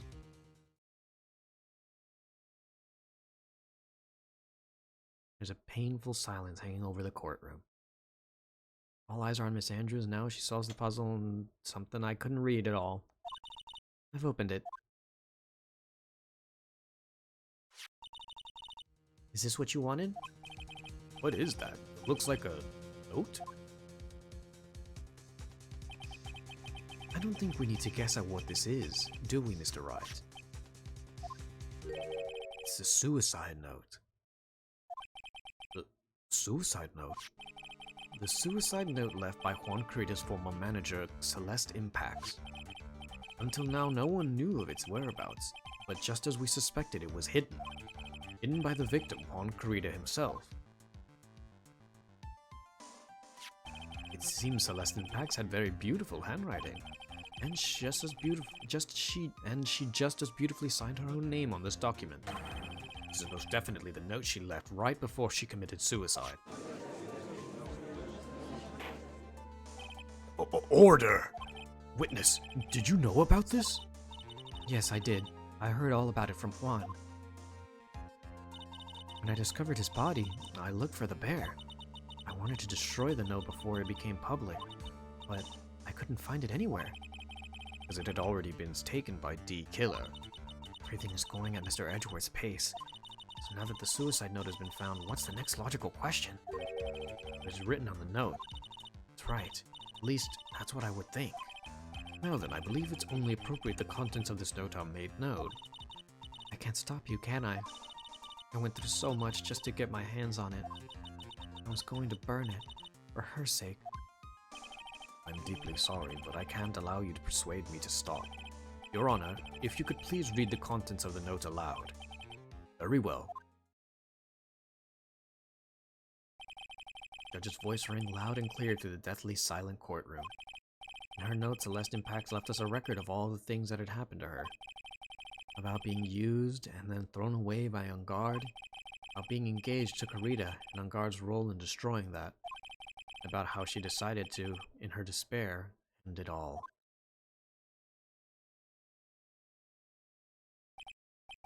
And that's all Ms. Impax had to say. There is one thing I would like to say here. Prosecution has no interest in slandering Mr. Ungard. Then what? Our intention, Your Honor, is to establish a motive for murder. Isn't that correct, witness? Yes. On the night of the murder, Juan was going to make the contents of this note public. After the post-ceremony show, he was going to hold a press conference. My word! Madame God values above all else is refreshing like a spring breeze image, which is why he had to stop this note from being made public. At any cost.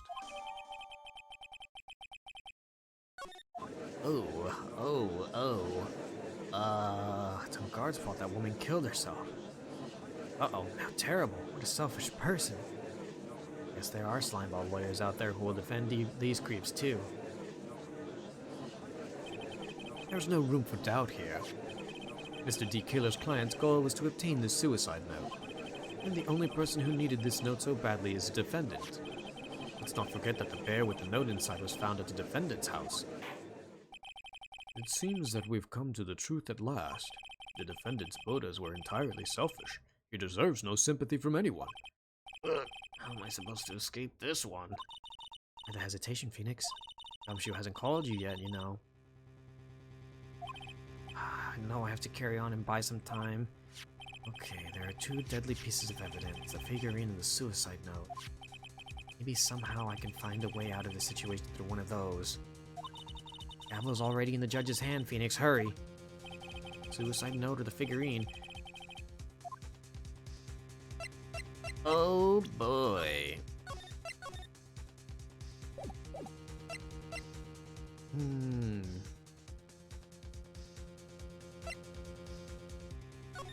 The figurine. Please wait, Your Honor.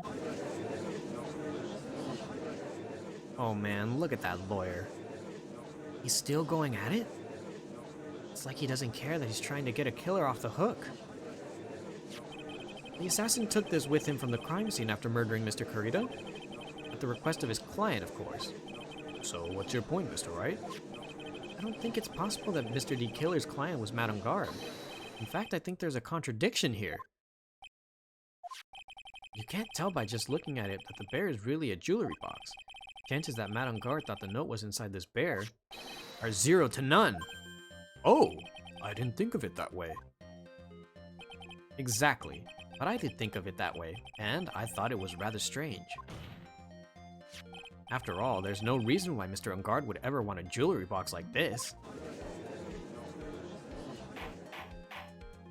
Order, order, order. You make a valid point, Mr. Wright. Hey, hang on a minute. Don't you go comparing me to Von Karma. I can see the resemblance, but we're fighting for a good cause here, huh?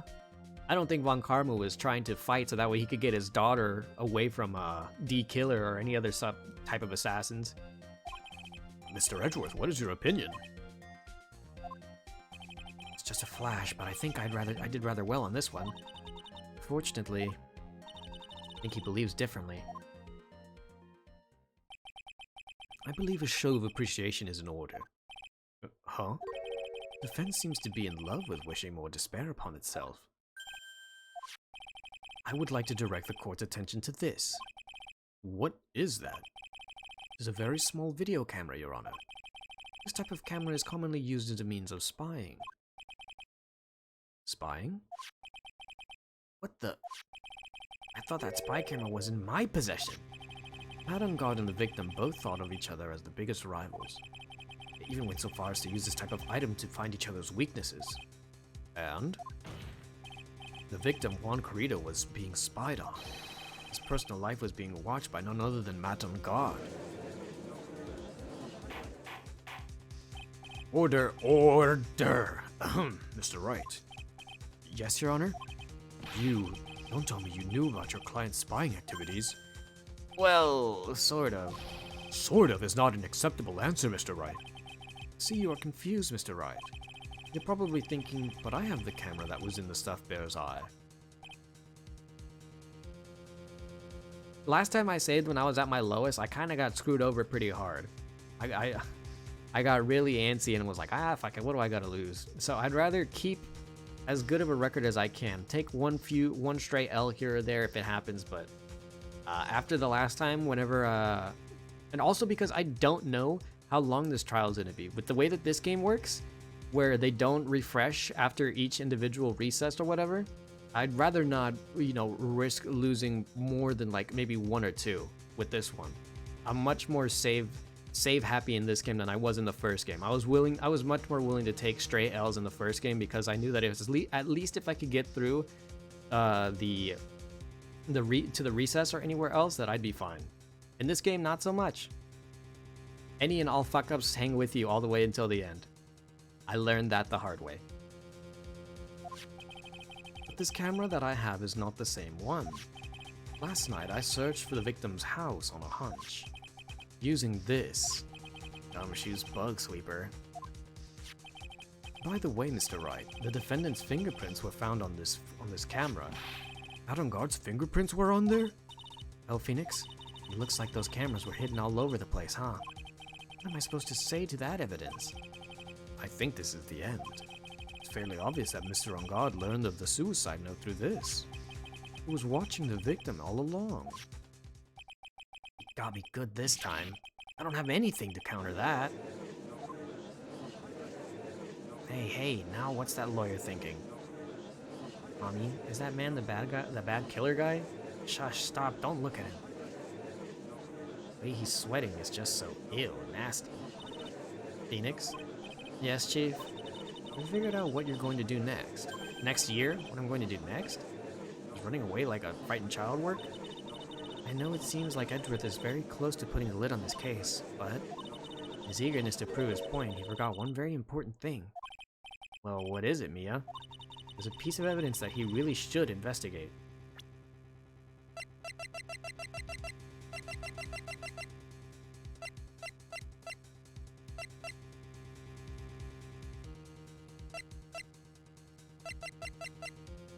Piece of evidence?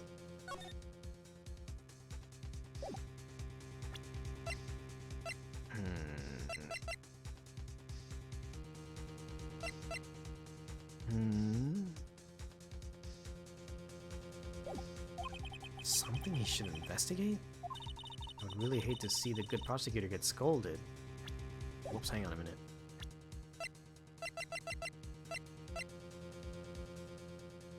Transmit the data. Hang on a minute.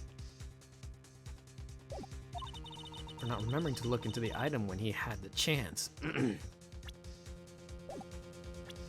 he had the chance? Is it the bear? Look at the item when he had the chance.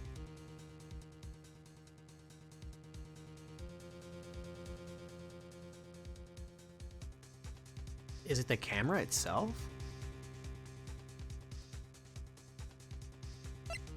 Because it was meant to run? It recorded something? Something that Edgeworth... when he had the chance. Something that Edgeworth could have looked at when he had the chance. Hang on a minute. There's the radio transceiver, I doubt it. When he had the chance. The only things that I can think of that Edgeworth could have seen when he had the chance when we were around that we have currently as evidence are the camera, the transmitter, the bear.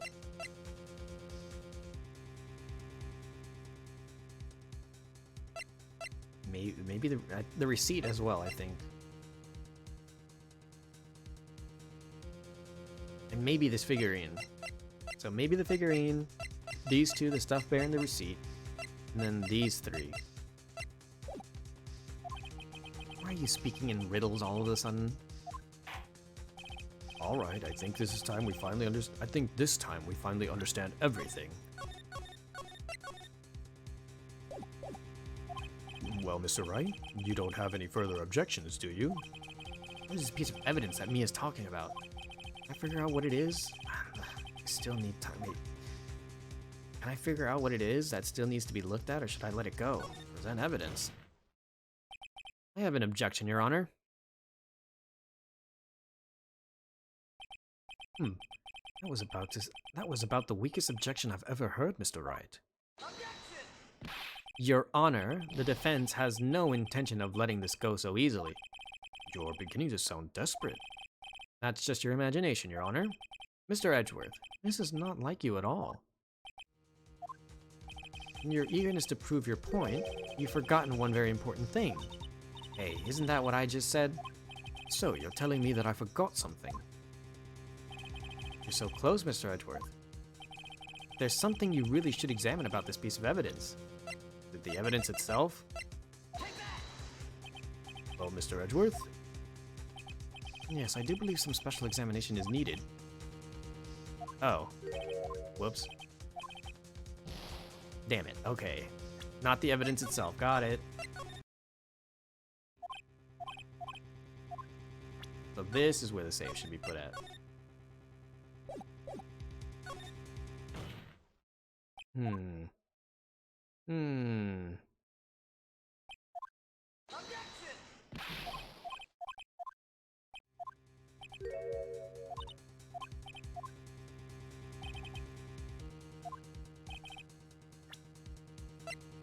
Examine.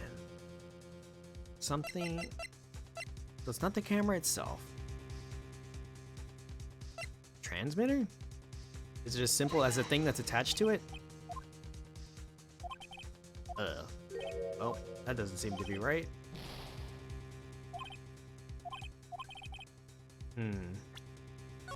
Oh, whoops, not save. Let's load again. Something that Edgeworth missed? When he had it. Not the camera, not the transmitter. The bear, the receipt, and the little bear are all I can think of right now. Something you really should examine about this piece of evidence.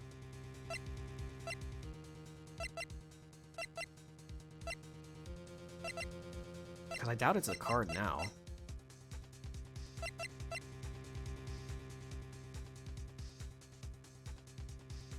Is it the little bear?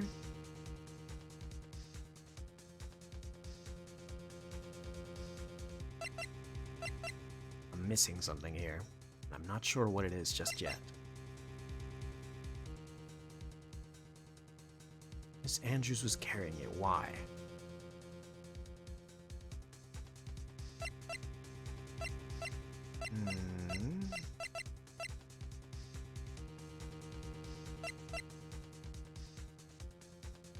Something really should examine about this piece of evidence.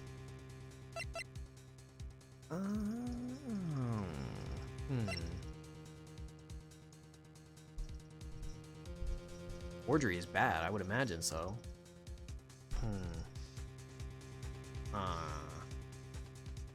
Is it the little bear? Because I feel like this just indicts my client even more. So I'd say either the little bear or the newest piece of evidence that we just got. That came from the little bear.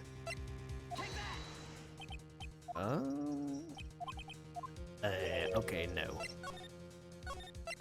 Not that.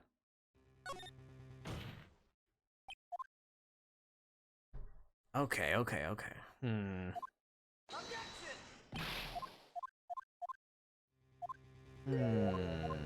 Could it be then the newest piece of evidence?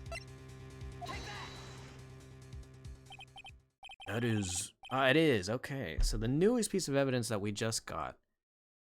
So I knew it had to be something recent, but I didn't realize it had to be as recent as literally the same day as the court. That is wait, forge? Was that a clue? Could it, are we gonna go with the idea that maybe, what's her face? That Adrian might have forged this? Potentially? That is Miss Impact's suicide note, right? Who knows? Aha! Okay, I get what you're putting down now. I mean, sure, the suicide note was found inside the bear, but this bear was in my possession until only a few moments ago. Which means... the handwriting on the suicide note has yet to be analyzed. Oh, so... as to whether this pivotal piece of evidence was really written by Miss Impacts or not, that has yet to be even remotely confirmed. Mr. Wright, you can't seriously be suggesting... Mr. Wright, are you saying this suicide note is a fake? Miss Andrews, you were the one who tried to pin this murder on Mr. Ungard. Who's to say you didn't create a fake suicide note and put it into this bear? How dare you? Your Honor, the defense is indiscriminately accusing the witness again. There is no evidence linking the witness to the suicide note whatsoever. Oh, we're really gonna drag this one down, huh? But if this is a fake, then the witness is the only person who could have made it. What? Recall the witness's testimony concerning this figurine.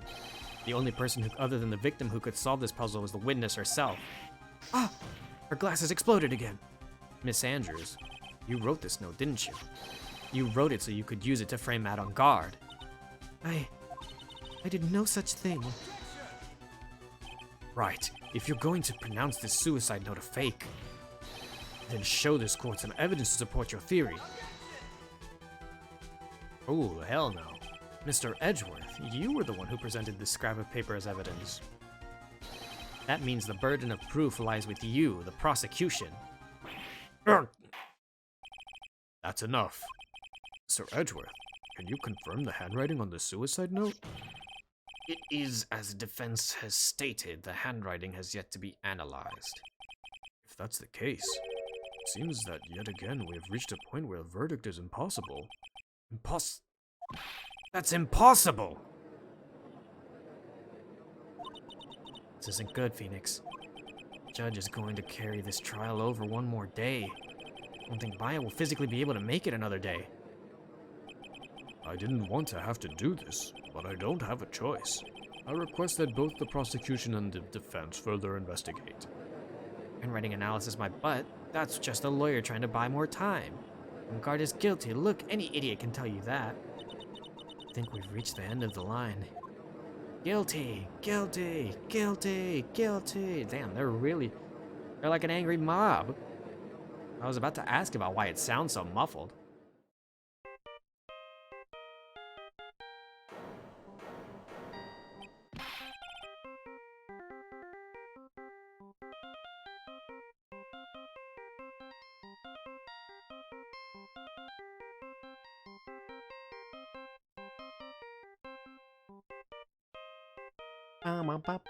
What is that sound? It's Gumshoe. Hello, Gumshoe? What is with him? What's with that sigh? Where's Maya? What happened to D Killer? He got away. What? I'm sorry, pal. I really am. I don't know what to say besides I'm sorry. I wish there was some way to make it up to you. I really do. Anyway, what's going on? We found his hideout, pal, but the two of them were already gone. This is terrible. I'm going to keep looking for them, pal. Don't you worry. I just need a little more time. But don't tell me we don't have any more.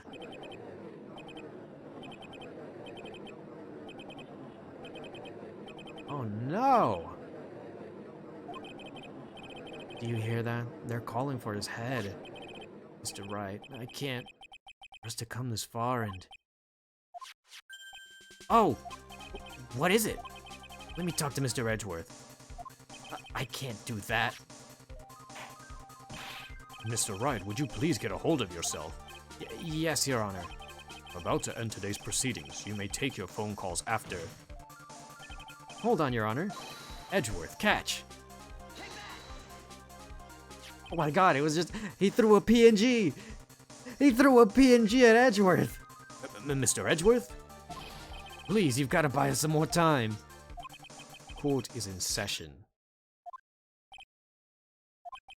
I'm sorry, Your Honor. You were saying? Mr. Wright, This is a court of law. I'm sorry, Your Honor, but... I'm reluctant to do this. However, it appears that I've no choice but to suspend proceedings until tomorrow. This time I really can't do anything. Court is now adjourned for the day.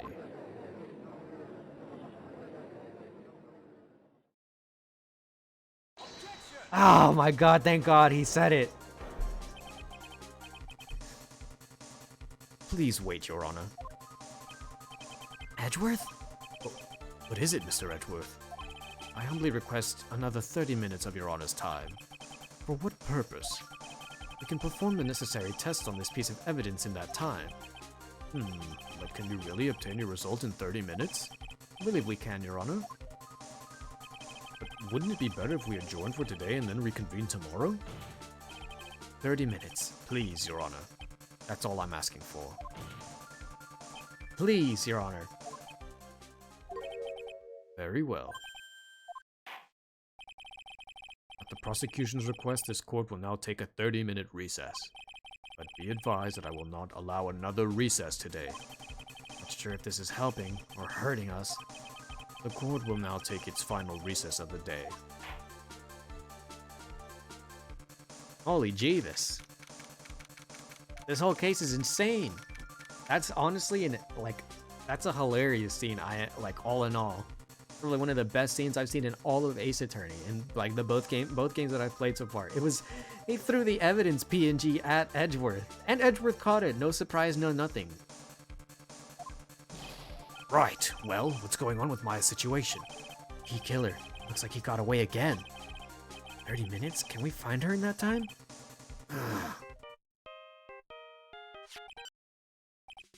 Report! A report. Is that Mr. Edgeworth? We don't have time, just spit it out. Right. Looks like we just missed them, sir. The D-Killer left a few things behind by accident in his rush to get away. A few things? Can we use any of them as evidence? Oh ho ho, I thought you'd ask, pal. I've got the things he left with me right now, and I'm on my way over. Really? That's odd. Any items like that are usually sent to the crime lab first. We don't have time to wait for those guys, sir. When those guys weren't looking, I swiped the stuff and ran. What? Well, I'm not a detective anymore, so I had to. I'm really sorry, sir, but I've got to put the law on hold for now. Sounds bad. I hope he doesn't get in too much trouble over this. With my hunk of junk car, I'd say I'd be there in about 20 minutes, sir. Don't worry, I'll be there. Wait for me. Alright, just get here in one piece. In one piece? They're gonna put gumshoes in one piece? I'm on a mission, and no one can stop me now, sir. No one. I'm pulling out all the stops and running every red light. Items left by the murderer? Huh. Maybe there's something among them that will be decisive enough to end this. Huh? What was that? Hey, what's wrong? Detective Gumshoe, answer me.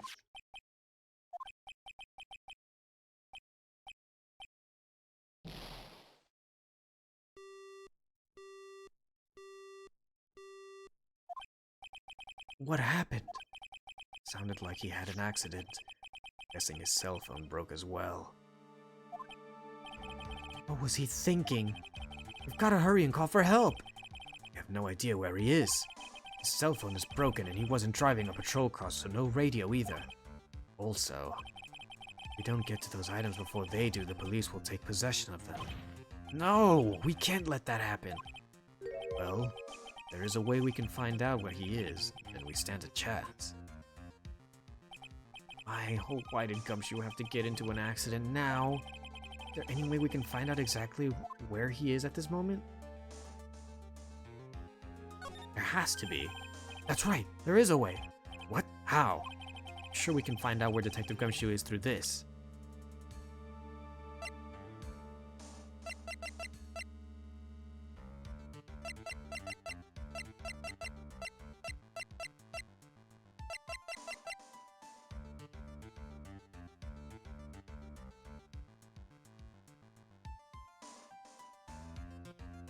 Transmitter?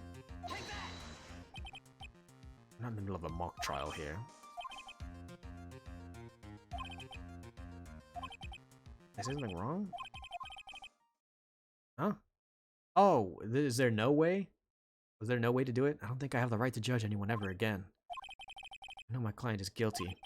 But what I'm doing now, pinning the guilt onto someone totally innocent, and using the evidence to do so.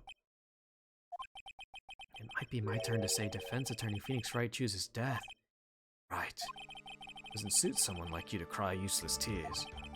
Whether you did your job well or not, that can only be seen after the verdict has been decided. Verdict? Is Prosecutor Edgeworth here? Yes, bailiff. There's a phone call for you, sir. They said it was extremely urgent. Probably finished with the handwriting analysis. They go take this call. In the meantime, think hard about what it is that you must do.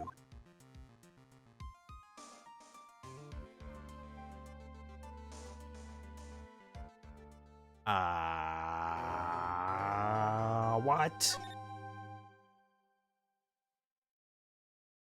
What am I supposed to do now? It seems hopeless.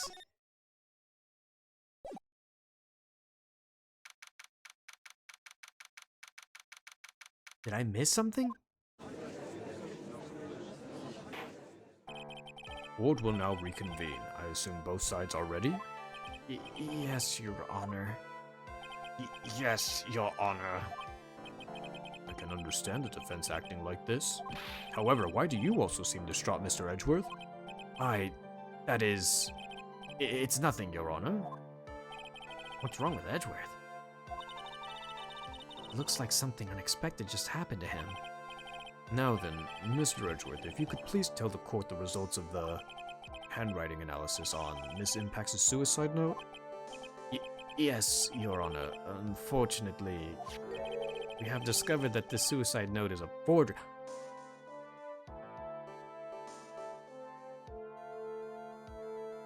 Well, I'll be damned. What? What do you mean, Mr. Edgeworth? This note was not written by Miss Impax herself. is a fake. It is? Order, order, order. Mr. Edgeworth, do you care to explain what is going on? If this is not written by Miss Impax, then who wrote it? We would need more time to do a more detailed analysis. However, it appears that the handwriting matches that of the victim, Mr. Juan Carita. Mr. Carita? Well, well. Looks like Miss Impax never left a suicide note after all.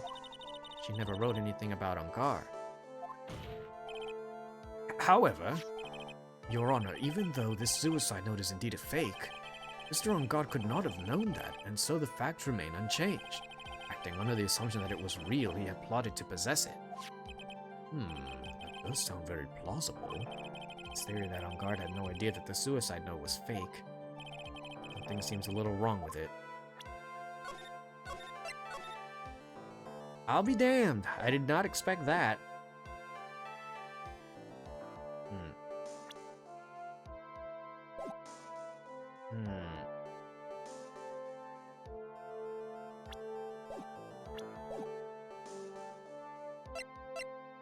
Something seems wrong with it.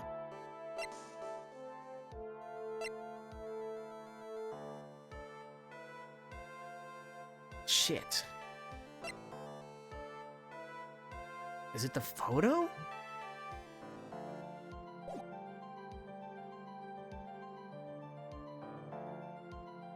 Is there a way for me to be able to look back at what I just said? I need to make sure that I'm remembering what the priority is.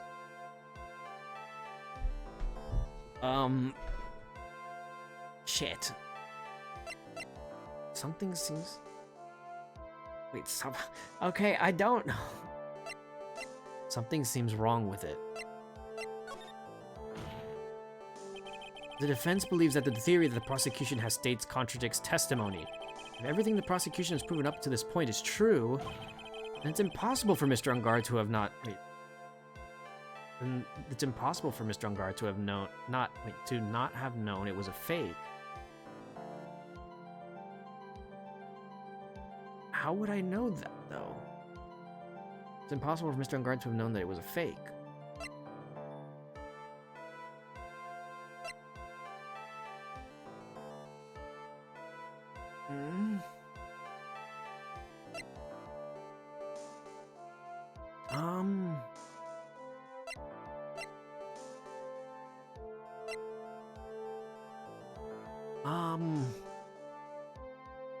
It's impossible for Mr. Angar to have not known that it was a fake. Why?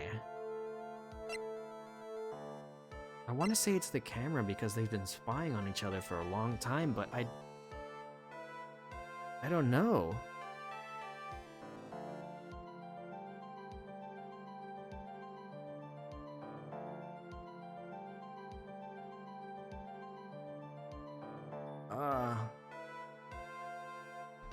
What?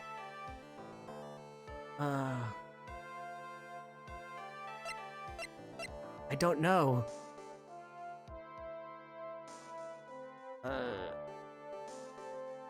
Also, Mr. Angar did not know it was a fake.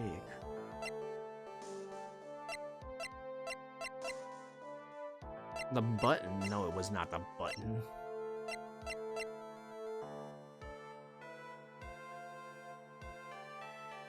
It's impossible for Mr. Angar to have not known it was a fake.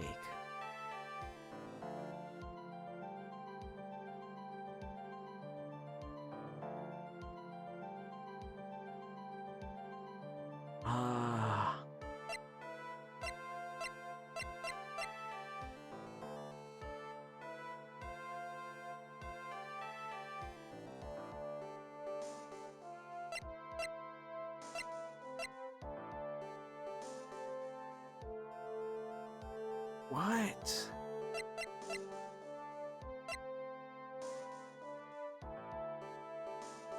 How would he have known that this was a fake?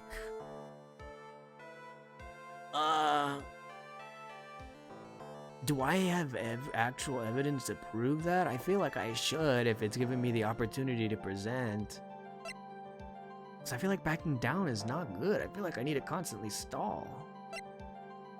Is it the camera? What is this little item called again? Oh. Yeah, you were right. I was overthinking it, wasn't I? Your Honor, well, it's a video camera, Your Honor. A very small one, but... Oh, that's right, a camera. Ah, you kids and your fancy toys nowadays.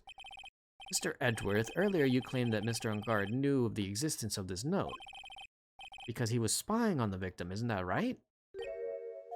If that were true, then this means Mr. Ungard would have known that the victim had forged the note. Ah, So then the defendant knew the suicide note was fake. Wait, why are you rolling for Nikita, Beans? I thought you were gonna roll for Yaimiko.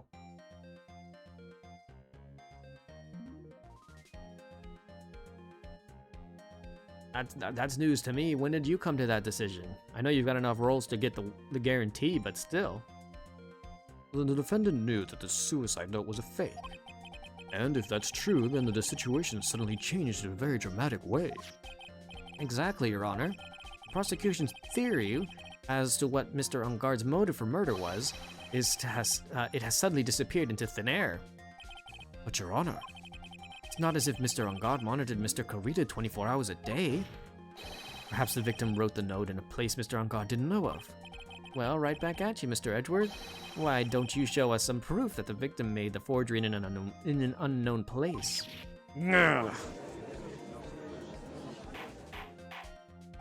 Order, order, order. Mr. Edgeworth, it looks like that this time it is you who's dug his own grave. As I figured. Huh? As you figured? As I figured, it came down to this after all. Mr. Edgeworth, you are not making any sense. When I heard the result of the handwriting analysis, I thought this might happen. The question is, what's next? What's next? Hold on, I'm gonna take a drink of water. I'll let you know what's next.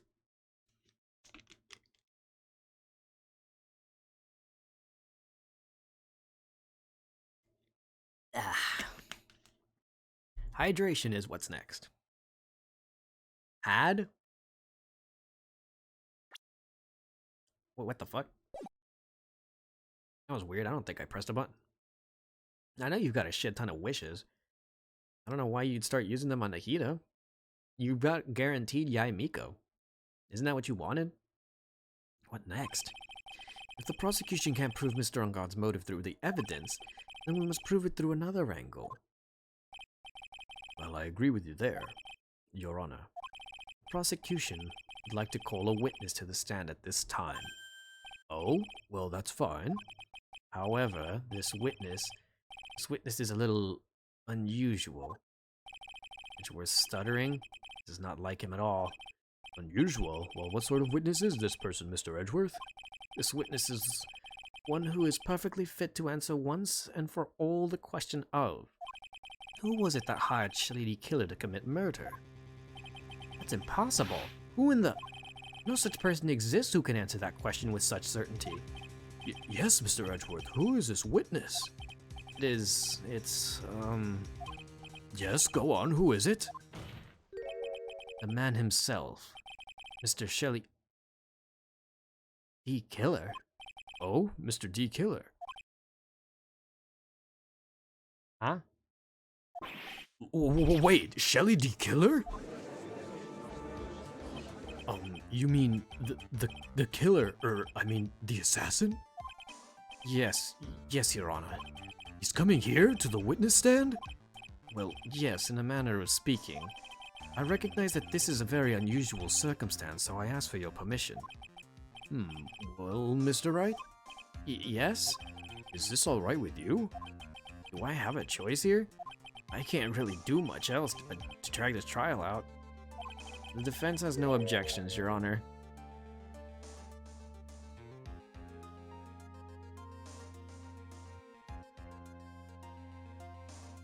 Okay, well, yeah, I would recommend that you wait. I'd recommend that you try to guarantee it to the best of your ability. Ain't no, you can roll if you want. Or am I missing something here? I know you have a lot. I don't know how much is enough. But if you think you have enough to spare, then I don't see the harm in doing so, because I don't know who else you're in desperate need of rolling for. But I'd say just guarantee you get Yamiko. If you have anything to spare, then I'd say, excuse me. Ain't no harm in, like, spending a little bit. I do that from time to time. I did that for Candace. But, you know, don't be mad if you don't get her yet. Well, yeah, you've got plenty of time, actually. The rest of the event goes on for a while. If you've got some to spare, then I say go for it. If you have her guaranteed, you're free to spend. I wonder if it really is alright to do this. Very well, then. The prosecution calls its witness to the stand.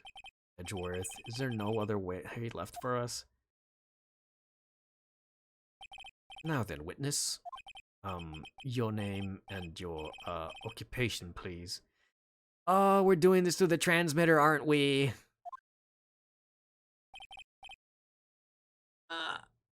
Oh. Is this legal? Chat, I guess specifically Crust, can you do this? This seems very...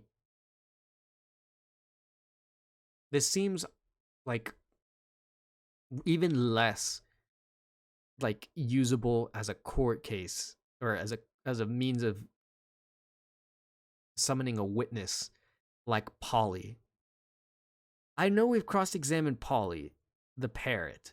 I remember that, which is why I'm making reference to it. But not too long after that, I looked it up, and this has happened before. People have cross-examined animals before, and actual court cases. That is a thing that's happened. I don't know if anyone's ever brought a cell phone and said, "Yes, hello, this is me, I'm D Killer." That doesn't seem very reliable, or, like, reasonable. Well, I guess we're beyond the point of reason, but still. Very good, sir. My name is Shelly D. Killer. I'm a professional assassin. I say, what's going on here? Your Honor? How can you remain so calm, and what is the meaning of this two-way radio? Actually, Your Honor, it was delivered to me just now, and it came with a condition. As long as we do not trace its source, Mr. D. Killer will testify to this court. So this must be what the urgent phone call he got was earlier about. Oh no, this will not do. I cannot allow this in my court. First of all, we can't even be sure this is really Mr. D. Killer himself. Witness, please present some sort of proof that you are, in fact, Shelly D. Killer. I understand. Please wait a second. I'm so hungry. Maya! Maya! A voice? Mr. Wright, can you confirm anything from this? The defense has no objections to this person. We are satisfied that this man is indeed Shelly D. Killer. Looks like we've run into yet another unexpected turn of events. Well, it doesn't seem like we have too many choices under these circumstances, so... Now then, witness. There's one thing I would like to confirm before we speak of anything else. And what would that be? At the request of a client, you killed Mr. Juan Carita, is that correct? It is as you say. I did indeed kill Mr. Carita. Gulp. Now that we have that answer, let's move on to the name of your client. Very well. This is all just a bad dream. Yes, that's it, a bad dream. Shelly D. Killer, what's he going to say?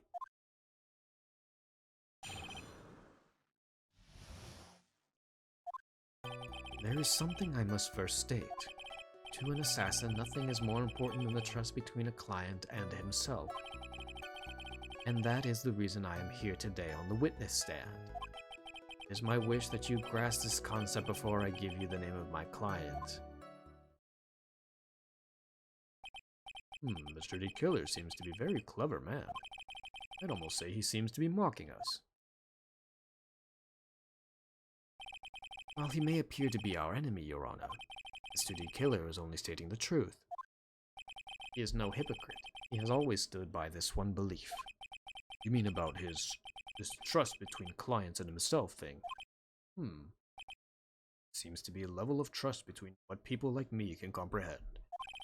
Well, Mr. Wright, are you ready to cross-examine the witness?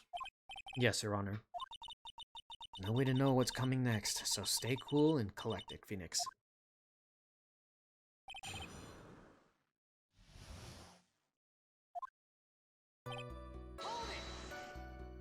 We can hear anything you have to say later. Can you please just tell us your clients? I don't think you understand your place, Mr. Attorney. I said this is something I must first state. Do you know what the word first means? Sorry, go on.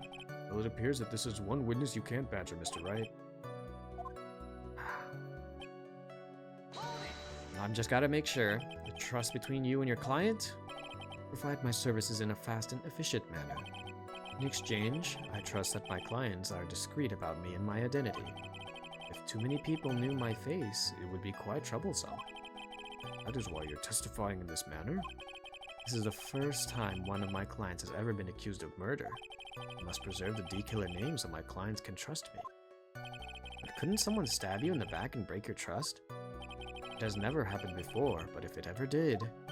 Yes? That person wouldn't be my client for a very long time. Ooh, well, wouldn't it be nice of us to let him know that, someone was trying to view that? They would certainly... That's enough. Please, no more. Very well. It was only a hypothetical anyway. That seems a little strange to me. I mean, you're about to tell us the name of your client.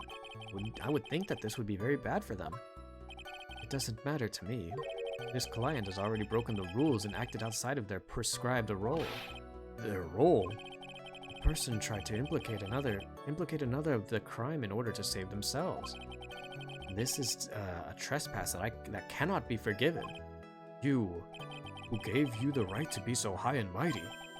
To the gentleman who spoke just now, excuse me, but would you care to die? Jesus! No, I didn't say anything. The judge had better watch himself. We understand, so please tell us the name of your client. I'm afraid I cannot do that. I still have a few things to say before I do. His egomaniac or egomaniacal. It's not good for you for your health to be so aggravated. You won't live very long if you let everything bother you. Somehow, that coming from an assassin makes it less than comforting. I don't really care about all the extra fluff, just tell us the name already. Patience, try to calm down a little. It's important to try to understand his mindset. Seems very steadfast and close, so you're going to have to work to get him to talk. Not his therapist, you know.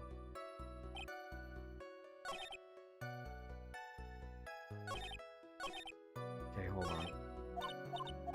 So I need to go through some of these things again, I think.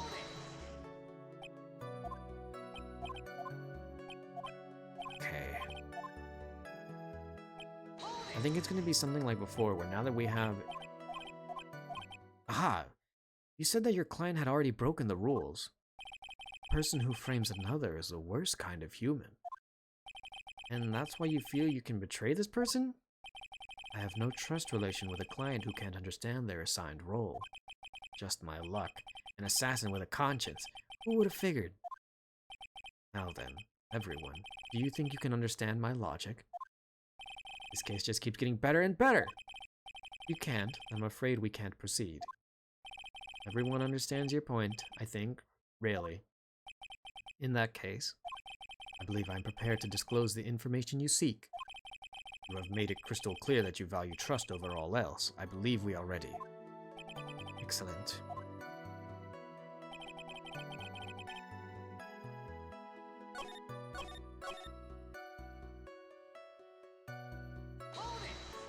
Oh shit. What is it? Now I can't bring myself to ask the client's name. You can't ask it, Mr. Wright, then I will. Witness. What is the name of your client who requested the murder of Juan Corrida? That person's name is...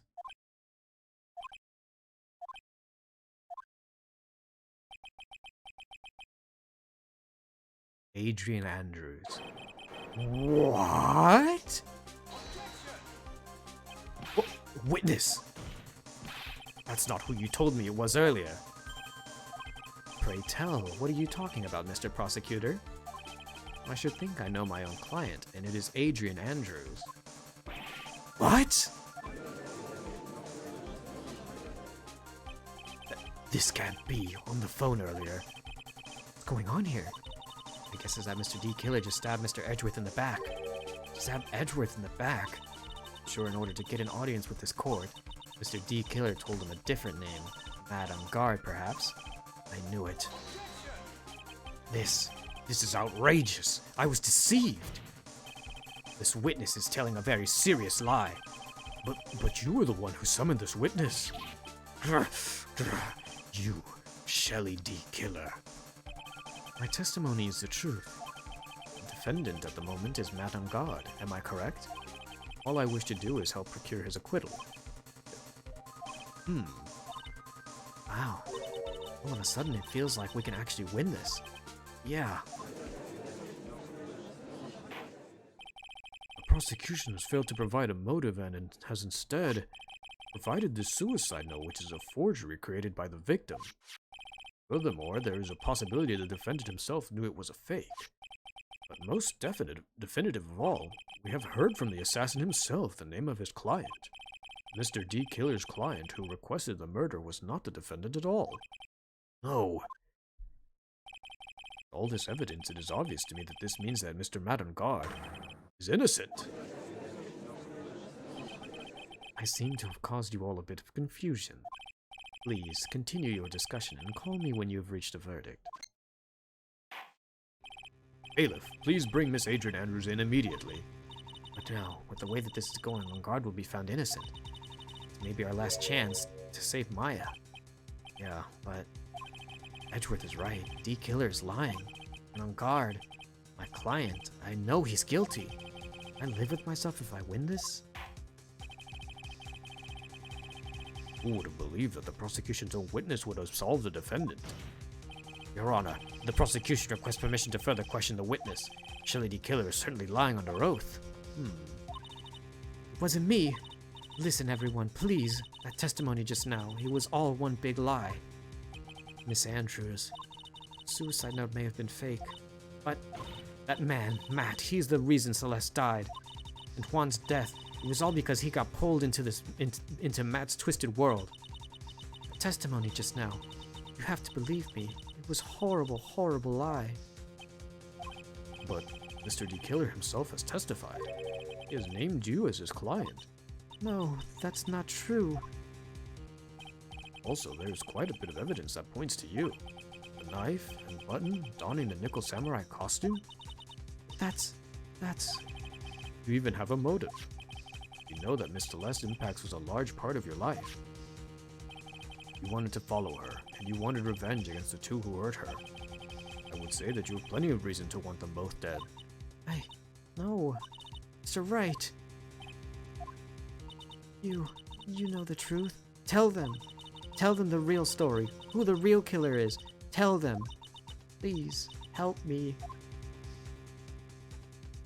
Yes, I know the truth. Mr. Wright? Yes, Your Honor. I believe we've reached the end of this trial. Therefore, I ask the defense for its final words or opinions. I don't like this at all, but I think I know what we need to do. I have to decide. Do I take the not guilty verdict and save Maya? Or do I throw this chance away and wait for Gumshoe's new evidence? What am I supposed to do? Phoenix? Can't do it, Mia. I can't accept a not guilty. You are a lawyer. I know. But a Mad on Guard is a killer, a murderer. I can't let him get away with this. I can't let someone else take the fall. I let Miss Andrews be convicted. I'm no better than on guard. And even though I don't know what to admit, I don't want to admit it, I have to face the facts. That it is because of Edgeworth that I now know who the real truth. He could have gotten on guard convicted so many times over, but he never took a single one of those chances. If I take this verdict right now, I'd be betraying his trust. His trust? Never thought about it until now. I trust him? Yes, you do. Mr. Wright, your opinion, please. The defense requests that we allow the further questioning of Mr. D. Killer. Am I hearing you correctly, Mr. Wright? Right. But, the witness has cleared your client through his testimony. Your job here is done. I'm not done yet. To see through witnesses' lies and find the truth. That is my job, Your Honor. There's still more evidence to look at. And I'm sure that once those pieces arrive here in this very courtroom, a miracle will occur. Very well. The trial will continue. Mr. Edgeworth, please re-establish connection with Mr. D. Killer. Right away, Your Honor. Gonna take another drink, holy crap.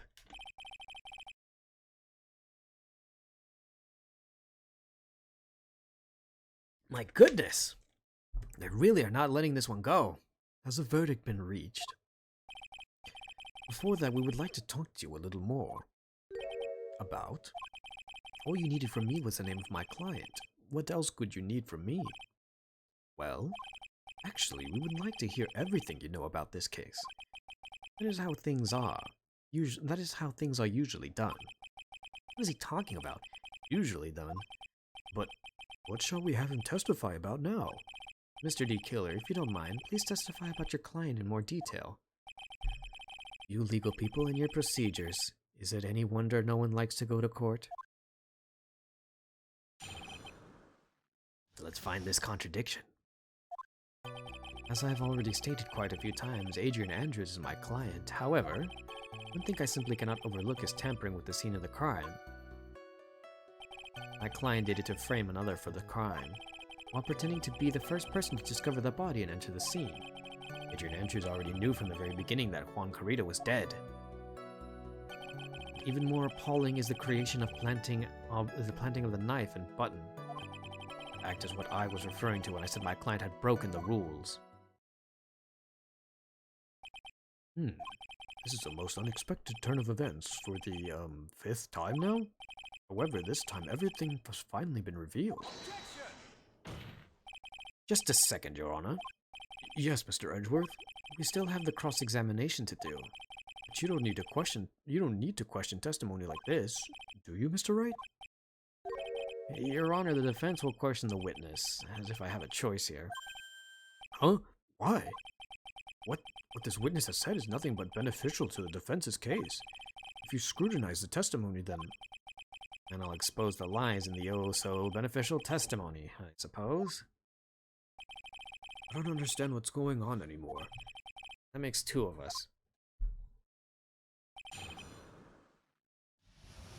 Oh Lord.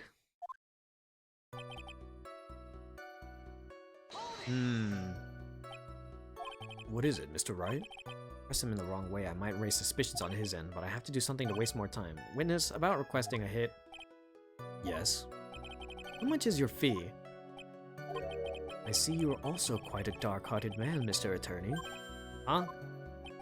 If you would like to talk business, we can do so after the trial. No. I'm not thinking of... Mr. Wright! Yes? You want to kill me! You want me dead, don't you? What? Why would you think something like that, Your Honor? Guilty. Mr. Phoenix Wright, you are hereby declared guilty. Witness, let's continue. Why did you disclose the name of your client? They are your client, are they not? Wow. I would like to think that most people wouldn't be able to overlook a person hiring killing another, another killing. If I had a problem with such a thing, I wouldn't be very effective at my job. Ah, yeah. Well, a change in occupation might be good for you. However, I will say this. Even though I am the one that does the deed, my clients are always the real guilty party. It goes without saying, Mr. D. Killer. And their fate is to live with the knowledge of their guilt on their shoulders. However, my client this time thought they could run away from their guilt.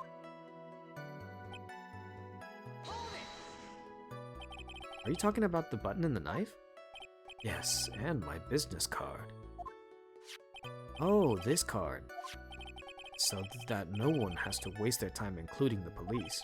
I always make it a point to make things as easy as possible. You try to make things easy?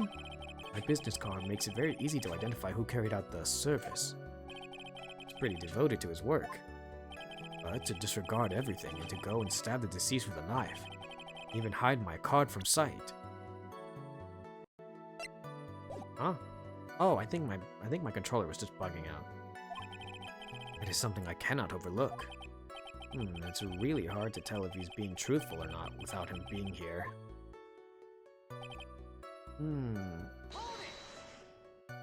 So you're saying most clients wouldn't do such a thing? That is correct. Usually, most people try to create an alibi for themselves. If you should use my services, Mr. Attorney, I would suggest you plan for your alibi too. No, I already told you I have no intention of using your services, ever. Why does he keep looking at me like I'm the one who on trial here? From the very beginning? That is correct. From before my client visited the room. All of my clients know precisely what the situation is at all times. I wonder if that's really true. That's odd.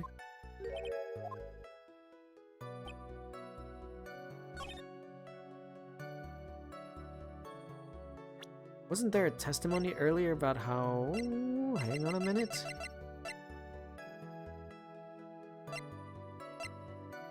She claimed she didn't know he was dead.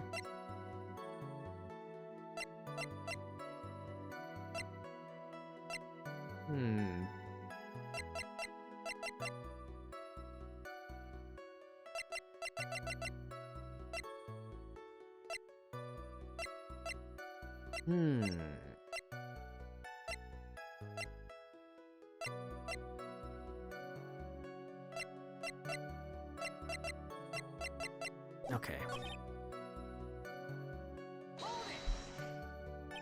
So why do you think your client did that? What do you mean by why? Well, fiddling around at the scene of the crime is pretty risky. And why would someone who has requested a murder go to the crime scene anyway? That is true. I assume it was probably done to frame Mr. Ungod. If that's the case, and why didn't the person just request you to do it, or just request you to just do it? Sadly, that is not possible. Huh? My job is to get the kill, that is all. Oh shit, you got Nahida? Congratulations. You've got another Dendro character under your belt, and arguably the best from what I've heard. See, there you go. You're getting into the gambler's spirit. Oh, Spudsy would be so proud if he could see it right now that you're gambling away. And you're succeeding, no less.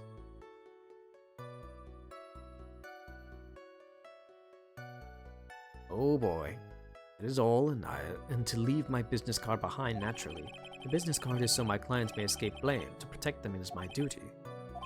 Even if they say it's for revenge, setting someone else up to take the fall, or to take your fall. And that's all you have to say? All you have to testify? Yes, and I pray that I will never be called to the stand again. Again? As in your plan to continue? I must, as I have yet to find the person to take my place and become the fourth successor. Actually, how would you like a new life, Mr. Attorney? Excuse me? No, I'm fine, really. Are you really no? I wonder what kind of man the judge thinks I am now. Can do now is expose the lies.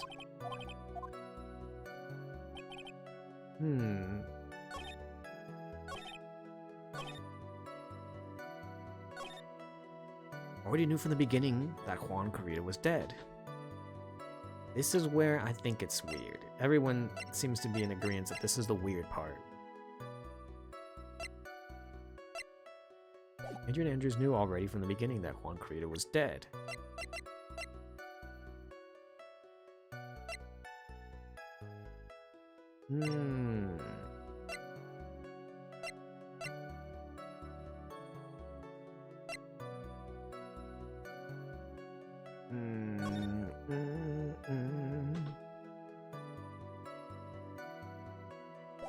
But how do I prove that she didn't know?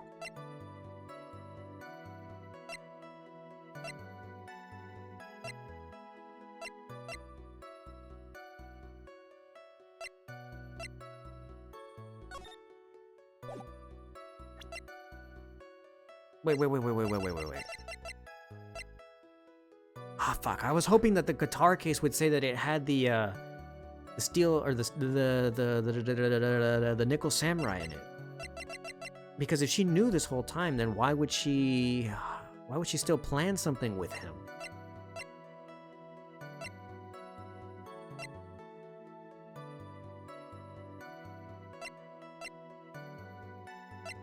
I don't think it has anything to do with the new information. I think it has something more so to do with the older information. And so I want to say, damn it, I wish the guitar said, is it the picture of the nickel samurai again? It can't be the picture of the nickel samurai. I would imagine it has something to do with this.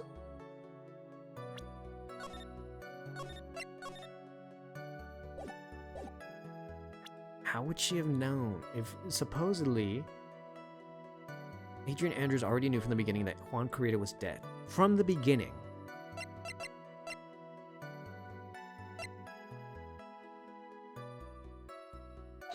Fuck, okay, I was hoping that it might have something to do with this.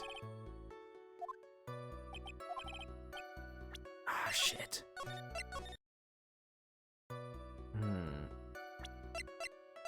Because if he was supposed to confess something and she was helping him, damn it.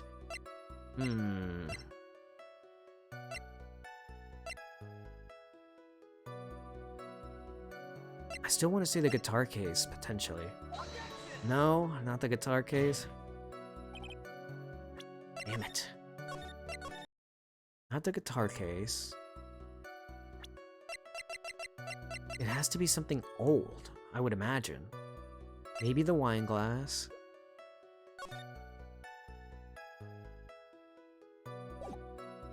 Maybe the wine glass. Already knew from the beginning that Juan Corrida was dead.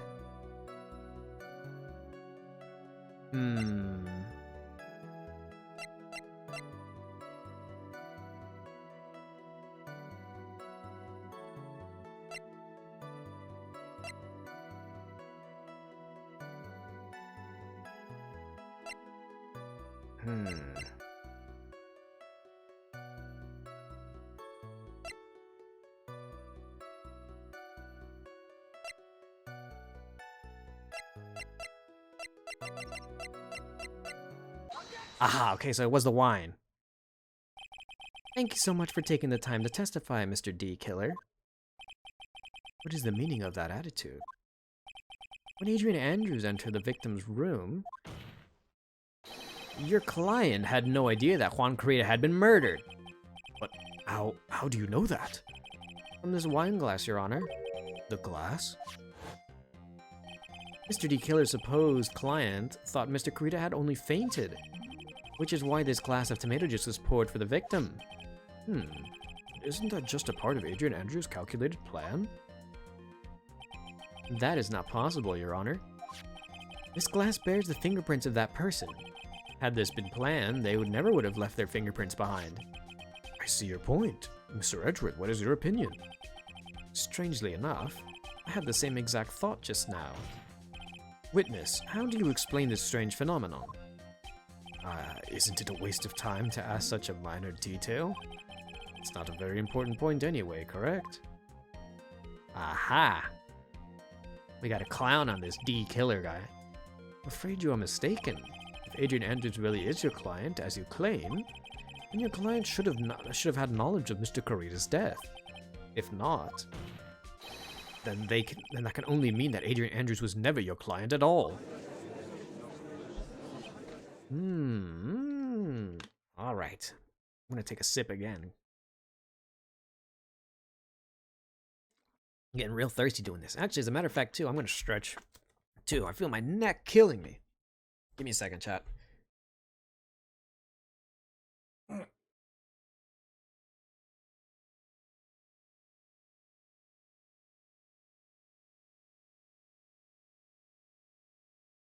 Christ, ow, jeez. My neck was killing me for a little bit near the bottom. Okay, now we're a little better off. How strange. Yes?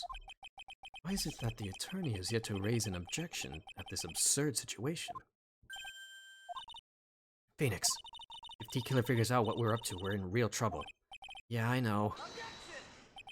Mr. Edgeworth, I'm surprised. You know you can't say things like that without any evidence.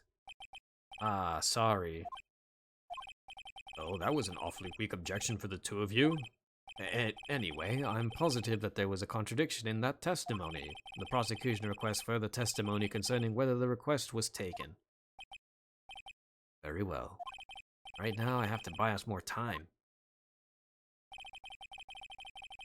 While we wait for the items D. Killer left behind to get here, let's know that the very outcome of the trial lies with those items.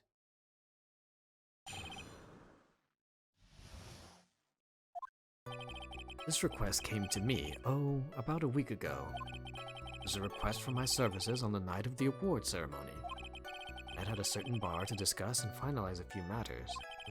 That is what occurred. I trust my memory, and I believe I have made no mistakes. So you physically met your client, huh? It is correct. Meeting one's client is the first step to building trust, in my opinion. See, well, Mr. Wright, your cross-examination, please. Only 3 of them, huh? A week ago. 1 week ago, are you sure? Yes, I am quite sure. I, of course, had my own preparations, and I was barely able to finish. When you requested my services, Mr. Attorney, I hope you will keep that in mind. Please, stop. In any case, my client this time had very specific date and time in mind. Specific date and time? Did you ask why on that specific night? No. I tried to fulfill all the conditions on my client's request. But as for why, I only had my suspicions. Suspicions, huh? Press further. So what are these suspicions you had? Why did your client request that night? I'm sure it was all for that bear. It was all for the bear. The bear? The client spoke of it. I'm sure there will be a bear-shaped figurine in Juan Carita's room. I would like you to retrieve that item for me. Let's be talking about the bear puzzle.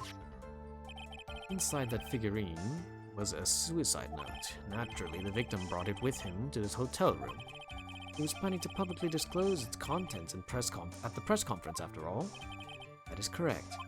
And if I had not done the job that night, I would not have known where that bear figurine was. I see. Oh, Mr. Wright, is the testimony just now of any importance? Okay, hold on. Okay. We'll hold off for now. Continue. So you physically met Adrian Andrews, right? Of course I did. Was that a brief pause? Witness, I would like for you to give us a few more details. I always meet my clients as a matter of principle. I've never taken a request by telephone or mail. And why is that?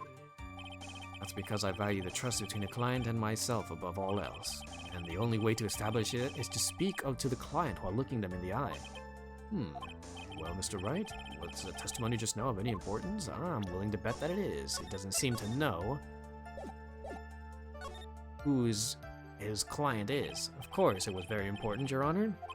If Mr. D. Killer had met his client before the murder, then it's unlikely he is mistaken. So you're saying that his real client is Adrian Andrews? I guess so. You see, it is just as I said. Ugh, I'm so lost. Who the heck am I supposed to be helping here?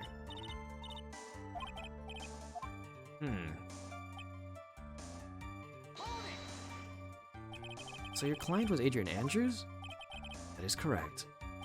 Well, he says the two of them have met, but if they did, then there shouldn't be anything wrong with D. Killer's testimony. Okay, so I just need more information then. I think it was it this one or the next one?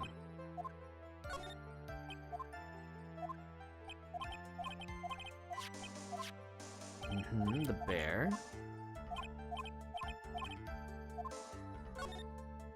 Testimony just now has been made one thing clear, that that is that the client knew the secret of the bear figurine.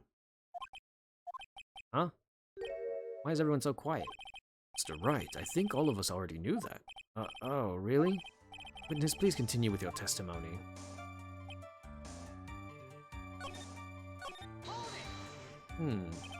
You physically met Adrian Andrews. Of course I did. As further, I always meet my clients as a matter of principle.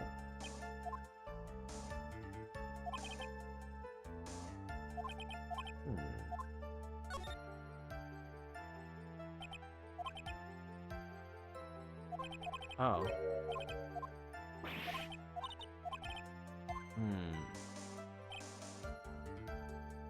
I believe I have made no mistakes.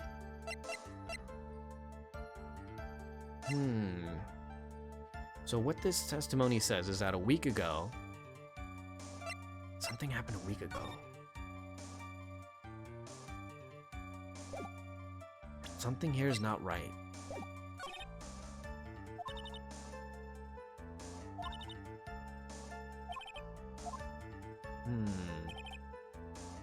About a week ago, service is the night of the awards ceremony, and they wanted to get the bear. They met at a bar, supposedly to meet Andrews.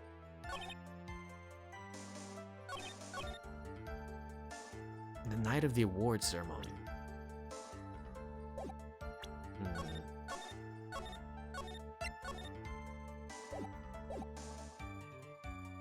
That's what the service is on the night of the awards ceremony.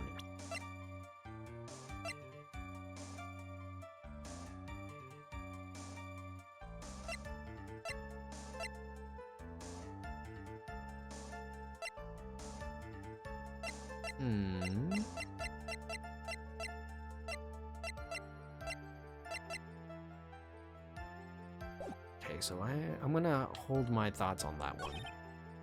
Met at a certain bar, that I can't confirm or deny. So this is the only one that I can think of that I have anything... Okay, so not the this, still. Doesn't look like it, at least. Okay. No? Okay.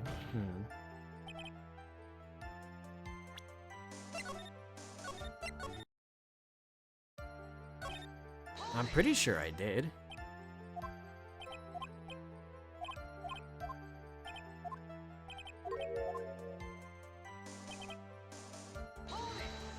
I'm pretty sure I had pressed everything already.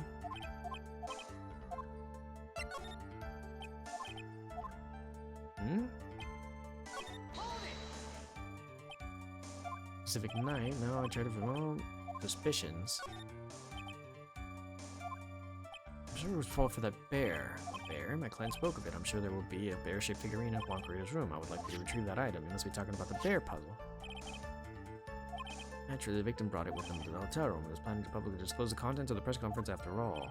That's correct, and if I had not done the job that night, I would not have known where the bear figurine was. Let's see.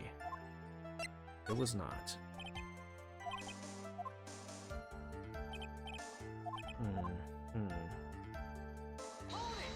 And at a bar. Of course I did. What was that?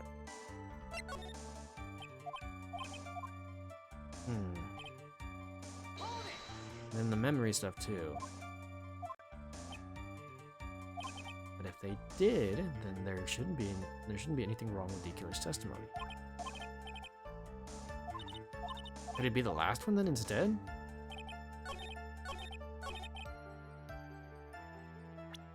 I believe I've made no mistakes, so instead of that... No. Not this one.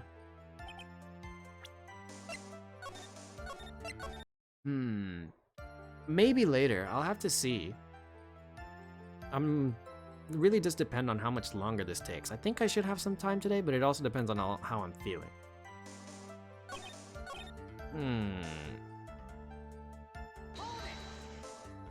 So your client was Adrian Andrews. That is correct. Well, he says the two of them met, but if they did, then there shouldn't be anything wrong with the killer's testimony. If they did. Was there something that happened a week ago? Or do I have something to prove that? I feel like this has something to do with it. I don't think I've...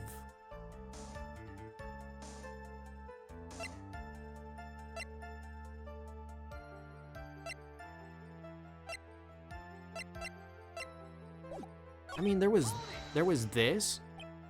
Of the things that I did learn, there was a suspicion that there was something to do with the bear. the wooden bear figurine that had the note put in it. And then if I say it is important, then they're like, yes, this bear is important. And then everyone looks at me like I'm stupid. And then the other one was it this one, I think? And then press further. And then he says, yes, it was important.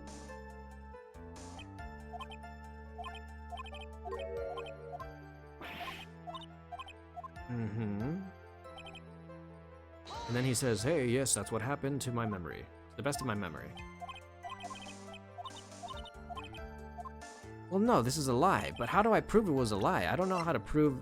I know he hadn't met her, but there's no way for me to be like, oh, you don't know what she looks like just yet. And a bar? I don't know if there's anything that proves something that happened a week ago.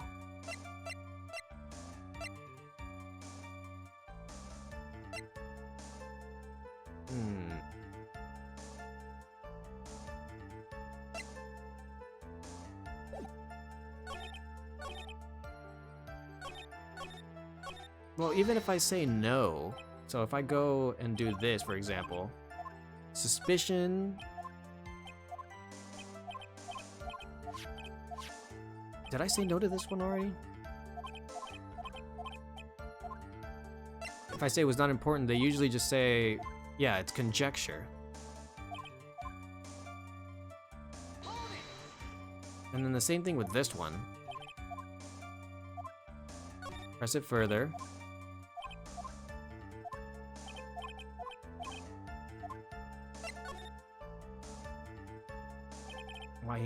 Why he meets his clients is not important, and that wasn't the point. Oh, I guess I didn't do this one. Okay, so yeah, I didn't say no to this one. What do you mean by that? My question was, did you really meet Adrian Andrews in person? I have already told you, Mr. Wright, I did. It was only through talking with him. Aha! Okay, so I knew I should have pursued this one further. I just wasn't doing it right. That's when I thought I can trust this person as a client. It's true what they say about talking face to face. Well, Mr. Wright, was the testimony just now of any importance? It was very important. I heard what I think I heard just now, and I think I've got him. Your Honor, I believe the testimony just now was of the utmost importance. Huh? Really? That's the case. Witness, please include that statement just now in your testimony. Very well.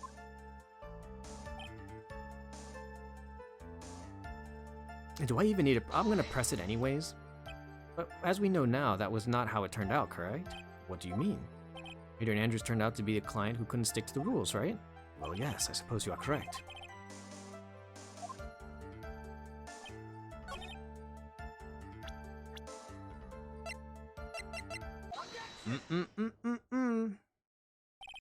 I would like to go over this one more time.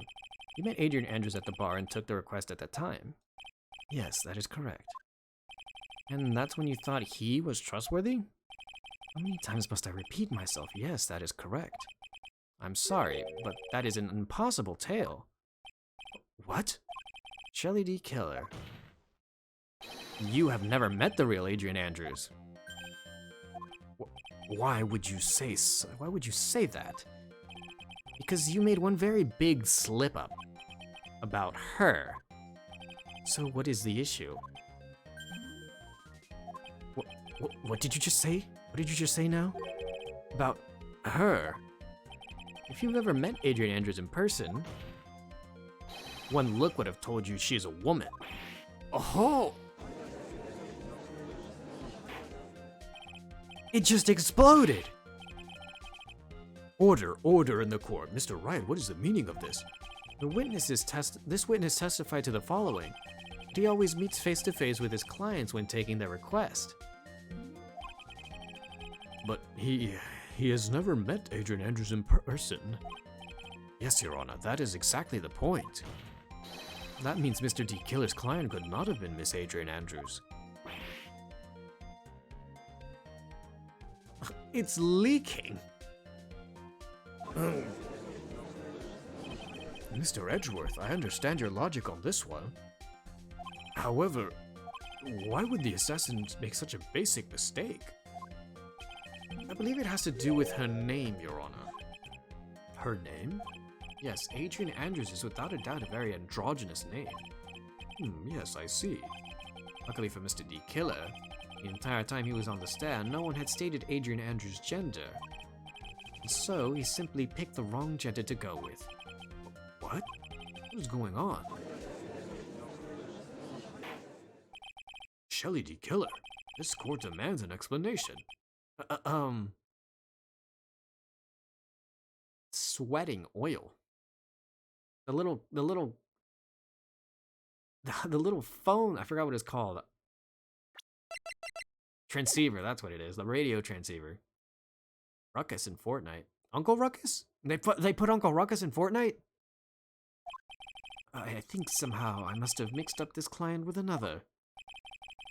So, does this mean that you remember something different now? Yes, of course. Please, if you would allow me to testify once more. I know he's just going to spit out more lies. Very well, but this time please give us the truth, and nothing but the truth. No, they didn't put Ruckus in Fortnite. Yes, now I remember. I took the request by mail. There have been times when I took a job without having met my client. The request was for the murder of Juan Carita at two or three other small things. When I saw the name at the end of the letter, I thought my client had to be a man. So you took this job through a letter. He didn't mention anything about a letter in this earlier testimony, which means this is definitely lying. Break the assassin's testimony completely, it's over for us. I know, I can't make him suspicious, but I think we're okay, like, we can do this. As long as he's standing there across from me, no matter how strong of a punch I throw, he'll counter it. Oh, now then, let us begin the cross-examination. See, the mail seems kind of whack. He just said that he never did. Didn't you just say that you always meet your clients? Yes, I suppose I did say that. However, there are some clients whom meeting is simply not possible. Didn't you meet your client this time? No, I did not. Folks, come on now, let's stop with this game of cat and mouse. Using your silkiest voice is not going to work on me. Alright then, just cough it up and confess. Mr. Wright, you can't badger a witness with such harsh words. You're a lawyer, so behave like one and present evidence instead of mindlessly yelling. Now then, do you have any proof from Mr. D. Killer met with his client? I do not. I'm sorry, Your Honor. Unfortunately, I do not have any proof. I see.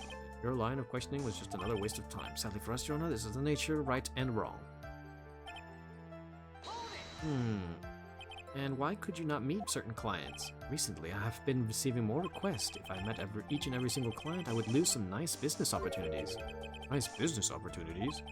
On top of which, the times have changed. It is now the age of information and computers, correct? Well, I have joined the times and now take requests via electronic mail. Electronic mail? Do you have a mail that... Do you have to mail that in a specific insulated envelope? I'm very sorry. I despise the shortening of words. What I meant by electronic mail is what is commonly referred to as an email. Email? Contest of mimicry, the judge would beat a parrot, hands down. Ahem. Anyway, so you took this job without having met your client, and... 2 or 3 other small things. 2 or 3 other things? Yes. And what were these other things? A few other things that have nothing to do with this case. What should I do? Should I let him slide with that? It'd be really bad if I push his buttons and got the wrong. Press further. Whether or not they're related to this case is for the court to decide. Mr. Attorney. Yes? Everything I've said from the beginning has been nothing but beneficial to your client. Which is why I wonder what is pushing you to continue with this cross-examination. Could it be that you are planning to betray your own client? That's... I smell the stench from a backstab, or should you turn out to be one? Wait! Uh-oh, this is looking really bad. I shouldn't press my luck, alright. I have to think, is this worth pursuing? Only one way to find out. Witness, this is a very important matter. Please cooperate and tell us what these other jobs your client requested were. If it's truly that important, I suppose I don't have much of a choice. The bear figurine. A bear figurine? After the assassination of the target, I was to find that figurine. I was told that this job was just as important as the actual killing. And where was that figurine? It was inside Mr. Kurita's suitcase. And then, what did you do next? I handed it over to my client right away. Gave it to your client? Interesting. This information certainly sounds important to me. Witness, please include what you just stated in your testimony. As you wish.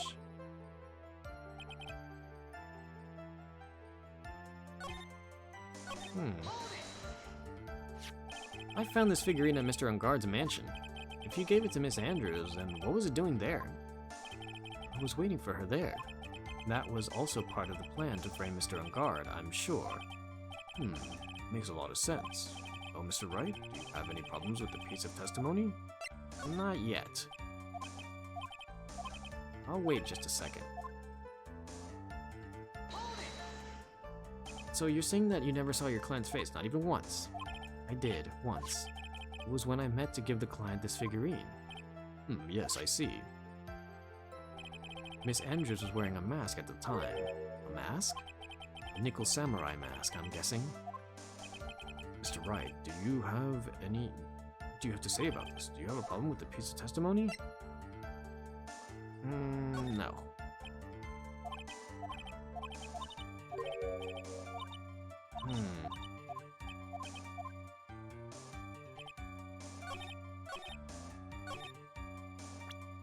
So I'm gonna put a save here.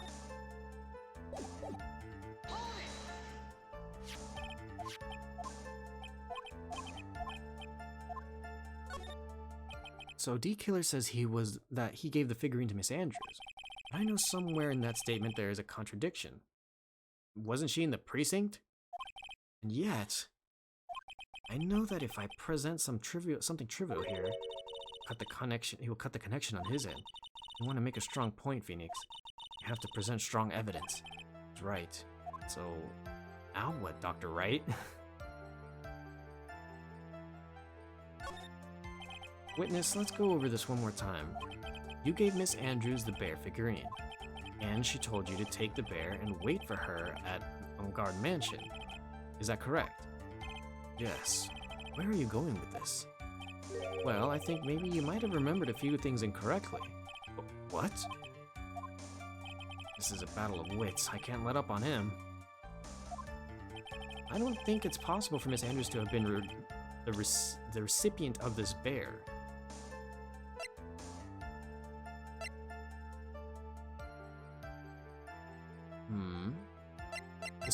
It was the picture taken right after the murder. Yeah. Huh? Okay, I thought I was wrong for a second.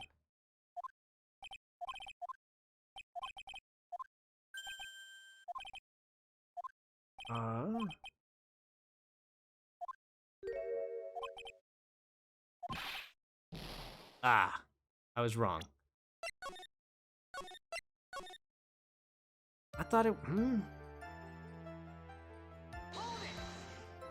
Okay, hang on a minute.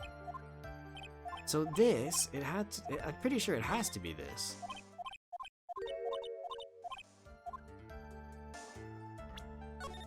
Now,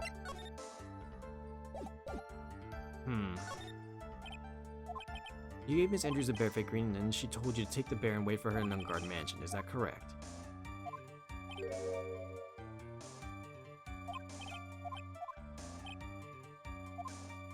I think it's possible Miss Andrews to have been the recipient of this bear.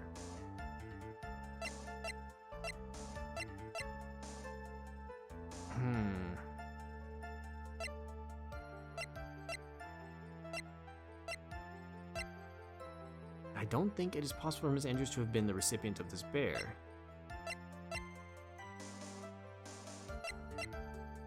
Recipient.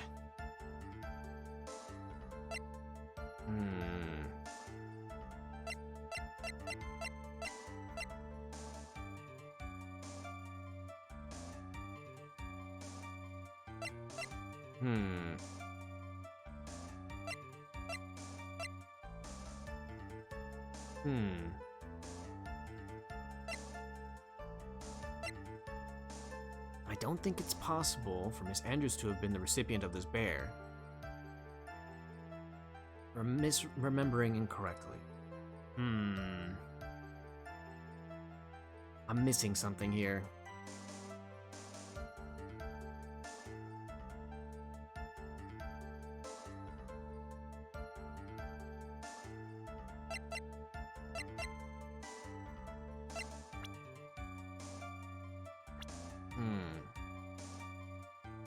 Recipient of this bear was working for the post-ceremony stuff, but I don't. Would that completely absolve her?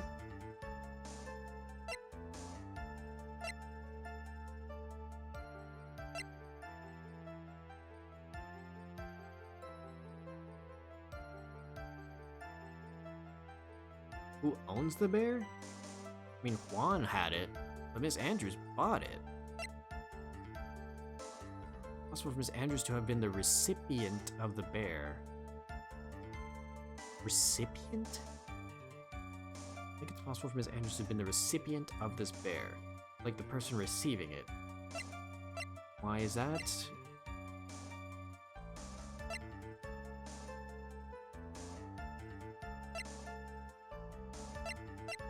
Recipient of this bear.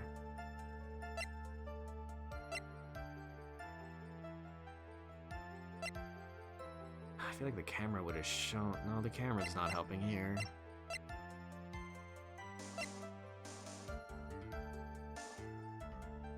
I don't think it's possible for Miss Andrews to have been the recipient of this bear.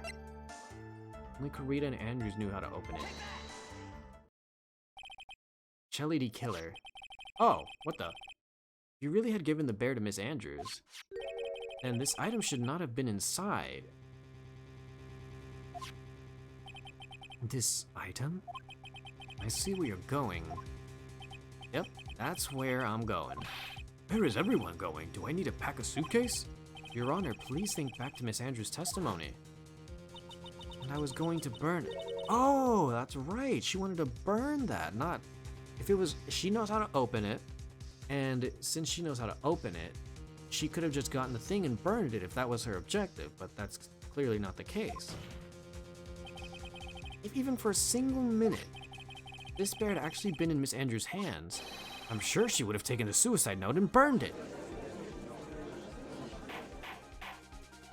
Order, order, order. So that's where you two are going. So by the very fact that this suicide note was still inside the bear, it tells us that your client didn't know how to disassemble the puzzle. Which means? It means, Your Honor, that this is impossible for Adrian Andrews to be the client. Oh ho! Order, order, order! Mr. Phoenix Wright. I'm sure I mentioned this before. How I hate traitors above all else. I think your cross-examination has clearly demonstrated something to me. You must wish to break your end of our agreement.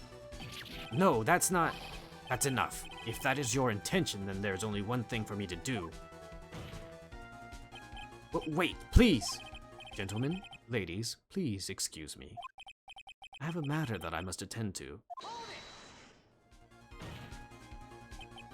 No, please. Not that. Please wait. Mr. Attorney, bring this trial to a speedy end, and I may stay my hand. Otherwise... What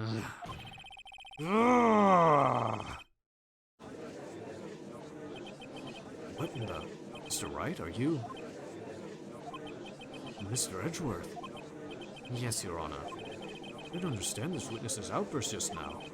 Do you think there is a need to hear more testimony, or is this enough? Well, we should. Edgeworth, we can't do this. We keep this up. Maya, she'll... The prosecution, What has come over everyone? Even you are. The prosecution... Press. What is going on around here? The prosecution has no further questions, Your Honor. What?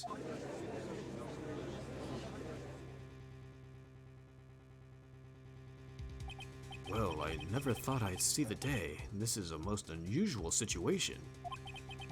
If the prosecution rests with no further questions, then the prosecution has failed to uphold its stance. If that is the case, then even though I am reluctant, I must believe that Mr. D. Killer's testimony is accurate. That would mean that Shelley D. Killer's client is Adrian Andrews. Mr. Wright. Yes, Your Honor. If I end the trial here right now, your client, Madame Garde, would be declared innocent. And in his place, Adrian Andrews would be charged with murder. Miss Andrews would be charged with murder. The prosecution has no further questions, so we will now hear the defense's final remarks.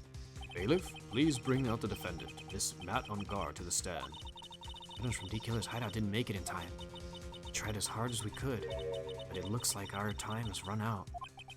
Can't believe it. The outcome now lies in your hands. Ah! Dude, did the old guy finally decide? To be honest, I can't think of you as truly innocent and a good person. You've done enough evil to drive a woman to suicide. But at least on the charge of murder, would appear that you are innocent. Ha! So, I guess even the old fuddy-duddy figured me out. Mr. On Guard? What an atrocious lawyer I have, giving his own client up like this. At that refreshing like a spring breeze crab, it's just as atrocious, don't you agree? Anyway, get on with it and pronounce me innocent already. Right, Mr. Lawyer? Should I side with justice? Should I save Maya's life? Better get on guard a guilty sentence, okay? But if I did that, Maya will die. If I say he's innocent, Miss Andrews will be charged as the murderer. If I say he's guilty or not guilty, either choice I make, someone's life is going to end. It all hinges on what I choose. Now then, Mr. Wright, let's hear the defense's final statements on this matter. The person who hired the assassin was Adrian Andrews. Then your client, Madame Guard, is innocent. There's no need to ask, old man. After all, my lawyer is gonna say what I want, aren't you? Right. I can't do this, but I have to decide something. I can't count on evidence to help me anymore. I have to listen to my heart. My client, Madame Guard, is... Oh, God. Oh, please, please, please, Gumshoes, please come and clutch.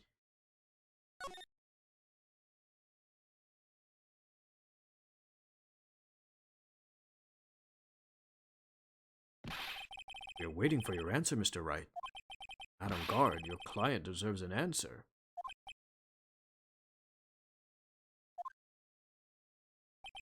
Maya, I'm sorry.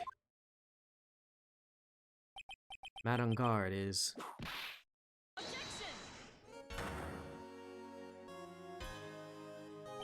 Francisca von Karma?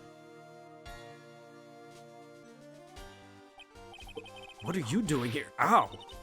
You see now, don't you, Mr. Phoenix Wright?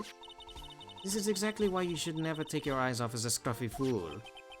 Did you bring them? The final pieces? Do you have them? You should know better than to ask that, Mr. Miles Edgeworth. Von Karma is perfect in every way. The evidence is here in perfect condition. Don't worry about Scruffy, he's fine, and his injuries are minor. All of the items are inside this. What a filthy old coat this is. It's Gumshoes. The spot is tattered rags anywhere. I apologize for its ugliness, but there was nothing else to wrap the items in. I've long and hard this whole trial for what's inside that raggedy coat. I'm sure that inside that coat lies a crucial piece of evidence. Your Honor, inside that filthy coat are the defense's final piece of evidence. Your final evidence? Well, not in the way that I would imagine it to come through, but Gumshoes did come through. This trial is already over. All that remains is for me to hand down my verdict. I do not believe that any evidence presented now changed the outcome of this trial. What? Your Honor, it is our duty to examine every piece of evidence down to the last. I request that Miss Von Karma be allowed to present these pieces of evidence. Suppose you are right, Mr. Edgeworth. I grant permission to do so. However, this one obvious rule applies here. If these items do not bring up any new points, then they will not be accepted by this court. Now, Mrs. Von Karma, you please. These pieces of evidence are items left by D. Killer during his escape from the police. He must have been quite a rush. Yes, Your Honor, the killer left 3 pieces of evidence. Somewhere among this evidence, we're about to see, there will be something that will turn this whole situation around like a miracle. Sure of it. That's all we can hope for. Oh, man.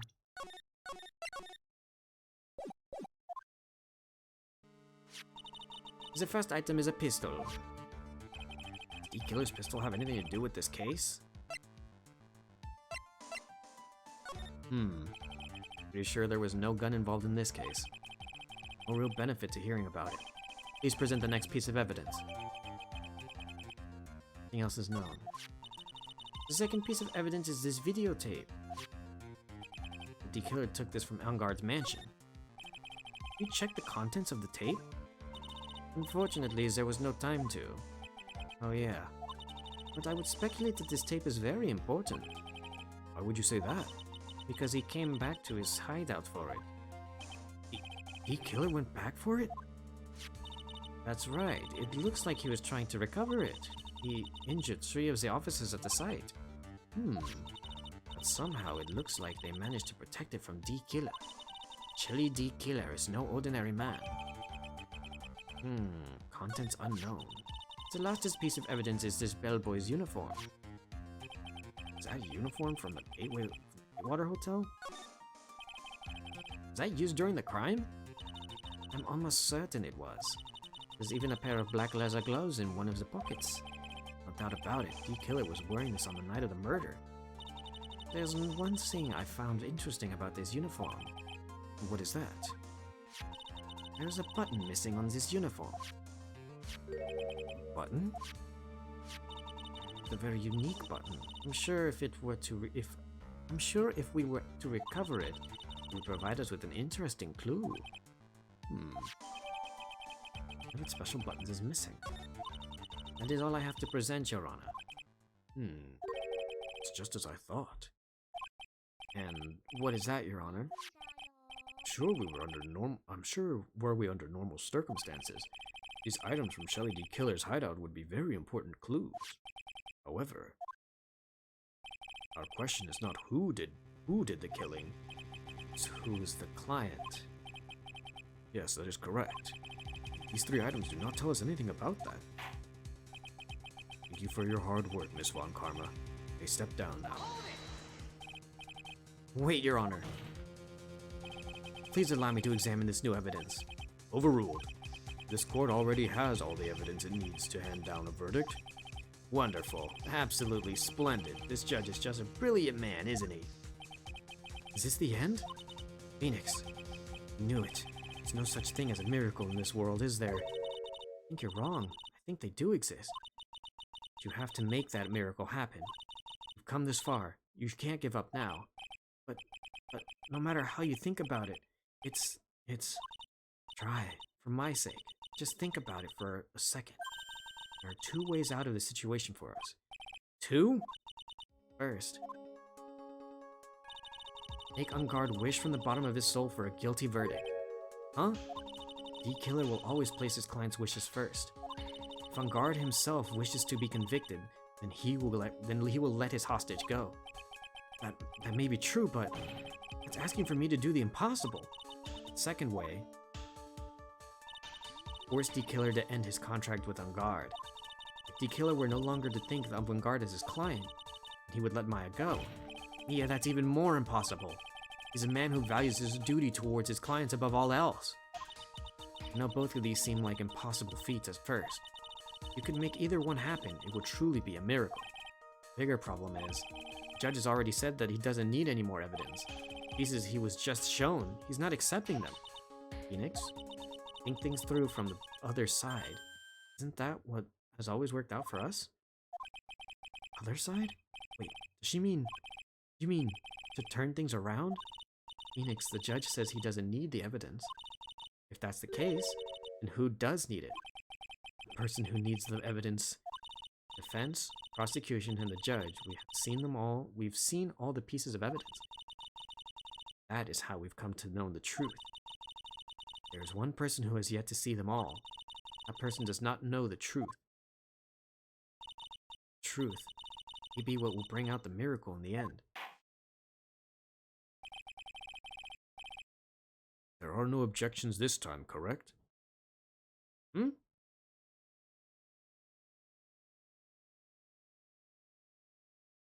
Oh, are you guys talking to each other about donuts? Now then, I will pronounce my verdict. Why don't we all respectfully sit back and listen, kids?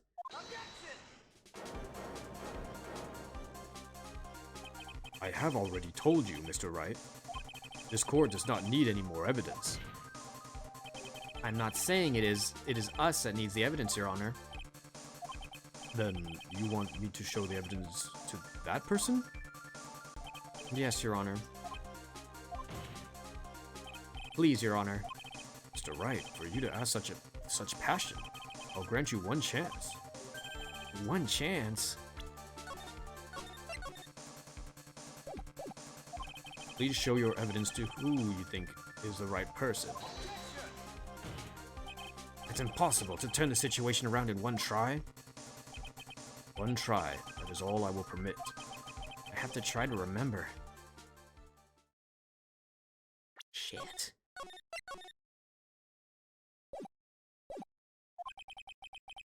Everything that has happened up to this point. Think, Phoenix. Think! There must be a way to save Maya while taking on guard down at the same time. Now then, Mr. Wright, let's not waste any more time. Who would you like to show the evidence to? Edgeworth, I would assume. There ain't anybody else here who needs it. I see. And now, tell this court one piece of evidence you would like to show this person.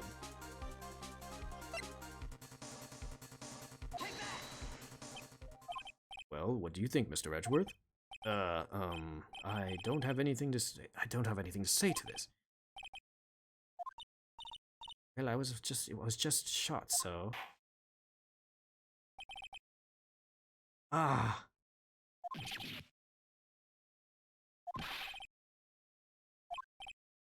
Ah.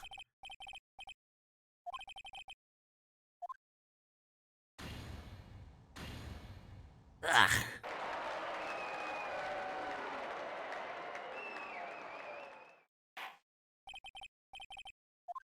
Please take me back to the beginning.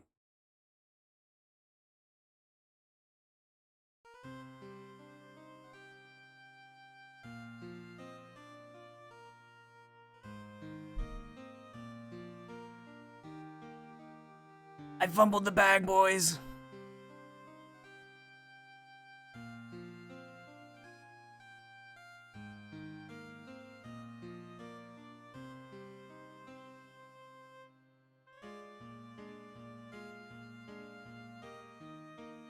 Maybe it was never meant to. Because a miracle is something that doesn't exist.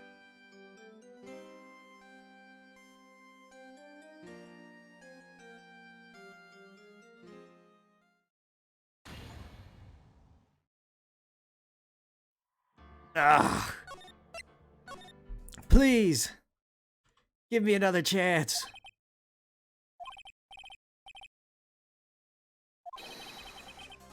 What? What was I supposed to read?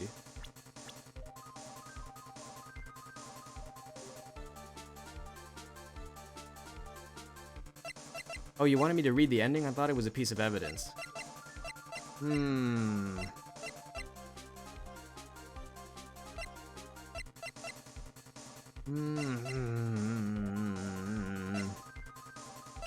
Well, nonetheless, I got an achievement for getting the bad ending.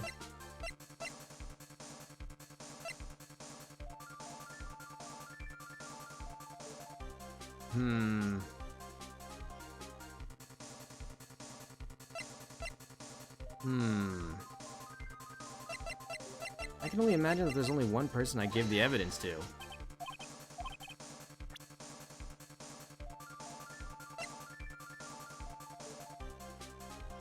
One of its special buttons is missing.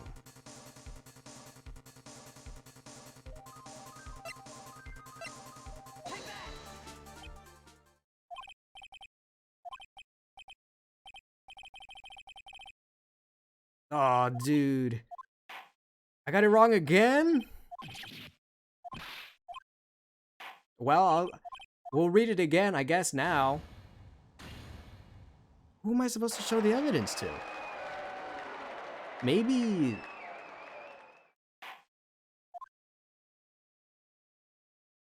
Here, I'll read it this time for you. And just like that, the case came to an end. I ran away from the courtroom and wandered the streets alone. I never saw Maya again. D. Killer is a man of his word, so I'm sure he released her as promised. I heard the verdict of Miss Andrews' trial a few days later. She was found guilty, of course.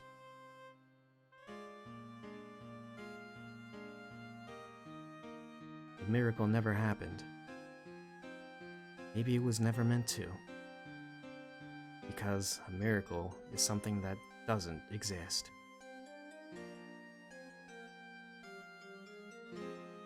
Y'all happy now? Huh?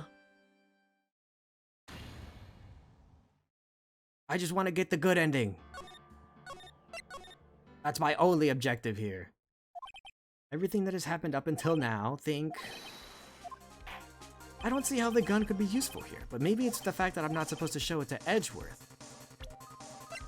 Who would I have to show this evidence to?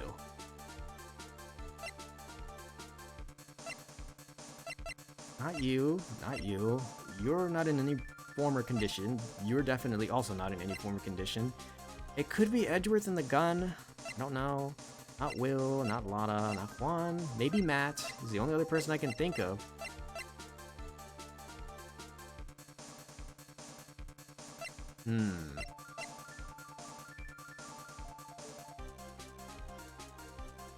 Maybe? Hold on. One of its special buttons is missing.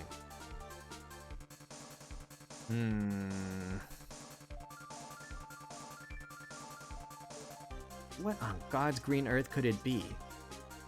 The pistol, I think, is irrelevant. I'm pretty sure this was just the gun used to shoot Francisca.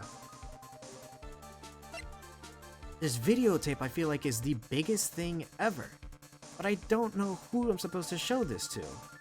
Content's unknown, but D. Killer violently tried to recover it.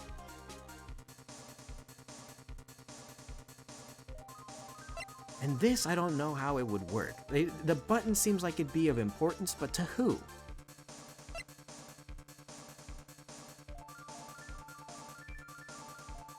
What am I looking for here? What am I missing?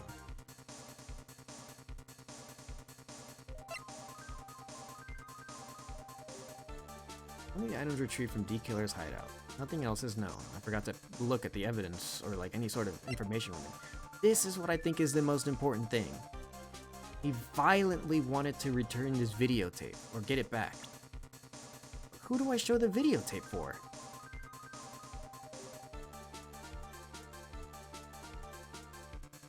I mean, we want to get Matt convicted guilty.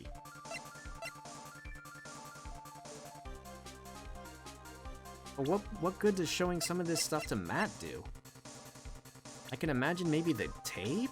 But for what purpose, I don't know.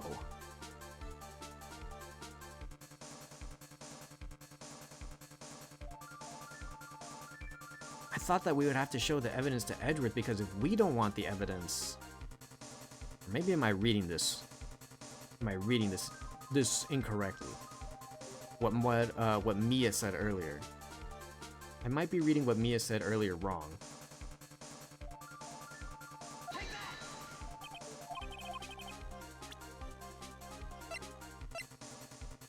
The videotape? Ah!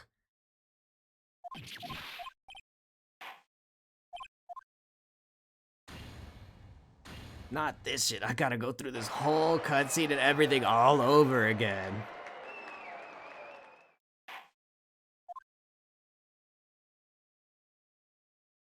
A miracle, yes.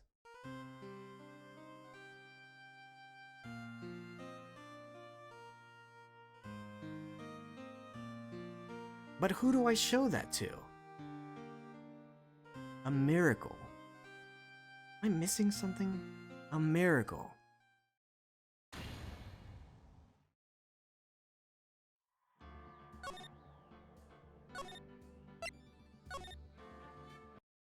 Who allowed us a miracle to exist?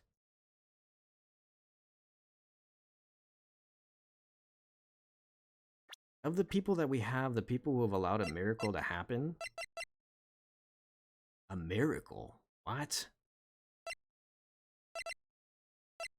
I mean, Gumshoe getting the stuff here. Maybe Von Karma?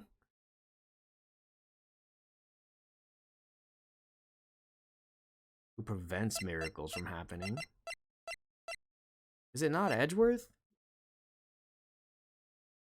Or are they trying to... Is this like some sort of weird plot for them to get Von Karma back onto the playing field? Prevents miracles. What?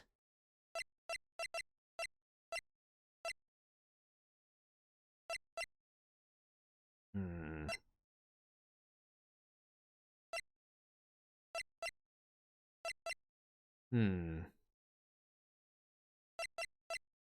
Probably Von Karma, I would imagine. No, it couldn't. Could it? Prevents miracles. Is that not Edgeworth? While taking on guard. Save Maya while taking on guard down.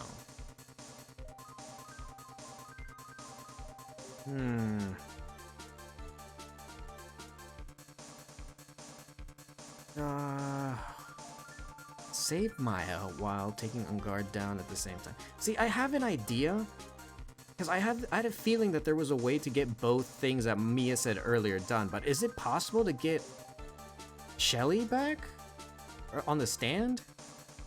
Because my idea, I had this idea, right, when Mia made the, when Mia said the thing, right? When Mia said that we either need to get Matt to want to be guilty, or for Shelly to not be Matt's client. So I have to find a way to get some of this other evidence up on the stand, but I don't know how. Am I supposed to get Shelly back on the stand, talk to him and be like, hey, yeah, so you know Matt was recording you, right? So that way he'll be like, oh yeah, so I'm no longer working for Matt and I'm gonna go kill him. But I don't think there's a way for us to get Shelly back on the stand in a way for that to happen to be considered a miracle, or at least I don't know how to get to that step, I would imagine. Because prior to this, the only two people who I would consider unable to prevent, or people who would prevent miracles, are the people I'm fighting against, which are the prosecution. So that would either be Francisca or Edgeworth. Am I wrong? I can't imagine anyone else. Like, who else could I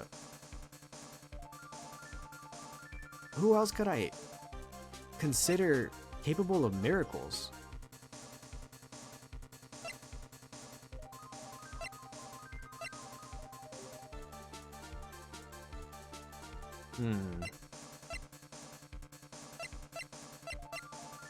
Either one of these, I would say, probably.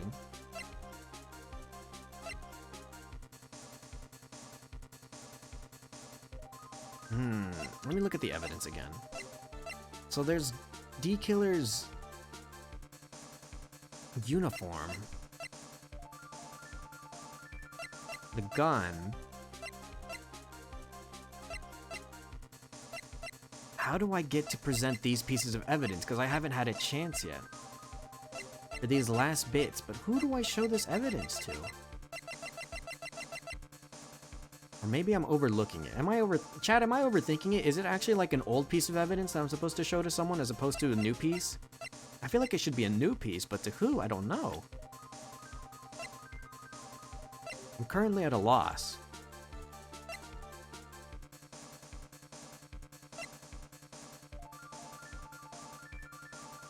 I've got to show a piece of evidence.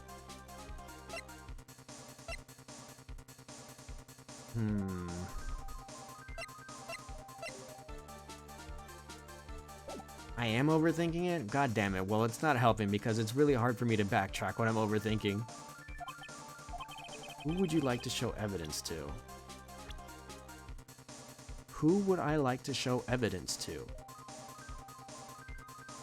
I mean, who else would need the evidence besides the prosecution? The defense, the prosecution, and the judge. So it should be the prosecutors.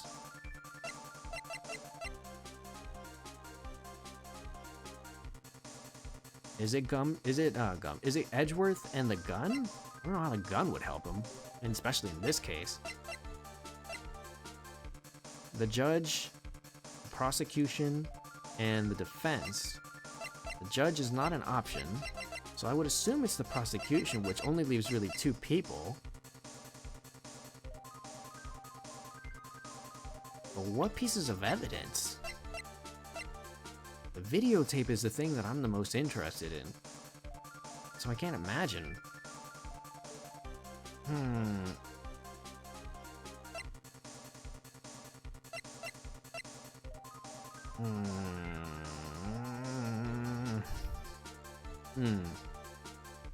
Who would I like to show evidence to? The prosecution, most likely.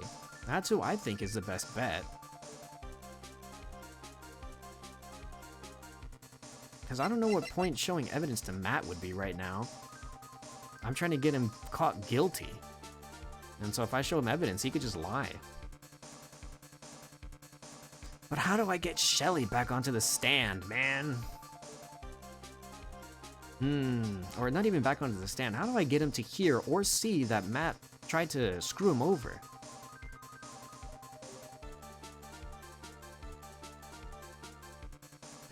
I imagine I have to show evidence to the prosecution, but... Okay. I'm willing to...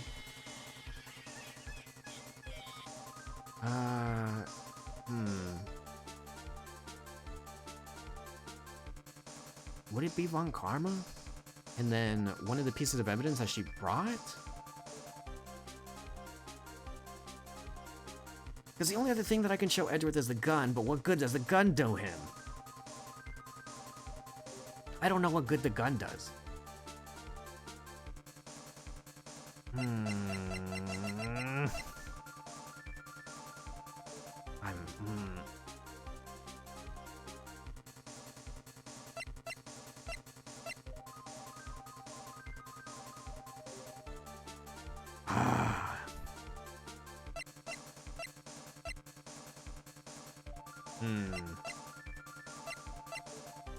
Could it be? I mean, only one way to find out. That? Ah!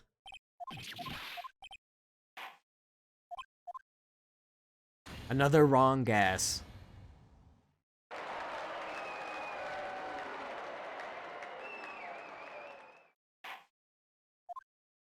Ah.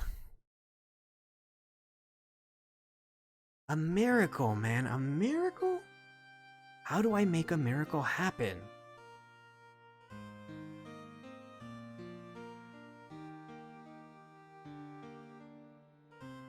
A miracle.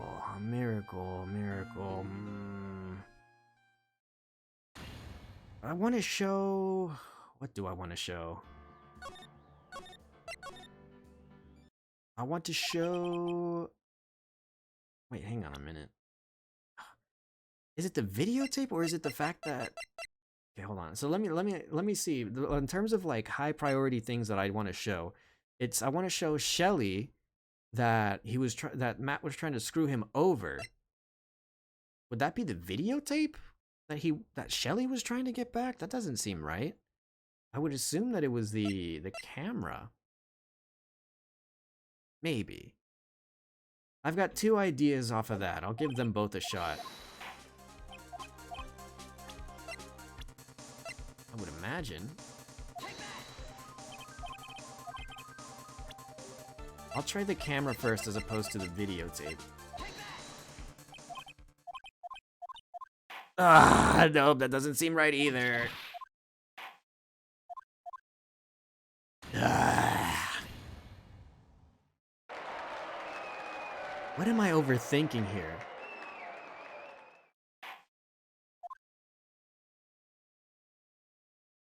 What could it be? What could it be? I wonder if I can get an achievement for getting the bad ending multiple times. I feel like we're gonna be here a while.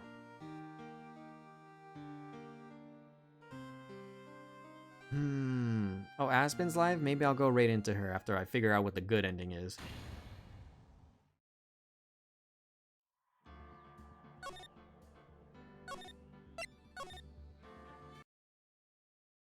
Oh, why are you spamming no? What happened? Are you disagreeing with me?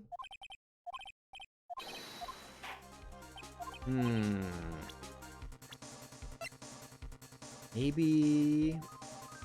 Ah, shit. See, this is why it gets so much more confusing.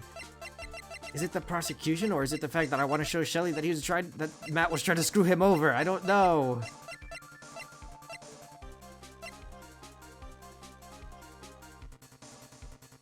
Ah.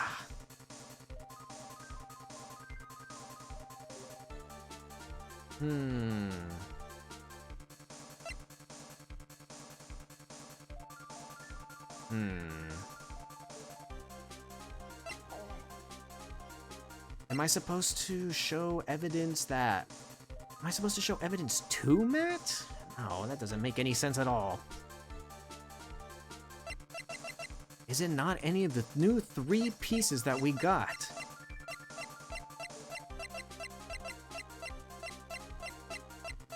I feel like it should be some of the 3 new pieces that we got. One of them, I'm so hung up on it being the videotape. But how do I get the videotape shown? And who do I show it to? I don't know. I tried Edgeworth. Did I show the videotape? Did I already show the videotape to Francisca? Or was it did I show her the... Did I show her the, or try to do her and the jacket? I forget.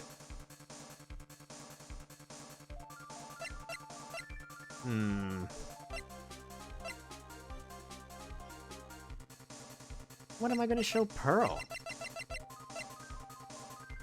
What does any of this evidence got to do with Pearl?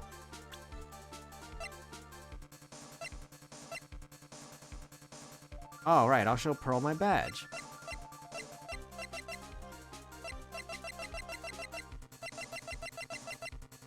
What the hell is it?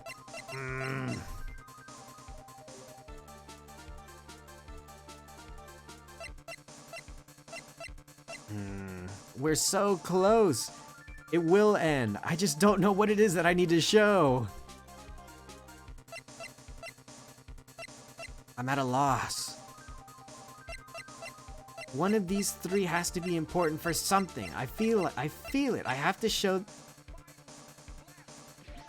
That was pretty quiet compared to the game audio. God damn it.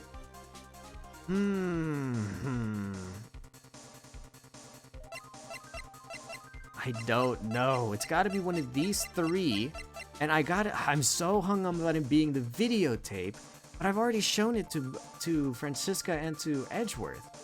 Who else would want it? Or who else could I show this to? Who else?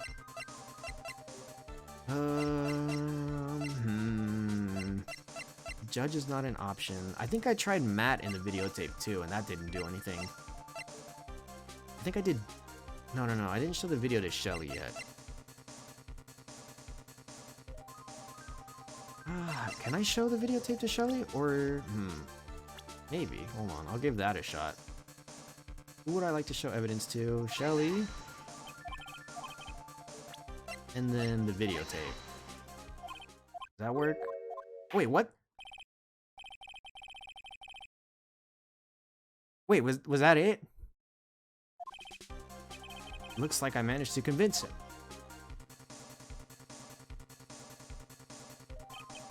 Maya, she's okay, right? Didn't I tell you to concern yourself with bringing about a speedy end to this trial? Now, if I understand correctly, you wish to show me one piece of evidence? Yes, one is all I need. I have here a videotape. It was found at your hideout. I heard you injured 3 officers in your attempt to get this back. That was most regrettable. However, it was an order from my client. Oh, it was an order! I thought he was going there of his own volition. Okay, that makes a lot more sense. Because I wasn't sure. See, okay, hold on. Hold on. I know some of you are mad. Some of you are upset. And maybe one of you even disappointed. But hear me out, okay? I thought he went back of his own volition. I didn't think it was an order. I knew this is how we wanted to get here. This is what I wanted as well. But I wasn't sure how to get there. And so I didn't think with the idea that he went there of his own volition and tried to get this back so desperately that he injured 3 officers, I thought that he was coming back to get this for himself, not because of Matt. And so I wasn't sure how this video would pertain to him, but I knew that we had to get him back on here and I had to show him that Matt was trying to screw him over. So yeah, alright, I'll read it. I was told to protect that videotape. Thought so. I'm afraid I seem to have failed in that regard. Do you know the contents of this tape? I was sternly told by my client to not watch it, so I have absolutely no idea. Actually, you're on this tape. E? There was a video camera hidden at the crime scene. Your actions were being recorded. What? Is that true, Mr. Wright? Who was it that planted a camera? Well, the only person who could have placed a camera at the scene of the crime would be your client, naturally. That was Adrian Andrews. Be quiet and listen, Your Honor. Yes, sir. Your client specified a place and time for you, isn't that right? Yes. That was so they could film you. I had no idea. Mr. Wright, why would my client do such a thing? I would like to know why. Why did Madame Guard film the crime scene? The reason why he did that is my ticket out of this whole mess. Do I have evidence to show why? Is it some sort of, like, weird, bizarre case where I have to show the Nickel Samurai again? Hold on a second. Why did Matt record this? I have an idea why, but what piece of evidence shows that?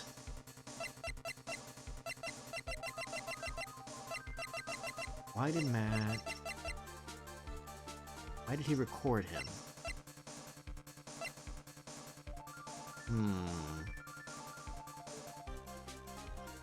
Why did Matt record him? Why did Matt record him?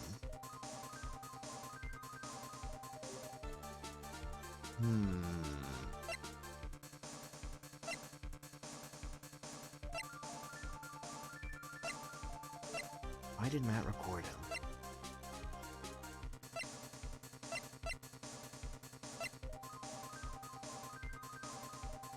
Why did Matt record him?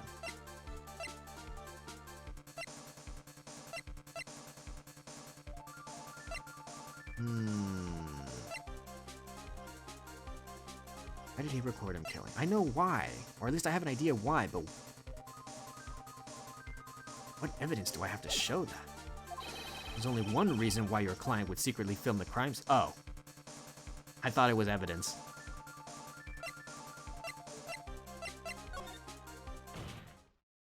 Whoops. Your client once told me something very important. We were talking about you, and this is what they said. But I'm no weakling. I don't believe anyone, least of all assassins. What is he even holding in that drink? He's got such a weird cup with such a bizarre liquid in it as well. Oh, come on, Mr. Wright. Assassins aren't above blackmail. Yes, that's one thing. He's drinking piss, you say? Peace. I think we found our evidence, Your Honor. My client here drinks piss. Oh my goodness. I'm so glad I have that on standby. I love that. Yes, that's where the video comes in. With that, I can keep him at bay and even blackmail him if I want. Your client didn't trust you at all. They were thinking of using this video to blackmail you. What do you have to say to that, Shelly D. Killer? Oh! It looks like I was being deceived from the very beginning. Yes, by a natural. This is the kind of person they are. Your client is a person who only thinks and plots of how to use the people around them to protect themselves from any and all dangers that may arise. That is the true nature of your client. I have one question for the witness. Yes? You told us one thing numerous times during your testimony. You said that you detest traitors most of all. Yes, that's right. What if the traitor was your own client? What would you do then? That's obvious. I would break our contract in that case. And then, that client would become my next target. His music's playing! Oh, baby boy, it's time to get malicious. For the honor of the D-Killer name, even if it takes an eternity, I would follow that person to the ends of the earth to exact my punishment.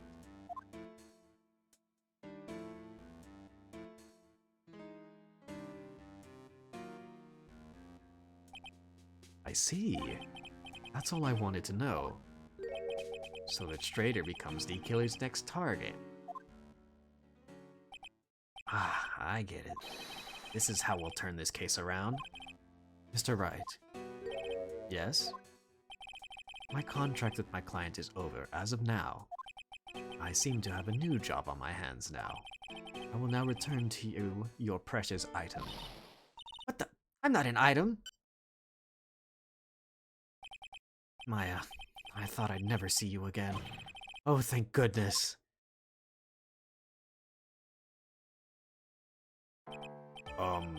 This trial appears to have come to its conclusion.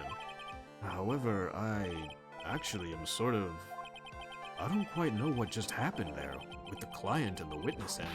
What? Miss Von Karma, where did that... She always has you in her sights. Now, I do believe it's time to finally hand down a verdict. Oh, baby. Mr. On Guard, it looks like somehow you got what you wanted. You will finally receive the acquittal you wanted so badly. You should be happy. But before that, I would like to make one final statement. Sometime in the near future, one very betrayed assassin may appear before you. Needless to say, that man is very good at what he does. I'm sure you would understand what I mean if you watch this video. Help me. Now then, Your Honor, the verdict, if you please. Is that alright with you, Mr. Wright? We've finally reached the end of a very long battle. Whether he's convicted or acquitted, there's no escape for him now. Go on, Phoenix. Lead whichever way your heart tells you. Right, Chief?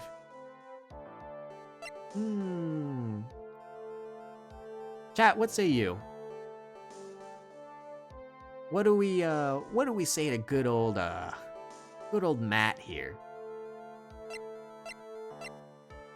What does he deserve, huh? I see you guys typing, but I can't hear you. Say it louder. Say it with your heart, your chest, your gusto. Say it with everything that's inside you. What does Matt deserve here, ladies and gentlemen? Our dear, dear friend Matt.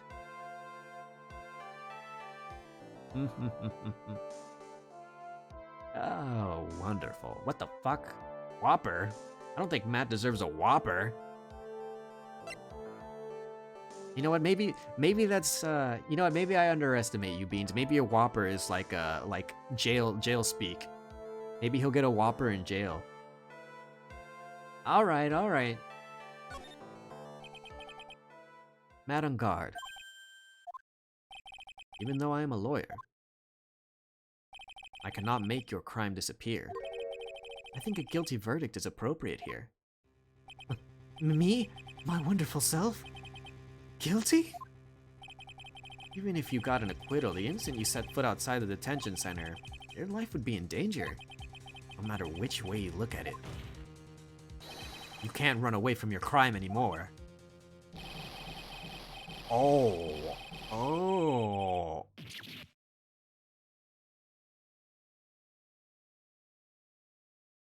He got what he deserved. Though, I guess not in its entirety, he'll definitely get what he deserves. Despite how gruesome that kind of was, Jesus. As always, it looks like we have uncovered the real truth. Me? I don't remember you helping out much in this. Mr. Edgeworth, how is Madame Gar? I've left Miss Von Karma in charge of his incarceration. I'm sure he's getting a full course meal of whip leather right about now. Very good. That was a close one, wasn't it, witness? Yes. I plan to pay my debt to society for my own crimes, Your Honor. First time I was called to the witness stand during this trial, all I felt was despair. She must be talking about the time Edgeworth really went after her. Guess she's trying to forgive him for what he did. This witness, how should I put this? She has an illness. If you're going to say you would choose death, that is of no concern to me. But after that, when I was alone at the detention center, that's the first time I really saw myself for who I am. And today, when the two of you used your combined strength to convict Matt, I felt like I'd finally been saved. Ah, what a beautiful smile. Keep on smiling, Andrews. I'm glad we could help you with this. It took a while. There was a lot of mistakes, believe me that. In many other timelines, you were convicted guilty by my own mistakes. My overthinking definitely did not do you justice, but I think, at the very least, being able to get one timeline of you saved is worth it overall.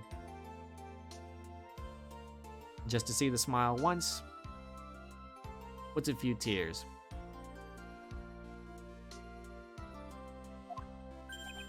Wow, this is the first time I've ever seen her smile. I'm really happy that you two were in charge of this case. I really don't know how to express how I feel at this moment. This is the first time I felt comfortable with myself, with who I am. Thank you very much, everyone.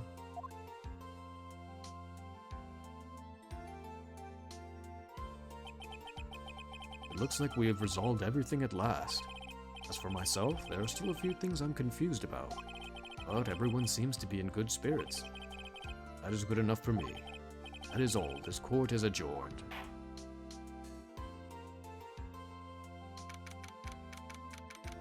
Oh shit, I forgot about that. Chat, if anyone has the answer before I fumble this again.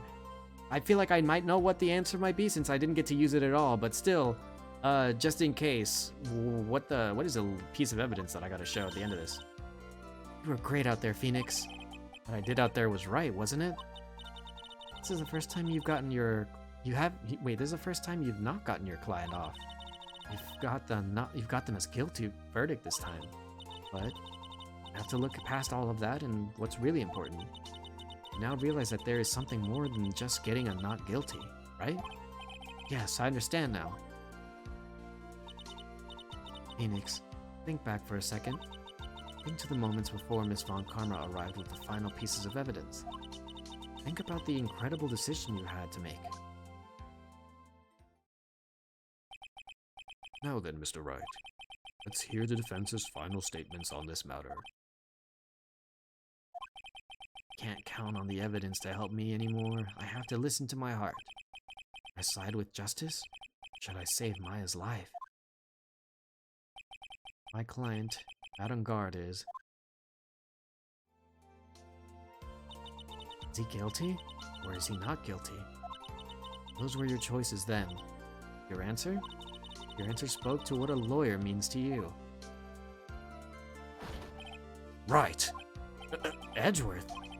I have good news. Maya's now safe in police custody. Really? Pearls, you're telling us the truth, right, Mr. Edgeworth?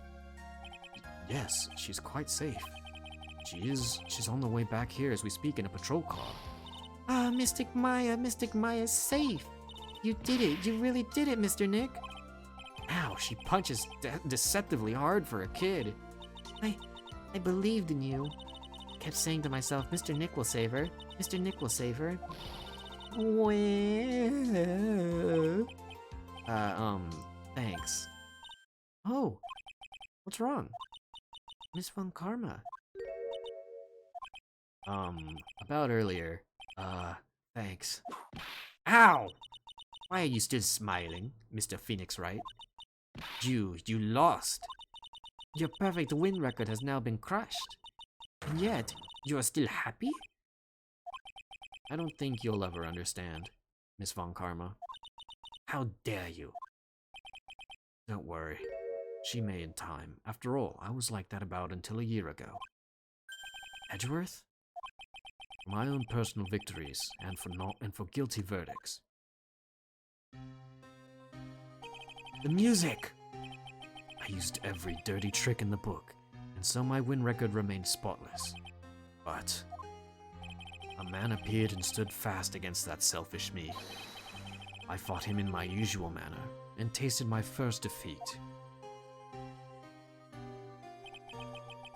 I felt that I had lost everything because of that. And then...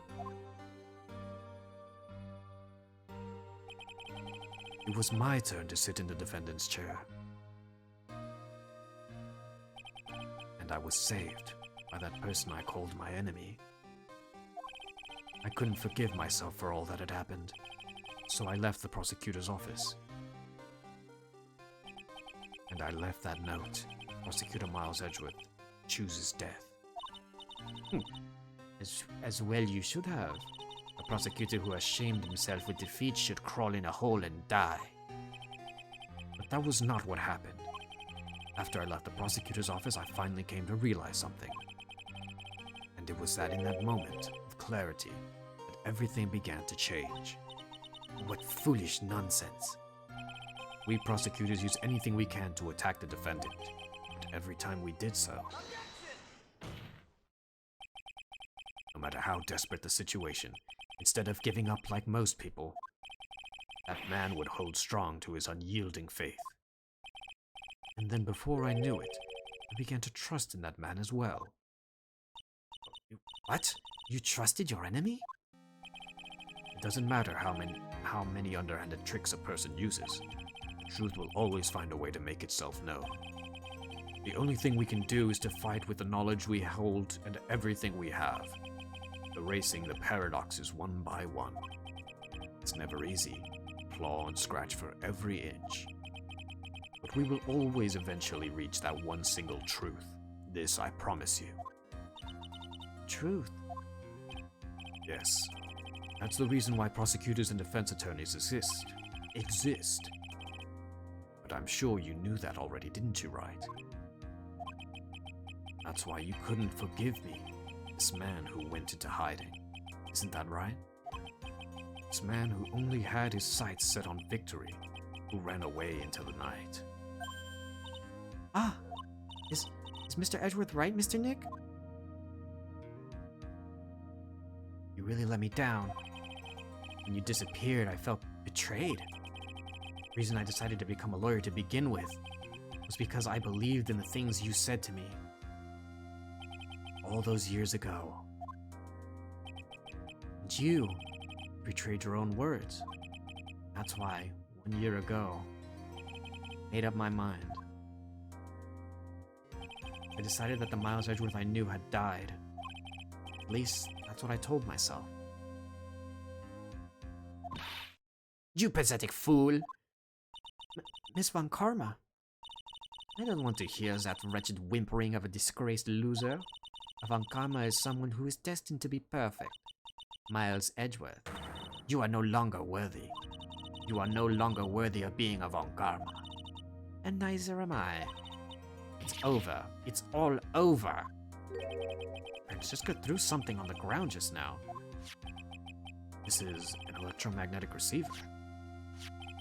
Isn't that the thing she used to track Detective Gumshoe? I'll return this to the precinct later. Something else. Ah, isn't that Miss Von Karma's whip? I'll never set foot in another courtroom again. Sure, that's what she's saying by this action. Should keep this right. Wait, she quit? She's not gonna be a prosecutor anymore? No way! After all this, she's never going... Does she ever come back? No way this is her first and only... No way this is her first and only game that she appears in, right?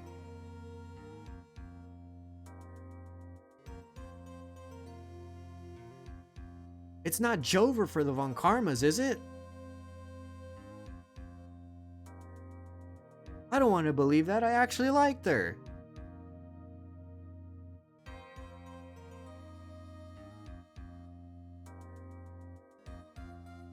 No way. Without her signature whip?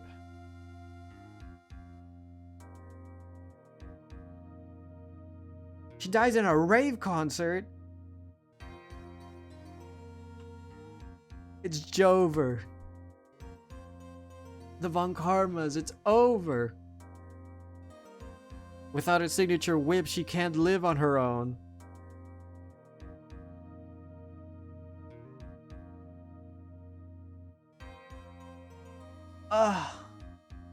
No, it can't be. She's donezo. Oh, man. That's so sad. She's a prodigy. She's like Pearls, except as a prosecutor. I don't want her to go away now. Man, that's such a bummer. I would have liked to have at least seen her again in a future game where, like, maybe even, like, references or something. Man, she's cool. I like her. Okay. Nick! Oh god, Maya, you and I share a face. Hold on, let me not be sad for a second. Maya! Mystic Maya! Mystic Maya! Aww, isn't that cute?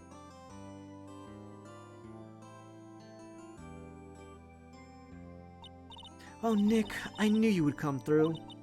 You got on guard convicted, like I knew you would. And on top of that, you even rescued me. Well, of course I did. You know I'd never desert you. We sure pressed our luck this trial. You're real lucky to be standing here. Whatever, whatever. Look, it's over, okay? Besides, if I did croak, I would just come back and haunt you like a bad ghost through Pearly. Is it really that easy to do something like that? Thanks a lot, Nick. Don't mention it. Maya. Oh, Mr. Edgeworth. Relieved you're alright. Hey, it looks like you've made some real progress, Mr. Edgeworth. Well, I suppose I'm a little different from who I was a year ago.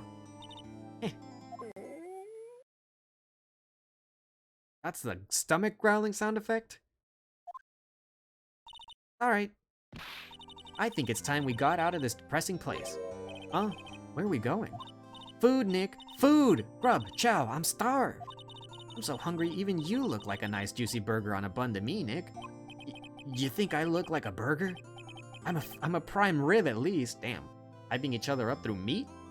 I can respect it. Come with us, Mr. Edgeworth, please. If you insist. All right, so how about we hit up our usual burger joint? Don't be silly, Nick. Huh? This case messed up that awesome evening and got in the way of my gourmet food. So I've decided that we have to make it up by having another feast. Another feast? Come on, Nick. Food! We're back here! I guess that truly is a Chie moment. Comparing things to meat. Ah! Gumshoe! Hey, pal. Sorry to keep you guys waiting. Gumshoe, are you alright? Yeah, but I'm really embarrassed. I didn't think I would hit a telephone. Are you serious? I thought you collided with a car. I thought you hit someone else going through a red light. You hit a telephone pole? Those don't move. Gumshoe, I had faith in your driving skills. How did you hit a stationary object? Oh my god. Ah, well, I'm glad to have you back, Gumshoe. Yeah, brain damage, but there's no brain to damage there. Christ's sake. Welcome back, Gumshoe. A telephone pole? Then it wasn't a red light that got him? You did it again, city boy. I felt like my dear old heart was gonna give out on me, and I ain't joking. Yeah, it was more exciting than the very last episode of The Steel Samurai. But thanks. Now looky here, Mr. Snooty Prosecutor, don't you reckon you bullied Mr. Right too hard? If you don't start being a lot nicer to him, he might just kick it, tonight even. I'll keep that in mind. Well, come on now, everyone gather round. Y'all are gonna get your picture taken by a genuine professional photographer. Looks like Lotta bought herself a new camera. Well, pal, at least we can put this messy case behind us now. Come on, tonight's all about eating, so let's chow down, pal. Amen to that, pal. Amen. No, when you think about it, you were the ones who saved the day, Detective. Huh? Me? You really think so? He's right. If it wasn't for the 3 items you took, I think this trial would have had a very different ending. Ah, well, you know, it's Huh? Wait. That's odd. When I ran off with the things from the killer's hideout, I was sure I took 4 things in total, sir. What? 4? Yeah, I'm sure I put one of the items in my coat pocket. It was 4th item? Aw, come on, y'all, it's over. But whoo boy, I tell you, you really are something else. Between getting accused of murder and getting kidnapped, never a dull moment with you, huh? Hahaha, you think? Why does she look so happy about that? But being shut away for 2 whole days, weren't you scared? Yeah, it was really scary. I felt so hopeless. So, to keep my mind off of things, I drew a picture. Sounds like you had it rough, gal. So, where's this picture of yours? Yeah, I want to see it. I want to see Mystic Maya's picture. You know, I don't know where it is. Where it went. Aw, that's too bad. Well, it's alright. It wasn't anything important anyway. Sure is nice to finally see them both smiling again.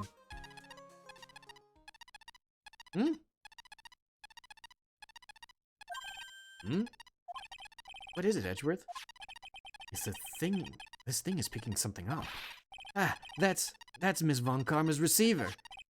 Ugh, thanks to her, I had this most awful experience of my life, sir. I can't believe she stuck a tracking device on me. That's odd. Even though you're standing right here, the tracking device seems to be getting a different location. Oh, it's probably busted or something, sir.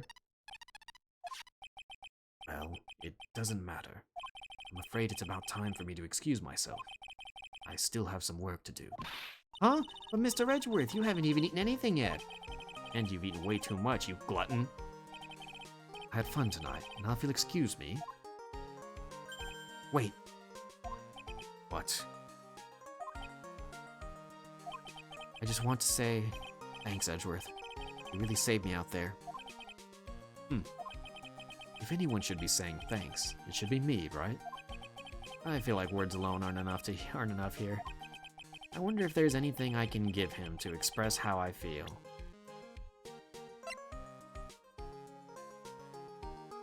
The whip? Do I give him Francesca's whip? I don't know why he would want it, but I could.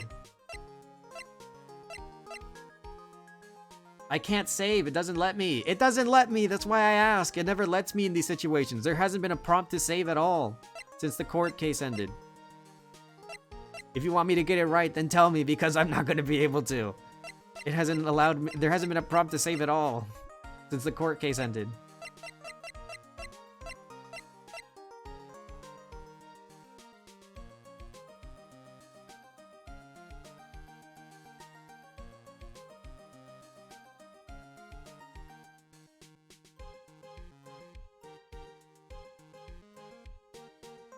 Oh, it is? Wait, it really is the whip? That was the only thing I could think of giving him. What's this? Thank you. It's all thanks to you two. You and her. You don't need to thank me. I was only doing my job. Ah, well, that's nice. Looks like Mr. Edgeworth has left, Mr. Nick. Hey, Mystic Maya? Yes, Pearly? I guess you two can go back to being lovey-dovey, right? You and Mr. Nick? Ah. No, Pearl. You've got it all wrong. Pearly, would you cut that out already? You're embarrassing me.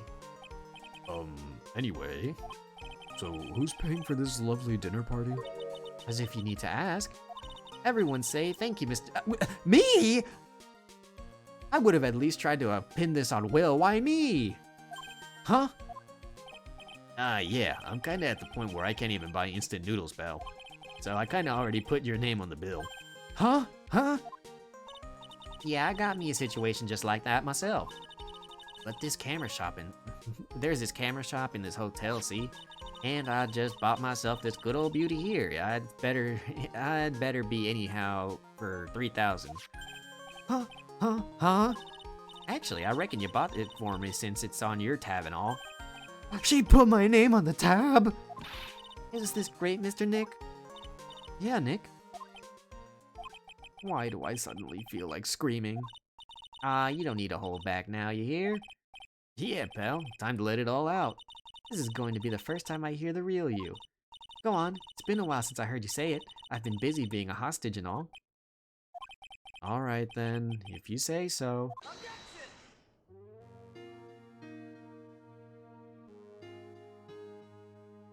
It's Shu! Chat, it's Shu! The blending script and director was the cat! You really came through for me, Nick. I had to hide that letter, but I knew you'd find it. I really feel like I've been living on the edge lately. I mean, I've escaped death 3 times now. Pretty cool, huh? Feel like a pro.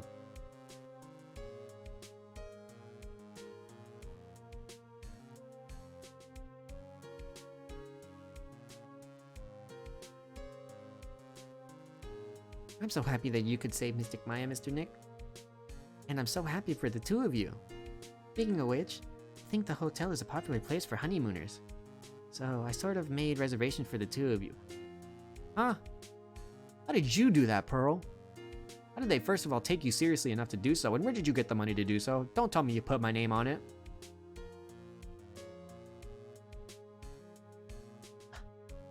Well, pal, it looks like I'm back on the force again. Mr. Edgeworth had a long talk with the chief, and he got me reinstated for my sake. I heard he said things like letting that one go and is bad. I knew it. Crashing headlong into everything is the only way to live, pal. Well, I'm glad to see that you've got your job back, Gumshoe.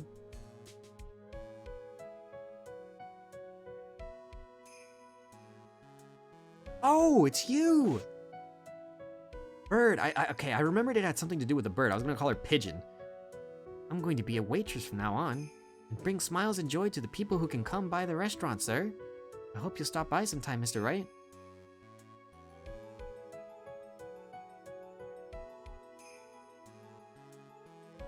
I knew it had something. It was Maggie Bird or something like that, but I forgot. So I was just gonna call her Pigeon. This guy. Yes, are you here to visit a patient? I'm Director Hottie. Ho ho.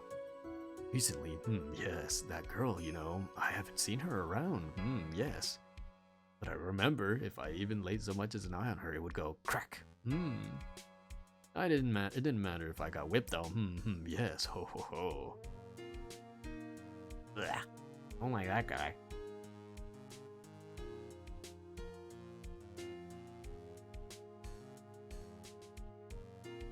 Oh, it's Max!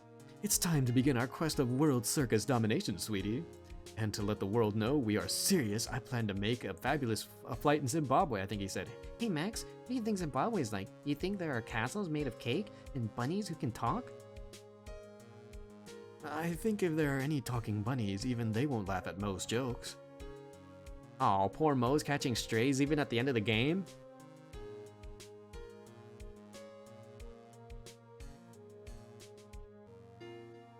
Mo! I'm ready. There's no way these jokes are gonna fall on deaf ears. I'm gonna be more contemporary with my humor. Mo Curls represent. We got our new act all worked out. Prepare for the Hallelujah chorus. Say something, will you? You're supposed to start this off. Get on with it. Ringmaster Mo.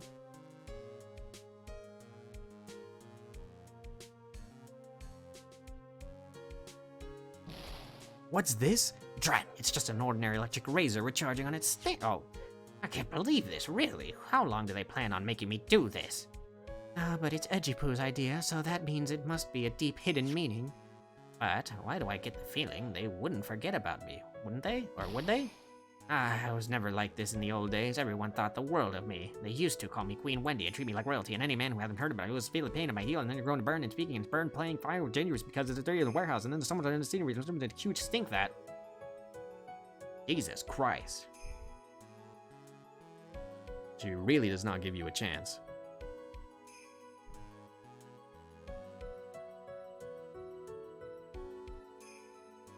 Hey, I appreciate everything you and Mr. Edgeworth did from the bottom of my heart. Oh, that's right, I received a letter from Miss Von Karma. She said that after I get out, I should feel free to consult her about anything at all. I'm really thankful to have met everyone.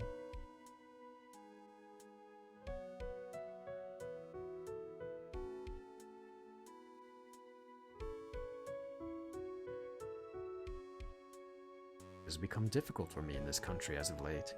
As such, I will take a short leave of absence. If you would like to request my services, please feel sure to visit my homepage. May we both be blessed with longevity.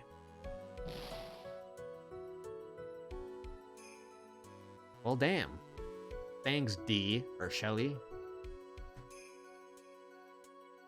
Not quite sure how to refer to him.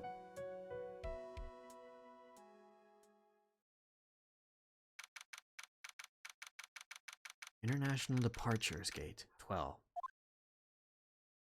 Who's leaving? Where are you going, Francisca? How did you know I was here? With this. That's... I heard you were planting things on a certain person. Things like tracking devices in his coat, for example. That's just like you. I only planted it there because he was always wearing it. This filthy drab coat of his. I don't know how it ended up in my luggage. It's going in the trash, I promise you that. Oh, that's right. Speaking of that man, he told me something very interesting. I ran off with the things from the D-Killer's hideout. I was sure I took 4 things in total, sir. 4 things? It seems he put the last one in his coat pocket. Put it in here? Doesn't matter anymore. The case is already over. What are you going to do now? That's none of your business.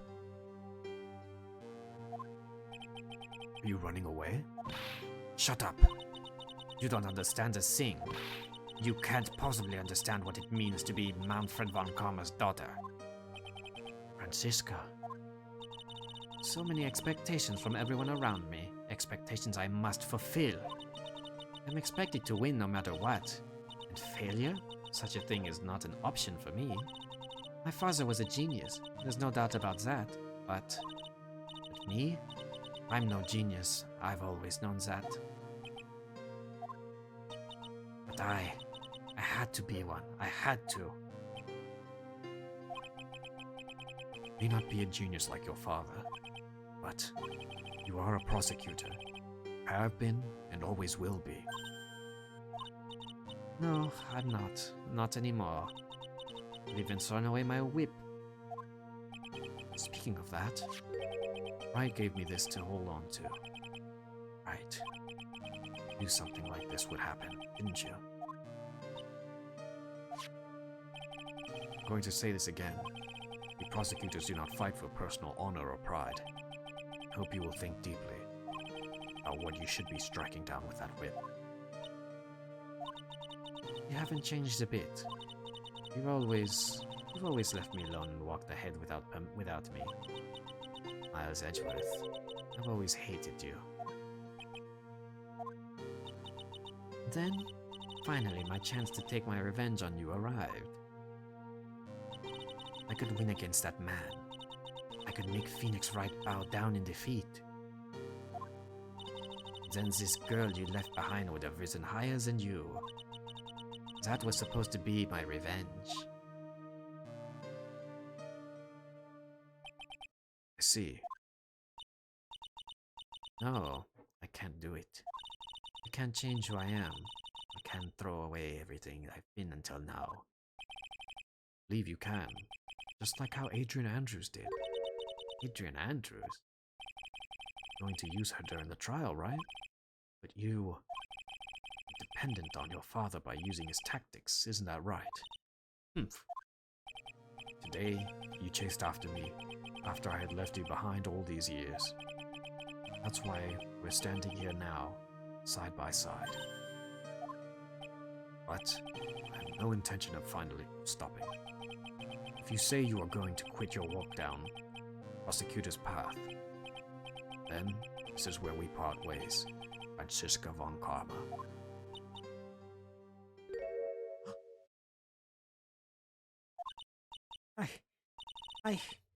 I am Franziska von Karma.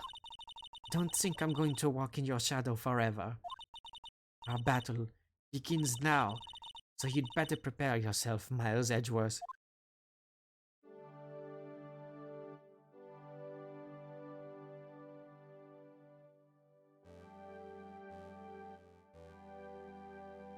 Aww. Phoenix Wright. Or is this one day, someday? Sure we'll meet again in battle. Pretty sure this is Franziska. Until then, this last piece of evidence that never made it to you, I'll take good care of this fourth piece, so I can give it to you. At last we meet again.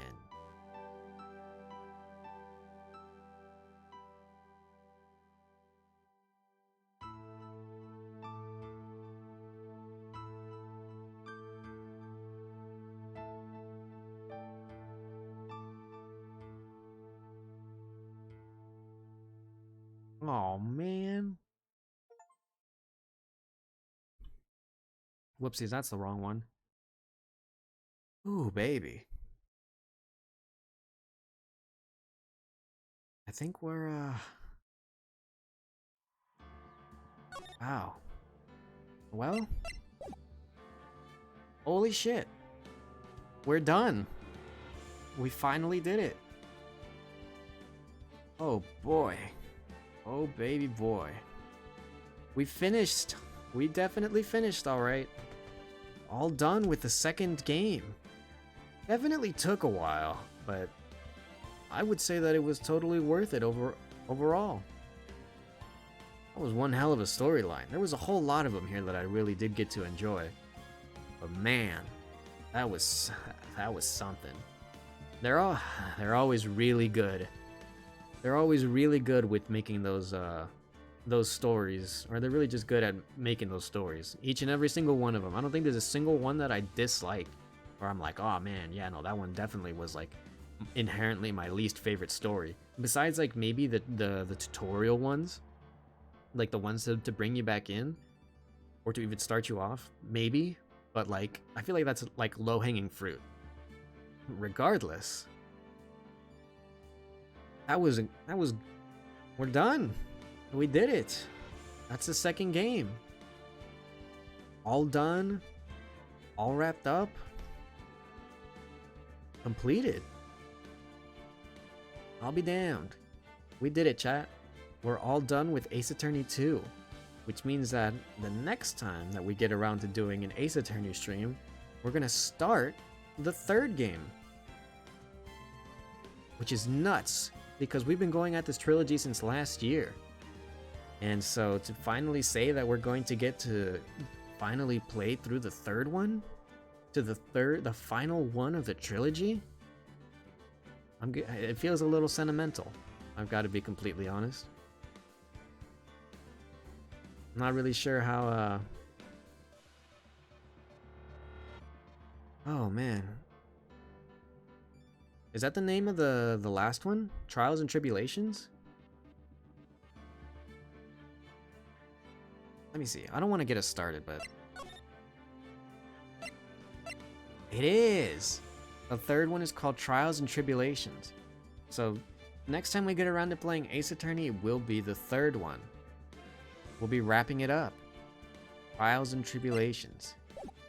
Holy crap, man. It's been a wild ride. It's been a lot of fun getting through this.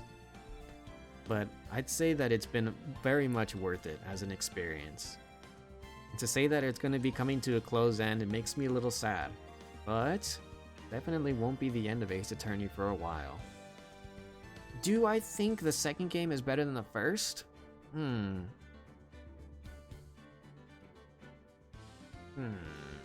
trying to remember all the trials from the first game.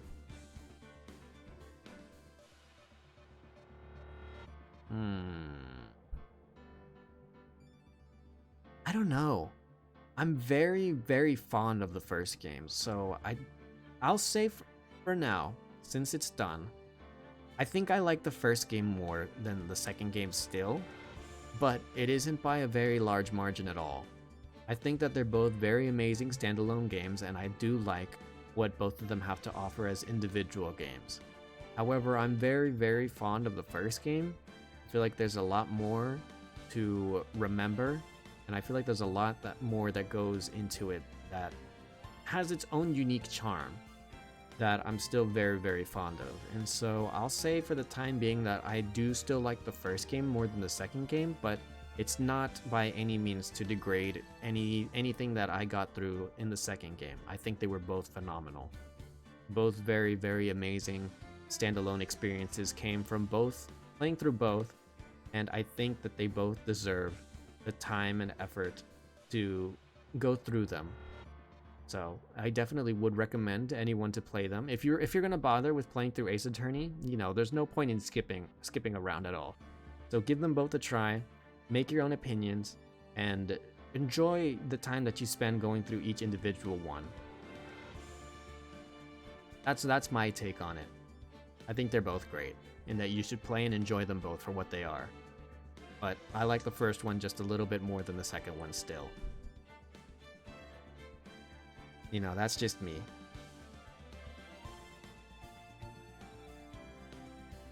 Oh, I forgot about the Drake emoji, dude. I forget about some of the emojis that I have. I love the Drake emoji. Thank you. Thank you for your round of applause, Drake. Oh, I guess I should start wrapping us up then, so... If one of you mods can get the socials picked up, I'll get us started to wrap up. And let me see also. Is there anybody that I should raid into right now? Anyone that I'm following right now that's live? Let's take a look-see real quick. Who's live and who's up right now? We definitely went at this for a good long while.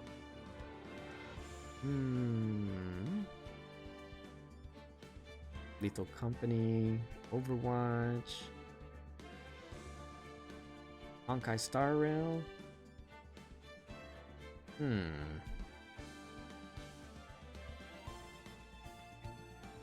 I think we'll raid into Patchy today. Patchy's playing Honkai, so I think that at the very least, I know one of you guys will probably enjoy that even just a little bit. So I'll get us started on our way out then, everybody. So thanks again to any and all who happen to catch the stream as it's happening live. Whoops, hang on a minute. I think I can mess around a little bit. Oh, not this one. It's this one, I think. Let's move the glasses up to my head, okay? So thanks again to any and all who happen to catch the stream as it was happening live. Thanks to anybody who is watching this VOD later on. There's definitely still a lot that we need to... Oppa! Hi, Oppa! Welcome to the stream. This is, So I'm currently playing around with a model right now. This isn't actually mine. Let me see if I still remember how this goes. I think it's... Model... Cred? Was it an underscore? I don't remember. Hang on a minute. Let me make sure I do this right. Should be here. Hello, Oppa. I'm so glad to see you. We're just wrapping up with stream, so I'm sorry that we weren't able to, Oh, you got it. Okay, so it is still around. So those are all the model creds for the things that I use. So my little PNG, which I haven't used in a while, but the current VTuber model isn't mine. This is Elliot. It was created and rigged by those two people that I have on the model cred links. But yes, I am playing around with a different model for now, so that way one day I could eventually use one of my own. But I'm glad that you do love my face regardless, Oppa. I love you too. Everyone, you know what? Hold on, wait. Can I? Let me see. I think I can do it. So. O at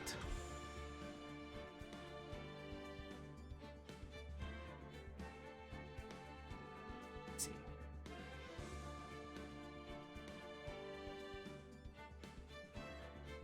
Oh wait, I'm spelling it wrong. My dyslexia is showing. Hold on. All right. There we go. Oh god, and I'm crying now for whatever reason. Oppa, you're a barboach. I didn't even realize. Well, yes, thank you for dropping by. I'm glad you were able to make it at some point, Oppa. I love your face too. Whenever I get the chance, I want to be able to drop by to your streams, but I always manage to catch you while I'm at work, so I can only really stick to lurking. I'm trying to get out of work faster so that way I could hang out for a little bit more. But thank you for making it, nonetheless. I appreciate it very much, since we managed to finally get through the second game of Ace Attorney. What was I saying? I got lost in my my thoughts. Let's see. So, yes, we're all said and done. If you do find anything that was done and seen today interesting, socials are posted above. Twitter is going to be where you're going to be able to contact me more often. I do tend to post schedules and both stream related things and behind the scenes things related as well. And so if you are looking to come into contact with me in any shape or form, I do post on Twitter semi-frequently. We're looking to update the socials pretty soon. I've got an editor working on short form content, so we might move to having a TikTok, and I'm still in the works at making a Discord because I'm not quite familiar with the format of making a full Discord server just yet, but it's in the works. Something that we're looking to get accomplished by the end of the year. No confirmed date or anything just yet. Also do have a YouTube channel. It's been coming about pretty good as of late. I've been trying to post 2 or so VODs and maybe even like clips or shorts as well. And so the YouTube channel definitely does have some of the older content posted on there as well. Matter of fact, I've currently been uploading a lot of the older Ace Attorney VODs as of late. And so very soon we will be, I want to say, caught up with where we currently are even up till now in Ace Attorney. So if you are interested in any of the older content that I might have done, or if there's perhaps a stream that I may or may not have done, it will most certainly end up on the YouTube channel one day. So definitely do go check that out as well if you are interested in watching, or if you're interested in any of my content as well. But that will wrap us up for today. Thanks again to everyone who happened to catch the stream as it's happening live. Thanks to anybody who is watching this VOD later on. I'll try to catch you whenever I can, Oppa.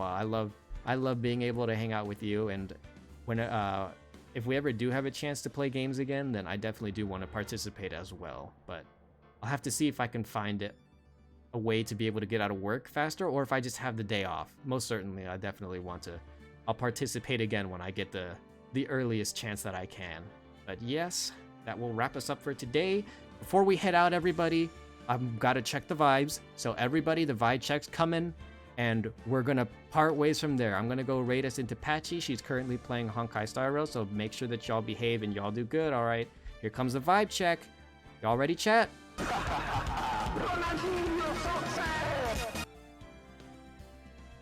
I'll see you guys later then. Y'all be good, and I will see you guys again on, I believe, tomorrow for Genshin Rolls. So I'll see you guys tomorrow for the next stream later on. Thank you all for dropping by.